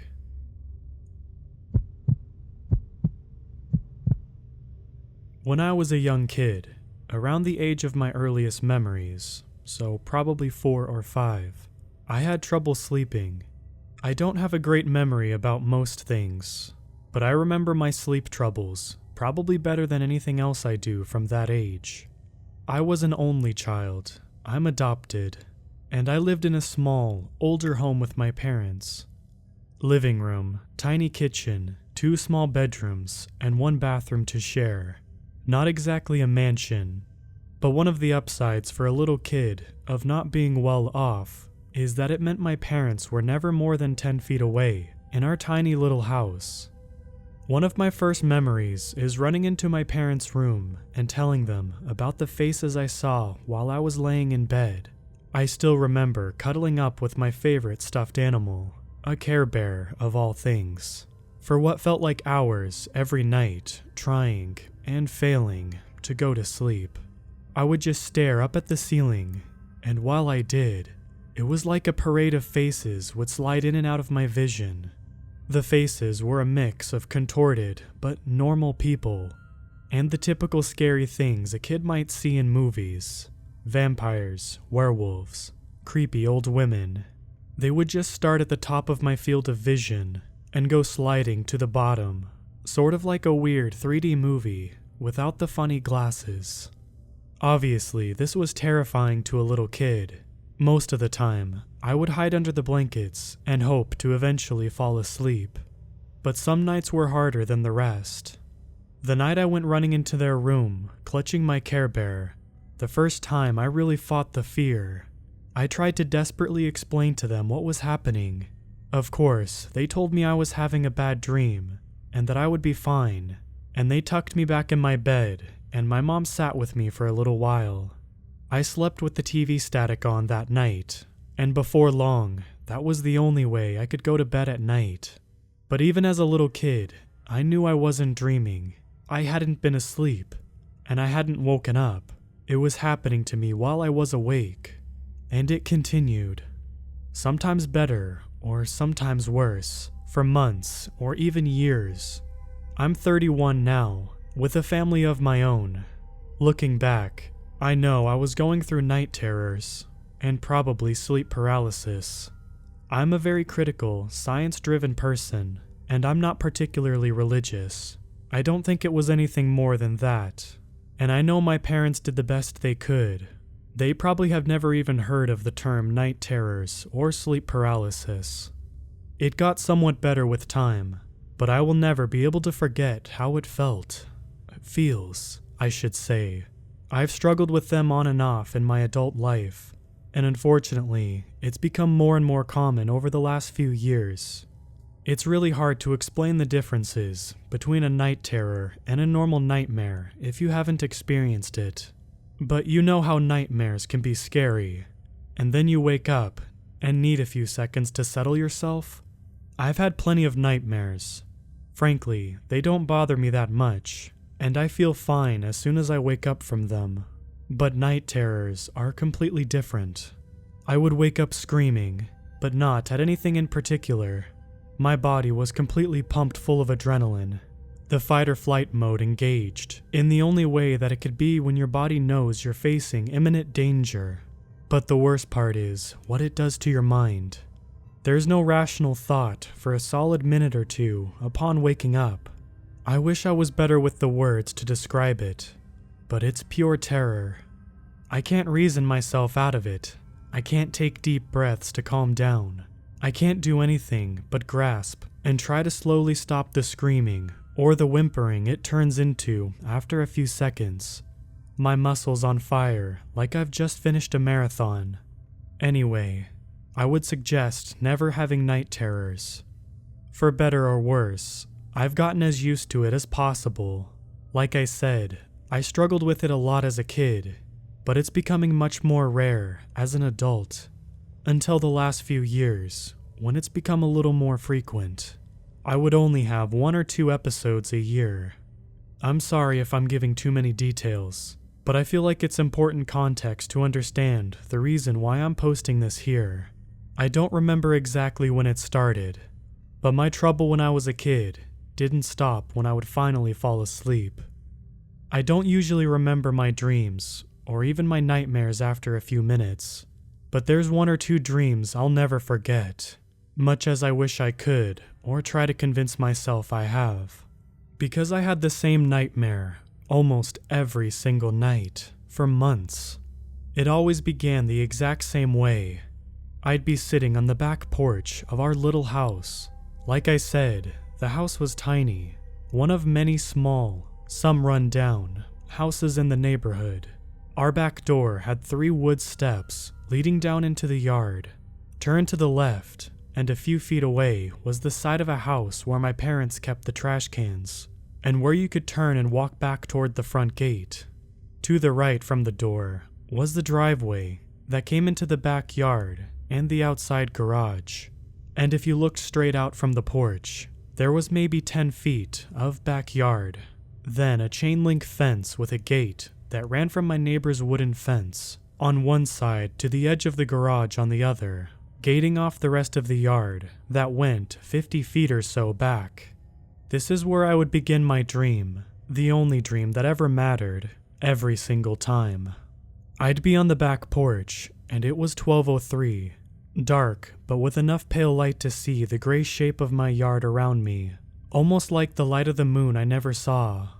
I'll never know how I knew, or if it took many iterations of the dream for me to learn, but what I remember now is that I knew that at 12:07 they would come for me. As a kid, I always thought of them as werewolves, but I know that I never actually saw them, nor do I even remember them having a defined form from what I can recall. They would come from the left side of the house, and they would grab me. It felt like my entire body would be grabbed at once, and I would wake up screaming, sweating, and crying for my mom. Normal night terror stuff, right? I always tried to rationalize it that way, at least.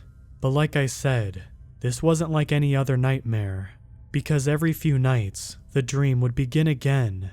The back porch, 12:03, screen door locked behind me, the trash cans to the side of the house, the driveway where during the day I'd shoot hockey pucks at the garage door, and the red curtain. It's the red curtain that made all the difference in the world. Remember I said there was a fence that blocked off half of the backyard? In the dream, that fence was gone. In its place was a bright red curtain, the kind you'd find on stage or at a movie theater.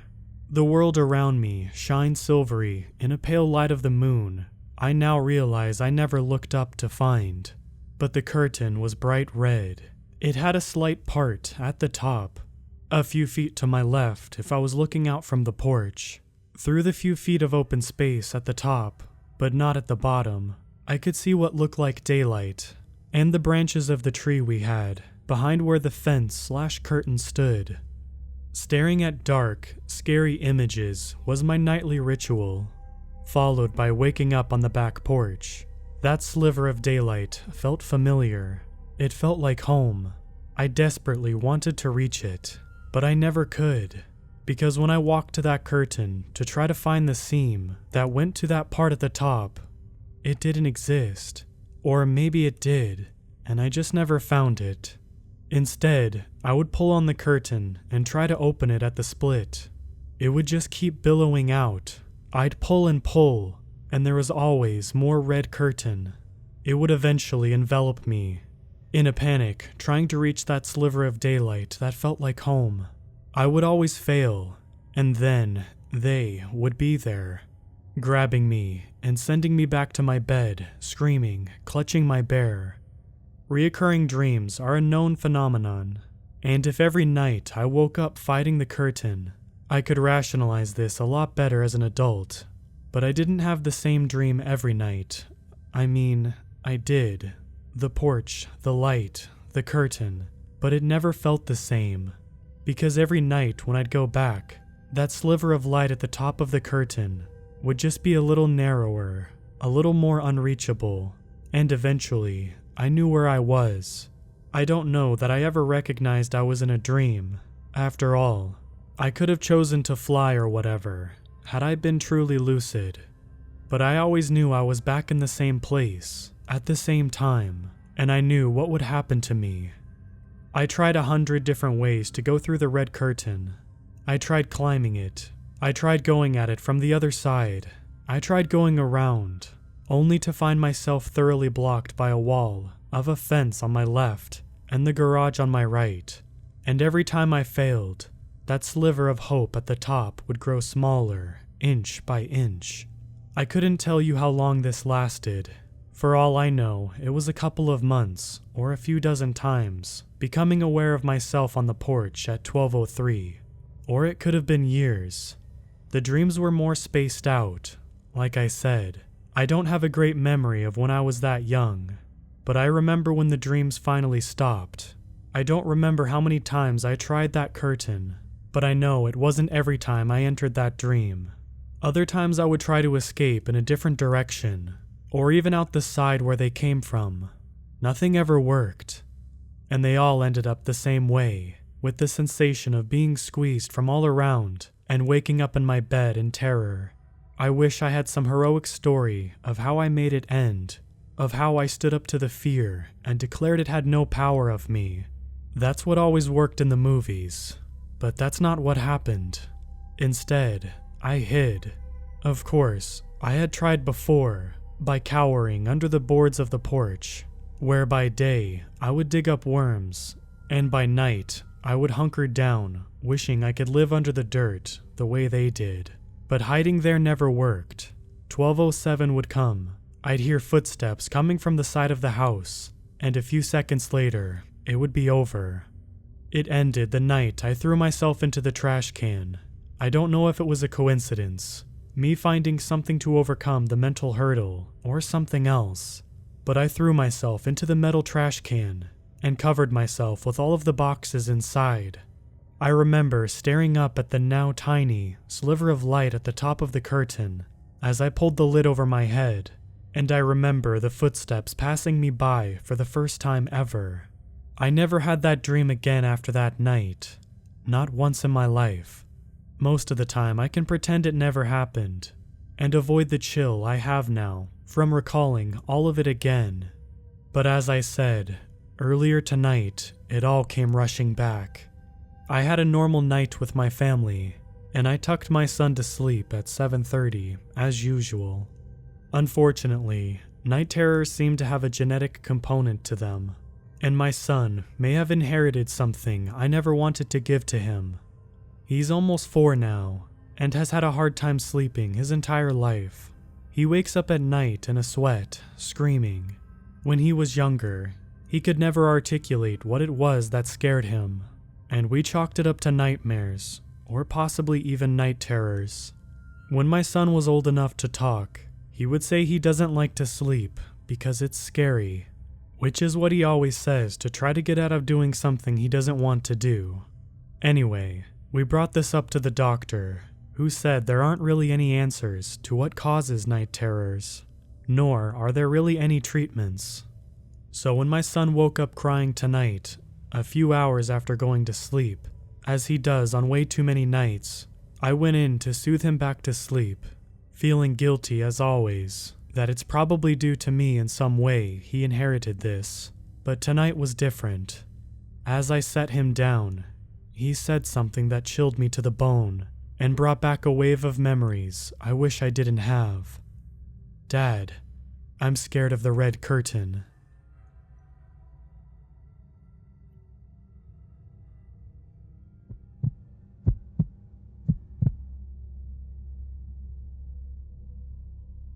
Sometimes, when I've had a really rough day and I'm having troubles relaxing, I go for a drive to clear my mind.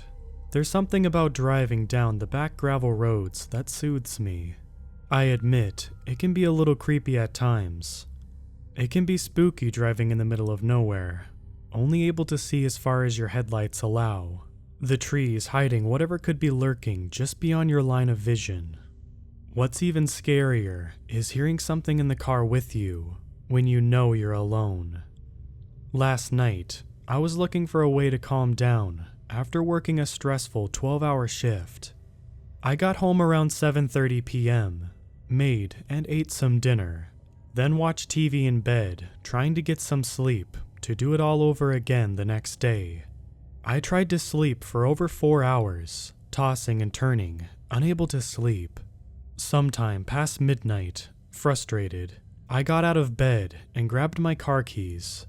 I stormed out the front door and hopped in my beat-up Jeep, speeding out of the driveway. I was angrily muttering to myself about how I can't just roll over and sleep like a normal person.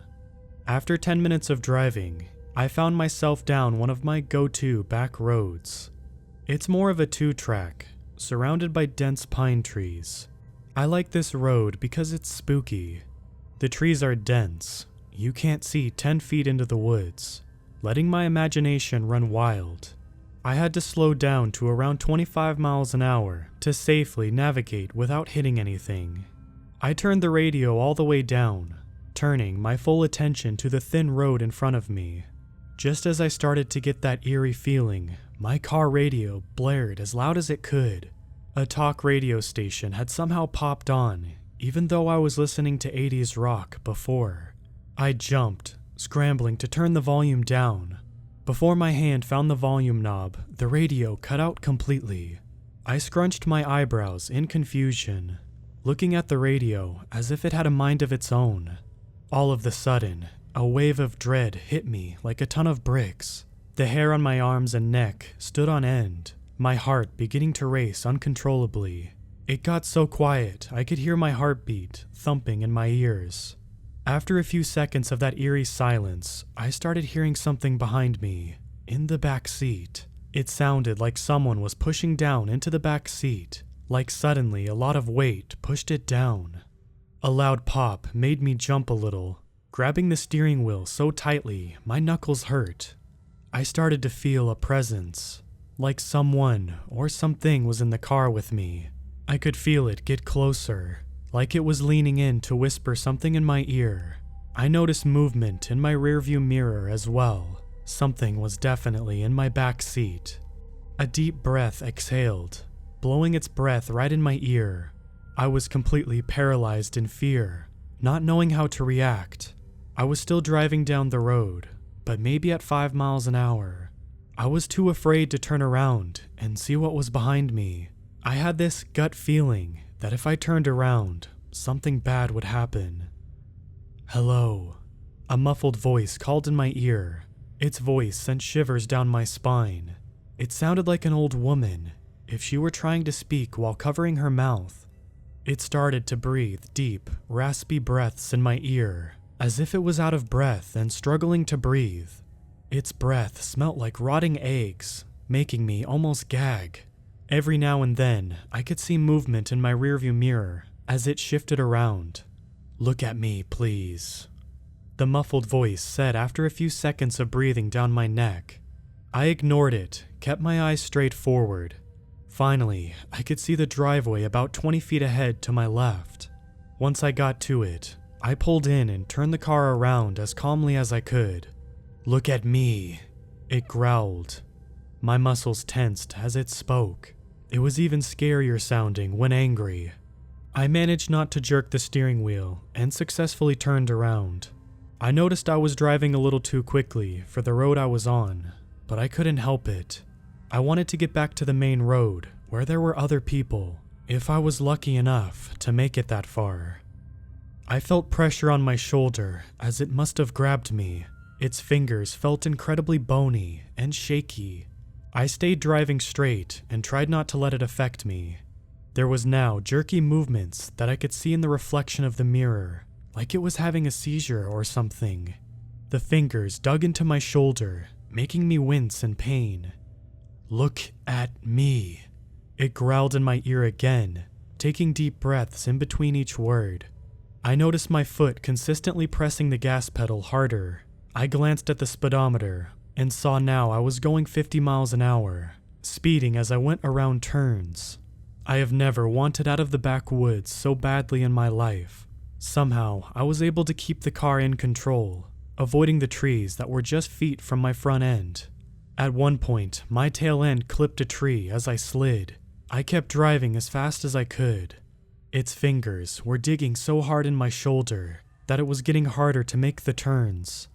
Up ahead, I saw the stop sign, and I almost cried out in joy. The same cracking noise from earlier rang through the car. I could hear the pressure of my back seat leave, as well as the heavy feeling of dread that hung in the air.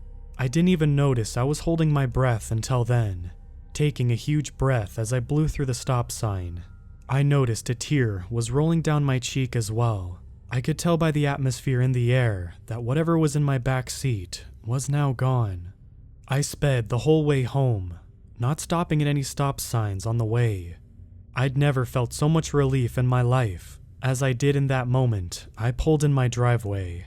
I slammed the shifter in park and bolted inside, panting heavily. I checked the doors and windows twice before retreating to my room, making sure the whole house was locked up. Needless to say, I didn't get much sleep after that. I sat wondering what that was all night. The next day was a long, horrible 12-hour shift. I was more than thrilled when 7:30 came and I could clock out. I knew I'd struggle sleeping again, but one thing is for sure, I won't be taking a nighttime drive to help me relax. I don't know what that was, but I pray I never encounter it again.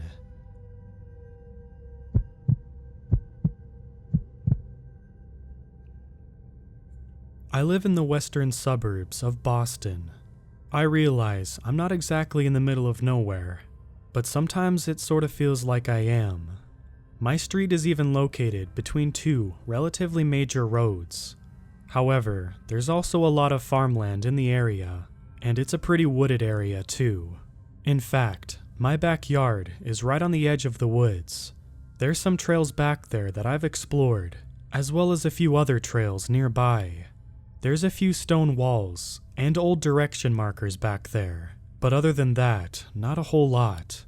Due to the fact that I basically live in the woods, I see a lot of animals in my neighborhood. Aside from the standard squirrels, chipmunks, and birds, I tend to see a lot of rabbits, deer, wild turkey, raccoons, and a few possums, and even the occasional fox. However, I've started seeing coyotes in the area, and I'm worried that there might be more to them than they appear.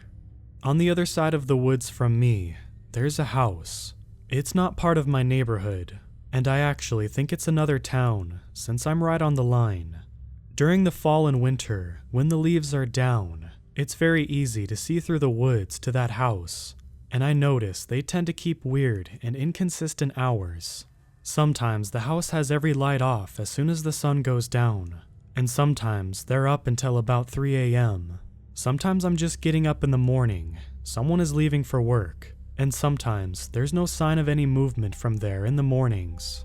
They also have a light on their roof that I later found out is one of those old chicken-shaped weather vanes that for some reason lights up at night.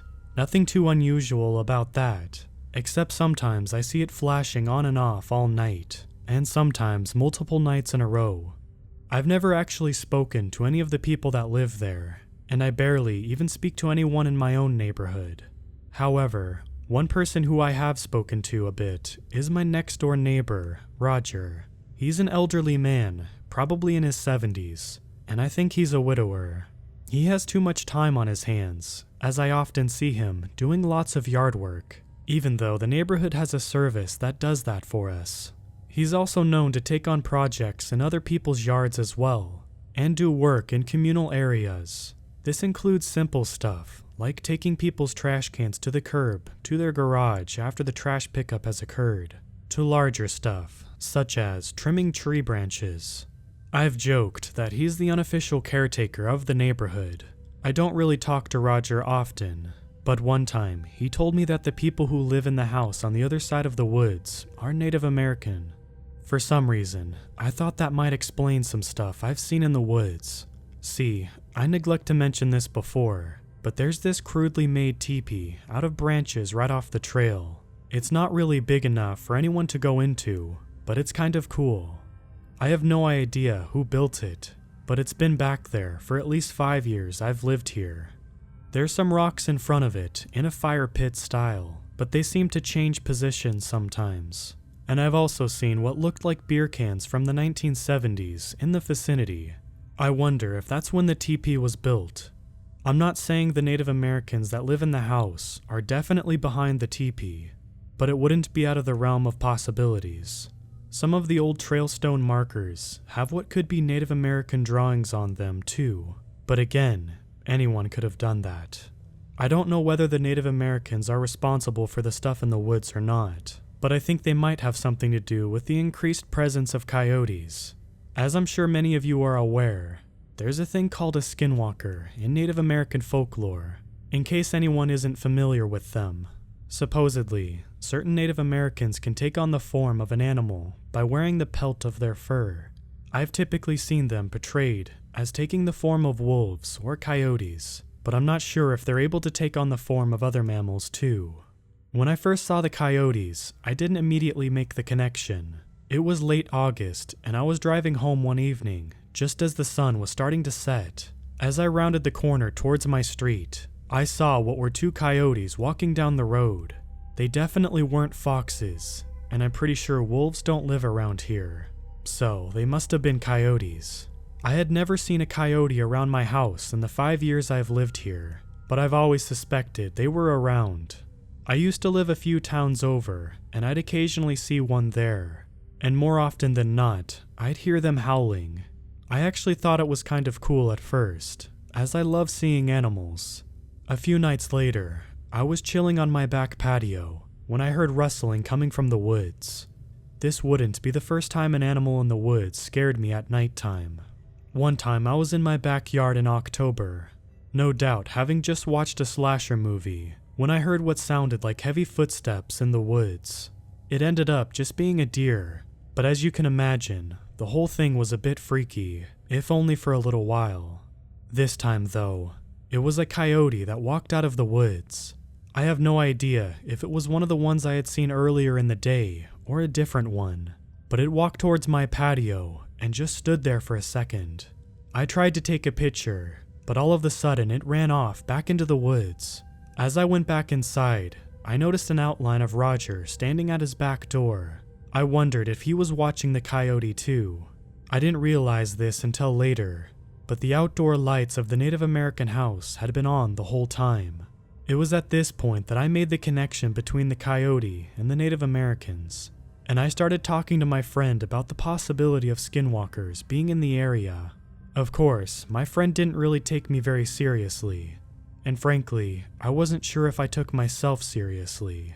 We both like to entertain the possibility of certain aspects of paranormal, including the existence of cryptozoology creatures, like skinwalkers, and related creatures such as fleshgates or the goat man, but lack any concrete evidence. The next day, I saw Roger working in his garden, and I asked him if he had ever seen coyotes in the area. He said not for several years, but he was noticing them coming back. He also warned me to be careful if I saw them, and not to get too close as they're prone to attacking. He seemed almost worried as he told me this. That night, I was back on my patio when I started to hear rustling from the woods again. The sounds were coming from various spots in the woods, but I wasn't able to see anything. I then started to hear howling, some sort of noise that sounded like it was very close to me, while others sounded further away. I noticed every single light on at the Native American house on the other side of the woods too, and was wondering if they were behind this after all. Suddenly, I heard what sounded like a loud bang, almost like a gunshot, and the howling stopped, followed by every single light at the house going off at once. I sat there for a few seconds when I noticed Roger standing in his backyard. "Get back inside," he told me. "What's going on?" I asked him. "Get back inside," he repeated, offering no explanation. I gathered my things and went back in. I watched out the window for a while and saw Roger standing at the edge of the woods. I realized that he was staring down a coyote. After what felt like hours, but was probably only a few minutes. The coyote turned around and left. Roger stayed there a while longer before going back inside his house. The next day, I tried to get answers, but Roger wouldn't acknowledge what had happened. Several weeks had passed, and I hadn't seen any coyotes or any other odd things going on. By this point, it was early October, and the events in that night in August had become a distant memory. I was coming home from work one evening when I saw Roger out in his garden, like I often did. I waved hello to him, and noticed him waving me over. "I won't be able to take care of this neighborhood much longer," he told me. I didn't understand what Roger meant, but he went on to explain that he was planning on moving closer to his children, and he just didn't have the strength to take care of the neighborhood anymore. I told him that he could always take it easy, and he didn't have to always be out and doing stuff on the street. But he said that's not what he meant. Roger stuck around for the rest of the fall, but one day in early December, he was gone. I didn't even see any moving trucks. It was as if he had just packed up and left overnight. I did, however, find a note he left taped to my door. The note read, "I'm sorry for leaving so abruptly, but it's time for me to go now. I felt myself getting weaker this past summer, and I can't stay here much longer. If you see a coyote, don't engage it. If you can, get indoors immediately. Otherwise, remain perfectly still until it has walked away. Good luck." I thought back to the night in August when the coyotes were coming out of the woods and Roger seemingly scared them off. I know I had always joked about Roger being the unofficial caretaker of the neighborhood, but what if he was actually responsible for protecting it? What if the Native Americans that live in the house on the other side of the woods have some connection to the Skinwalkers, or are Skinwalkers themselves? They seem to have some sort of ancient connection to the woods. What if they have the same sort of connection to the land beyond the woods that is my street? What if Roger's physical presence was able to keep the Skinwalkers out of the neighborhood? He mentioned he hadn't seen the coyotes in the area in years, and seemed worried when he told me about them showing up again. It was almost as if his power to keep the Skinwalkers away was somehow weakening, which is why they were able to show up in the area again. I know he was still able to keep them away that night in August, but the fact that they were able to get so close was a bad sign. That must have been what he meant when he said he didn't have enough strength to take care of the neighborhood anymore, and that he's getting weaker. Maybe he knew that he'd soon be powerless to stop the Skinwalkers, and left for his own safety. I've been tossing this theory around for over a month now, but this is the first time I had written it down and read it back to myself. I know it sounds really weird, but the more I think about it, the more I believe it. As much as I like to entertain the existence of the paranormal, I do tend to look for logical explanations for everything. But for this, I have none. The coyotes are getting closer too. I hadn't seen any for a few weeks since Roger left, but on January 10th, it was a full moon. They call that one the wolf moon, because supposedly, wolves tend to howl more at the moon that time of year than others. I didn't hear any wolves, but I heard something howling that night, and it sent shivers down my spine. This past Tuesday, I was driving home from work when I saw a coyote cross the road on the street right before mine. It seemed to be looking directly at me as it walked by. On Friday night, I was coming home from work when I saw a coyote standing right in my driveway. I honked my horn and flashed my lights at it, but it just stood there, staring right at me and growling. There was no way I was getting out of my car, and I sat there for about 10 minutes and even contemplated driving away. But eventually, the coyote walked off. Then last night, it was snowing a bit. I turned on the light in my backyard to see how much snow had fallen and how heavy it was snowing. When I saw a coyote standing in my backyard, I was able to see the outdoor lights were on at the Native Americans' house, and their weather vane was blinking like crazy again. I quickly turned off the lights and closed the shades. I took a look in my backyard this morning and saw there were paw prints in the snow leading towards the woods. The prints, however, stopped just in front of the entrance of the woods, and sets of human-looking footprints appeared ahead of them. I didn't dare follow them. With Roger, the neighborhood guardian, no longer living here, It seemed like there's nothing that will keep the Skinwalkers out. I don't know what will happen, but it's dark out, and I hear howling coming from the woods again.